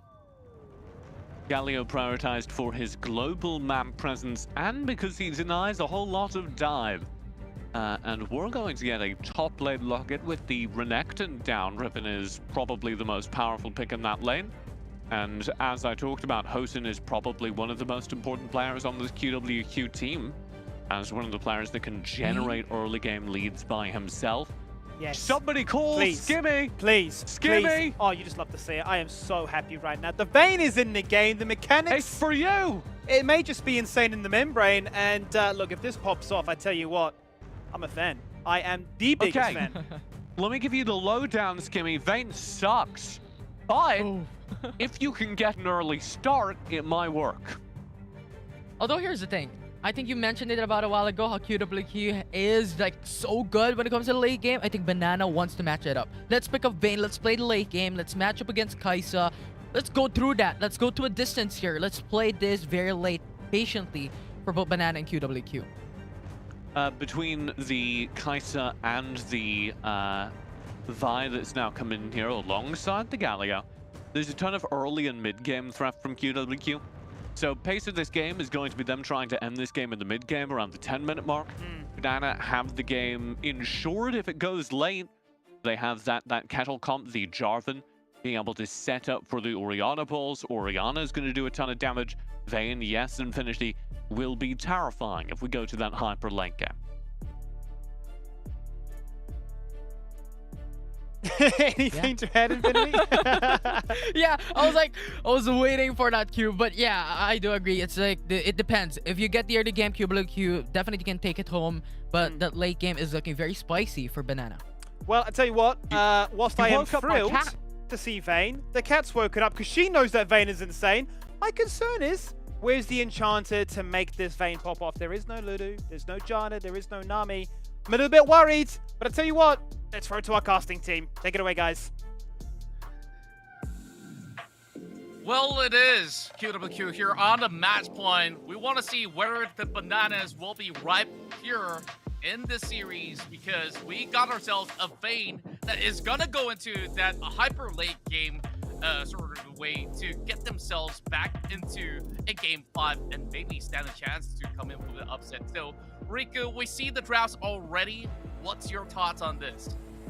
My take for Banana's composition, I love it, but it's 2 out of 3 when it comes to having to propel the Vayne to make sure it's safe. It's lacking that Lulu, but instead it's going to have that Rakan for that additional engage on top of Nitrogen. Really love this Jarvan 4 though to complement the Vayne, just because, you know, you don't exactly need a wall because you got the Cataclysm, that pocket Cataclysm, that pocket wall you can use for 24/7 condemn anytime. Well, we still have cooldowns on that 24/7 condemn. That is true. So I guess that we'll just have to wait and see if that could possibly happen for Team Banana, because it's not exactly a Jarvan inside the jungle. It's going to be on the top lane, so perhaps some TP plays will be coming to effect, or just wait for those big team fights if that's ever going to happen. And I really want to highlight this again, right? You mentioned about the Vi. It also does not force Tails to go on a QSS because it's pointless against the solid battery. Yeah, that is the thing. I wonder what defensive enchantment would Tails possibly get? Because again, looking at the opposition, QWQ has this very all-in composition with a lot of backline access. You get Tommy with the Assault and Battery in, and then Hero's Entrance or Killer Instinct coming from Cool. It is very, very difficult to see if a Vayne can survive. And that is exactly the reason why they have the Orianna Shields, the Peel coming from Nitrogen, and Scarlet Petal. But the biggest question is if it's gonna be enough. Because again, backline access is very rich in QWQ. That's right, and QWQ here may have a better matchup here on the bottom lane. I'm not going to say the same for that Riven up top though, because he's just gonna get poked down. While Banana also slowly having the health bars being chunked out under turret. And that also sets up Tommy if they really want to go for a really deep dive. But the ward's already set into place, while Vendetta is just gonna shove CLJ off of the mid lane. And Tails only have a tick of health left.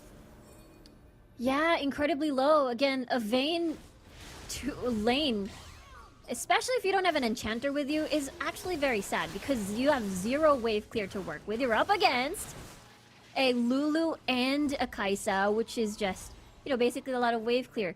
You got the Pixie, you got Pix rather, and as well as the Icadian Rain. So Tails and Scarlet Petal are gonna have a big problem when it comes if they want to unleash themselves and survive till the mid game. That's right, and they are already getting forced to back in for some reset, and Vendetta has just lost his blue buff. It's Tommy with the level 5s who can easily drop in with some early initiation, but not really in a good state to do so for now.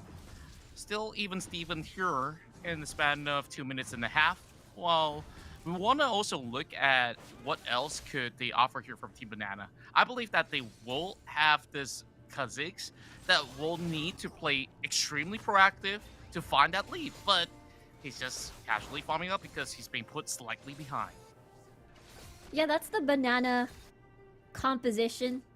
They're just gonna opt for farming and are gonna be happy with it because again, having to get Vayne mid to late and as well as the Orianna big shockwaves. This could be a setup for a dive though, but they decide to back away. So that's the reason why we might see on proactiveness, I guess, on the side of Banana. For QWQ, they have a lot of tools to be proactive. They've got the Hero's Entrance come level 5. They've got the Assault and Battery. They can lock people down super easily and have the damage supplemented on that CC as well if they do want to burst someone down immediately. That's right. The Banana Plantation Farm definitely needs a little bit more time to have ripened fruits. So that's where QWQ is going to be quite happy as well, so long as they get a few items up for the Kai'Sa to work with, and then they could probably maybe contest for some of all these objectives that will be spawning up soon. It's gonna be a little bit worrisome too, especially when Butzai is involved, because Lulu is a soft counter to assassins in general, because assassins want to burst you down. You just put the wild growth in, you're gonna be tanky, therefore Vendetta in general is going to have a hard time just trying to be that assassin. And the fact that Polymorph, once a cockroach dives in, the cockroach will become a very cute little furry creature. So there's also that to fend off this Vendetta on the Kha'Zix. Well, I definitely don't want to imagine it to be a furry cockroach. Like, Oh no! I myself don't fancy that. As long as it flies, I'm staying away from that, whichever room that is in. So currently, as it stands, QWQ have an opening straight to the dragon. Now, no cockroach is gonna fly in. Maybe it's an exchange here for the Herald. It's gonna be an exchange because again, this is a team that cannot still, or a composition rather, coming from Banana, that still cannot fight in a clash or in a skirmish just yet. They're still trying to ramp up, so they're trying to avoid this fight. And that is also the reason why they're gonna give this up. And also having 2 objectives early, this is how QWQ is gonna strong arm the early game. And the biggest question is, will Banana survive the early game and transition mid to late? At least, though, the gold is still even. They're avoiding as much kills. Scarlet Petal with a potential setup, possibly, but no. Tommy is right here at bot. Yeah, and the problem is the Kha'Zix is nowhere to be seen, only taking a couple of wolves off. So we are having a little bit of a stalemate here in the early game. Nobody wants to break open any sort of initiative, but they do get a chunk of the tier 1 turret, having a plating off, and that's where we finally see a little bit of visitation coming in from Vendetta, and he says, you know, it's not going to be a good setup anyways, but whoa, that's one setup that happened. We're looking for Soul. He gets the shockwave under the turret. Now Tommy's in trouble. Here comes Grand Entrance and CLJ, the next one to drop indeed. And I guess, you know, Vendetta should have actually gone for it. He will survive. Didn't want to be too greedy, I guess, and just wanted that kill on towards Tommy. Really nice response, though, coming from the rest, coming from Scarlet Petal as well. Knowing the fact that Butzai and Cool were basically already trying to go back to base, therefore it was safe for Tails to be all alone in the lane. So I really like the decision-making coming from Banana. Good counter gank and good response. That's right, and QWQ managed to walk away with the first blood onto, well, Bliss Trevor to be destroyed down on the Dragon lane. So I think it's still pretty much alright, but the problem is that kill went over to Vendetta. Now he's going to be able to ramp up against this Tommy, who only wants to go in for a one full flurry of a swing. And once those cooldowns are off, you saw what happened in the mid lane. That instant punishment coming out of Scarlet Petal, and that sets things up much more easily. Now here comes the rotation of lanes.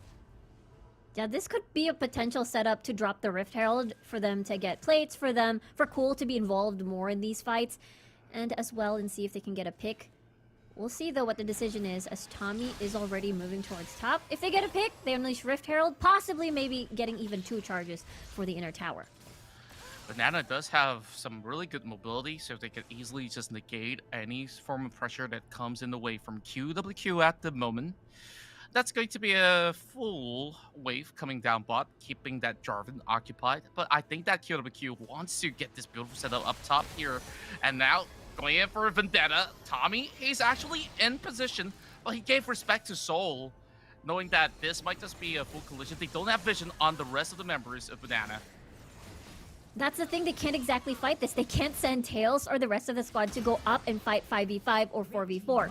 Because again, it's them just trying to ramp up. And that is the reason why we're going to be seeing a lot of these, you know, a lot of these stalemates. A lot of these where Banana's just going to try to avoid fights. Wherever QWQ is, Banana's not going to be there for sure.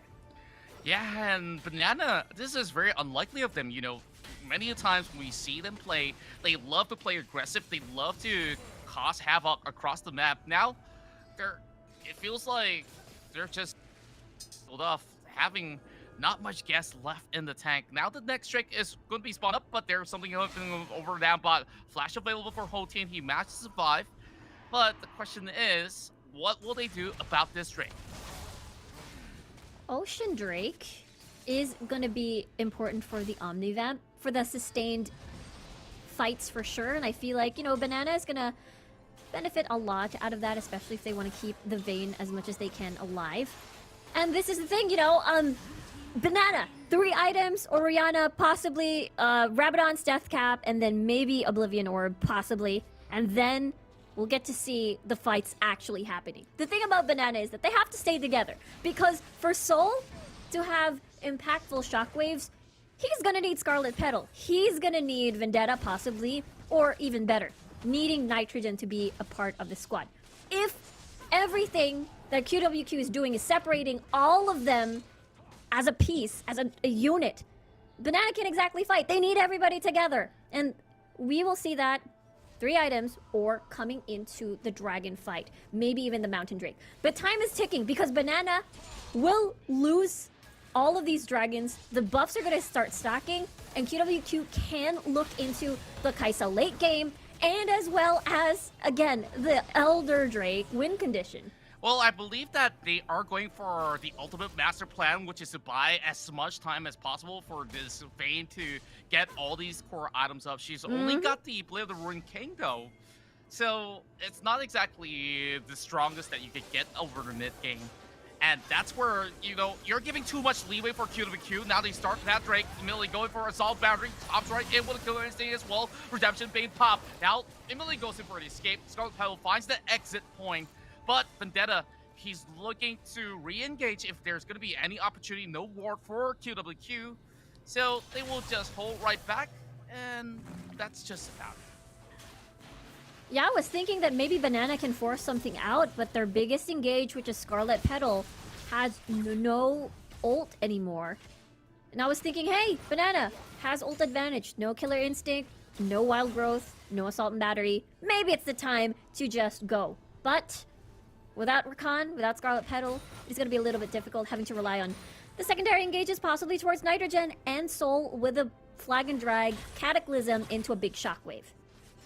Now, we also want to look back into the items, right? I just look at the purchases. It's a Rabadon's Death Cap already being built there by Soul as you compare it to the Galio, who might just be close to 1,000 behind, but he managed to also make similar sort of purchase. So when it comes down to a quick burst potential, maybe the Galio doesn't offer as high of damage as compared to Oriana. But then again, it's all about the ease of execution for QWQ in many of all these setups that we're not seeing just about yet, but maybe they want to just get into a good scenario to fight, because in that jungle, they're all in that choke point, and Banana knows that this is not going to be good for us if we ever drop a member, even if we do have those advantages of QWQ burning those ultimates. Yeah, that's why they're very careful in where they want to fight, because in choke points, of course, there's going to be easy condemns, easy shockwaves to be executed. So QWQ will like to have, of course, the numbers advantage in the setup of the fight. I really like this game in terms of how contrasting it has been. 12 minutes, 1 death, 1 kill, in comparison to how they've been fighting. And you ask for it, you will get it, though. Assault battery all the way into the turret. Okay, I guess that's just about it. Nope. But Nope. that's gonna be all right. Cool gets out, full HP. Tommy as well. So that's just a little bit of teaser, right? Yeah, it's a preview of what's to come. That's just... But the thing is, ults are gone again. So no Final Hour, no Scarlet Petal ult, 3 ults down on the side of QWQ. So perhaps we may not see a fight again, as Banana feels like they're confident. This is a lot of choke points, right? There's like the Baron Pit we can easily condemn, and the Cataclysm. Nitrogen is here. There's the flag and drag into the shockwave possibly. But look at QWQ. They're going to push down mid. What is the response of Banana? They're looking for that dragon, and in the middle of they secure it, and now they're going for a little bit of a chase, but it's a little bit too much of a distance to cover even for Scarlet Petal. So, Banana, they lose one, they get another in the form of a Drake, but next up, Elder Drake already. It's a very... We might see a fight, though. This collapse. There we go! That Whoa! knockup, though, catches everybody up! And QWQ is the one winning the war, taking out Trojan and Vendetta as well. So, eventually it will fall to the hands of CLJ. What a setup coming from CLJ and Hotin there on the Riven with a big, massive knockup with the stuns in everything. Banana just weren't prepared for that. Look at the Baron area. It's so dark. They didn't see this coming at all. It's just so beautiful to watch. All the knockups, Wild Growth, Hero's Entrance. It's just CC lock heaven. And Banana, again, this composition, how they're ending the game. My Scarlet, oh my, no. is this it? It will be it. QWQ will get their revenge. And now they proceed to the grand finals of the play stage for their bracket C. And they will meet once more against Team Flash. What a finish. It was 13 minutes of basically trying to avoid fights up until mid lane was open. That was the time that Banana was so vulnerable. The sides of the river was pretty much dark. And then QWQ says, hey, this is an opportunity. We got so much CCs, we can just catch them off guard. And that is exactly what happened. Straight to the Nexus after that fight. Well, all that investment towards that late game all crumble and fell right before their eyes. It's such a difficult way to swallow. Definitely not Geek Fam that's been playing this one out, but, well, QWQ got themselves this win. Definitely not an easy task to do against Team Banana. I felt that ferocity that was lost for Team Banana wasn't really the way that they are used to play the game. Now that they play so passively, they don't know when is the right time to call a shot. And that's where QWQ just go in to sweep them off, as if this was a game that we saw coming out from a League PC strat where T1 once brought something similar from that dark passage directly to take on the whole Bananas. And my oh my, what a series. Yeah, the Bananas have been basically devoured by this cute little uwu face, QWQ face rather. So, I mean, it's a complete contrast again from what we've seen in their first series, where it was Banana playing around Vendetta time and time again with different picks, very, very stylish, very, very flashy. But this time it seems like they were split in identity. One, Vendetta wanted to play these assassins, but at the same time, they've always had as well the bottom lane to play around with. But, you know, QWQ, a very, very consistent performance. They were confident, they love the fights, they love the wombo combos, and I would love to see them again, of course, next on their match. That's right, and QWQ just looking better and better as it goes. Are they ready to take on Team Flash? I definitely do wonder. I'm pretty sure that a lot of words and people in the chat must be going pretty well on those predictions. And now, let's pass it back over to Skimmy and Co. as we will wrap up the entirety of the day. Thank you very much to our casting team. And it seems, guys, that the rematch buff has well and truly been activated. It just seems that if you verse them once to start off your tournament, it looks okay. Then you rematch them, and afterwards you're like, this is actually how we meant to play. Now, we saw the Vayne. We had an idea. It was 14 minutes in, even gold, avoiding fights, farming up, bleeding structures, sacrificing objectives. One team fight, it's over. So much so that even the cats left. TJ, what on earth's happened? Well, it's quite early in the day. You know how it is. I've talked about this. I'm over in North America, so at 5:40 a.m. the cat starts getting a little hungry. She's going to get her breakfast. But as a result of that, I have been asked to read the following note from our producer, Ban, over at Riot Games. And he has asked me to say the following. Tune in to see more of Miss Mary the Cat tomorrow, Sunday, September 18th, for Finals Day, starting with Buriram United versus Divine. So, yes. Go ahead and catch that. A very wise producer, isn't it? And what a cat. Well, I think it's really stolen the show. You know, the focus has certainly become away from us, maybe even so away from these teams, because QWQ have done it. They've won this series 3-1, 6 kills, 13 minutes. Who could have predicted it, that this series would end in such a, I want to say, anticlimactic fashion here? I mean, they drafted full team fight Infinity, and QWQ got their team fight, and I don't know, it felt pretty climactic to me, if a little fast. Yeah, definitely. I mean, QWQ, as you stated, they built up the draft composition of being on team fight. Not really something that we expected, because there was only one specific team fight that ended the game, and if you're looking at a kill standing, not really 2 digits, not really 3 digits, if ever there is something like that. There's only 1 digit. 1 kill for Banana, 5 kills for QWQ. Very, very patient game, just about QWQ setting up that play in the last fight that ended the game. I think the big lesson to draw from that game, I was really waiting for the Bane, the Oriana to step up. I completely forgot about my boy Galio in the mid lane. CLJ at the very end of that game threw a Winds of War that just like obliterated Soul. The Winds of War, the first ability, just slicing all of Soul's HP in a single burst. Which is something you kind of forget. We talk about Galio as this like supportive character, but if you build him full AP and you're just left to farm until late game, he can be a big boy. He can hit like a rock, you know. Certainly a champion amongst a fair few in the roster really here for Wild Rift, where they are conventionally built in a tank or a facilitating supportive fashion, but when you do invest in some of the dark tech of saying, I want to be the carry of the show, then surprise, surprise, they look rather good. Now, MVP not too far away, and we can highlight and sing the praises of QWQ in a second, but let's discuss Banana a little bit here, because that does now mean that they are the 6th and final team so far out of the bracket stage that will be departing us here for the C Champs play-ins. So what have we really made of their run? I mean, they've certainly shown that they have, you know, individual brilliance. They have moments of pure magic. I suppose Vendetta has really been the one always, you know, on our mind as to what he can contribute to this team. But would you say, Infinity, this has been a successful tournament for them in the end?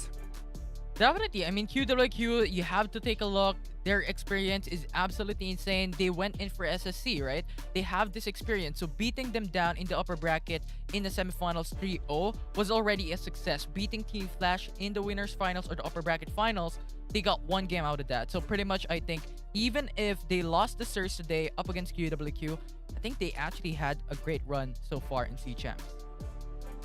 Yeah, I think you can go home proud of that. I think there's a lot of conversation that happens where people are like, oh, you got eliminated in the first round. They're still one of the top teams in this region, a very competitive region of the world for Wild Rift, and they should walk away very, very proud of their accomplishments, as should all the teams that have been eliminated so far, some of whom are incredibly talented, and all of whom I will be looking for as we continue into future tournaments. Absolutely. So commiserations there to Banana. They do fall out, but they give us a good run in this tournament.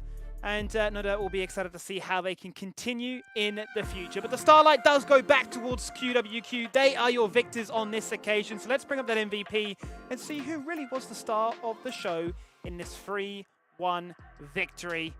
It's going to be Hot Tin in the top lane there. Is looking to really be that stability factor.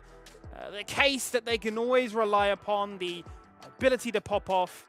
And the fact that champions, bruisers, you know, can sometimes... they can outperform carries.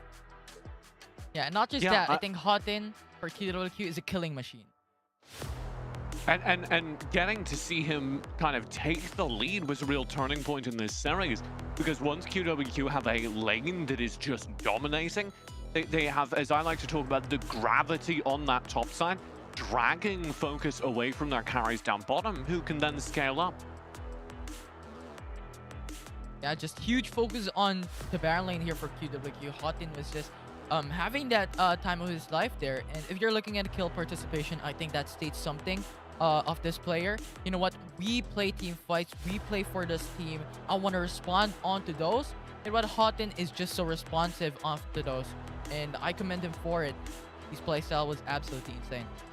So big congratulations obviously goes to QWQ, because that now means that we have all our 3 bracket finals secured. That now means that QWQ in bracket C will be up against Team Flash, which, I tell you what guys, that one should be, well, I don't want to say spicy, it's a bit of a redundant word. We tend to use it a lot, it kind of just represents everything, but it could be one that, I mean, certainly is going to be Team Flash favored, but do we see an angle here, TJ, where QWQ can say, look, we've got an army, we've got a 10-man roster, we can pretty much play anything.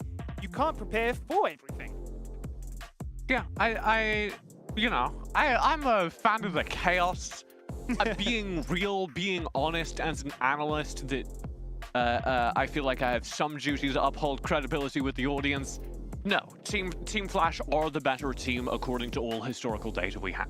That doesn't mean there can't be an upset. That doesn't mean QWQ can't rise to the occasion again. They certainly did rise to the occasion of this match, definitely improving today over what we've seen previously, but it would need to be their best performance yet to upset Team Flash. What do you reckon, Fiddy? Yeah, and I have the same thoughts. I mean, you're fighting up against a Baron laner, Shy, probably one of the best Baron laners in the Southeast Asia region, not just here in the Southeast Asia Championships in the play-ins. And I'm expecting a lot of things, and as TJ has stated, I think QWQ needs to have that level up aspect to actually take down Team Flash. Quite right, and well, that just means that day 5 is done. Day 5 of play-ins. I mean, we're whizzing through this competition. That now means that only 3 games remain, and obviously we can recap what we got to look forward to and what's happened so far in just a bit. But I start to wonder what have been some of the highlights of this tournament so far, because there have been a fair few. We've had those upsets, we've had those surprise picks, we've had those individual moments where players have said, here's a player to look out for the future. I should be one that you keep your eye on for a formidable career ahead. What stands out for you, would you say, Infinity? Has there been a moment that's really caught your eye? As an overall, in the play-ins? Yeah. I think it's gonna be Flash Wolves and Final Adversity. Not just because I'm a Filipino caster, but rather more so looking at it, it is the very first best of 5 game series. And I think it was very close, it was very intense, and they were on par with each other. I think I have to talk about Gov. He did get eliminated with his team earlier today, but he really stood up for me. And as a support player, you know, I gotta respect the game. I do love it when the support players get a little bit of support because they don't get enough at times. Sometimes they are left it aside and said, okay, you know, you fulfill a role on a team. You're a ward bot, but they're not. They are the carries of the show. Let's be quite honest, not speaking as if I am a support main myself. Let's recap how the show has gone so far. Here is Bracket 8, and here is that grand final for you to look forward to. Buriram United in there, undefeated so far, back-to-back 3-0s. They'll be taking on a Divine Esports, which are surging, almost soaring like a phoenix from the ashes, coming all the way through that lower bracket earlier on tonight. So that one should be a best of 5 to look forward to. But then we turn our attention to Bracket B, and TJ, well, I should actually probably say that you're probably the most excited about. Yeah, I mean, this has been the 5 games that's coming from Final Adversity Flash Rolls. Once again, they're going to battle it out in the grand finals for Bracket B. And I'm expecting a lot of things coming from both these teams. And so far, expectations have been met. The question is, can they bring their level of playstyle from the upper bracket finals here into the grand final tomorrow? And Bracket B is obviously one of the closest play-in brackets that we have. Final Adversity and Flash Wolves can honestly go either way, but I'm a massive fan of Flash Wolves and the way they play the game. If they can overcome the tendency of Taiwanese region teams to fall apart once the action gets fast, once it gets a little more chaotic, leaves the notebook, stops being things they can prep for, then it bodes very well for them in the tournament. If Fennel can shut them down, it also speaks very well of Fennel's own capacity. I think whatever team makes it out of that group can go very far. Certainly could, and here's how things close out, and that's exactly what you just saw on your screen. Bracket C, where QWQ getting their revenge, getting the 3-1, and booking themselves that final with Team Flash. For the very first time, their very first occurrence up against them, it is going to feel very heavily in favor here for Team Flash, but as we mentioned before, guys, wondering if QWQ can cause a few headaches for the opposition. Otherwise, Team Flash, no doubt, going to be feeling pretty confident about their chances to escape this bracket. And not to forget that all these teams you've seen through brackets A to C, any team that's coming as that second seed, look, they've got themselves that second chance. Now that we know that the Oceanic representative has withdrawn from the group stages, that alleviates the pressure for these teams to feel, you know, as reliant on these results, and as a result, we will then be seeing that sort of that showdown between bracket A, B, and C, and guaranteeing that one of these other teams can say, we were the better bracket, we were the better team, and we're quite grateful that this opportunity has presented itself. So, Infinity, if you were a betting man, we sort of have our favorites through all these brackets, but which team do you think could pick up that second spot? For the second spot, I think, well, that's actually quite a difficult question because we haven't seen the winners as of yet. But when looking at it, I think it could potentially be Final Adversity here that can take for the LCQ. That could be the matchup of the night. Let's talk about that matchup because it is play-ins day 6 to look forward to for tomorrow. It all starts off at 1 PM Singapore time with another best of 5. Buriram United looking to try and keep their undefeated streak alive. They'll be taking on Divine Esports coming out there from the Vietnamese region. Then that's followed up here at 4 PM with Final Adversity, the 5-game series, the only one we've had so far here in Sea Champs. They do battle once again with Flash Wolves. And to close out the night at 7 PM, Team Flash up against QWQ. And those will be your 3 grand finals. 3 of these teams on your screen right there will be advancing as a result through to the group stages. And one additional team will then be hoping they can clinch that final spot here, TJ. Yeah, I think we have to look at those first 2 matches as like the real bangers of the day. I don't know which one I favor. If I have to pick a match of the day, I'm casting the first one, so I have a bias towards it. Second one went 5 games the first time round. How good are Divine? They seem to be scaling in the tournament. We got a lot of questions to answer tomorrow, not least of which, QWQ, can they level up at the very end of the day and take down Team Flash? A very good question, and I know Infinity, you're going to have one game in mind, but is there another game? Is there another reason to say? Yeah, actually, BRU and Divine Esports, that redemption arc, I think that is something we would expect. Bracket A is going to be very intense, going to be very close. Can Divine Esports bring down the undefeated team? That is the question on everybody's mind right here. But that does it here for day 5 of the play-ins. It's been an absolute pleasure. Enjoy the montage, and we'll see you back for day number 6.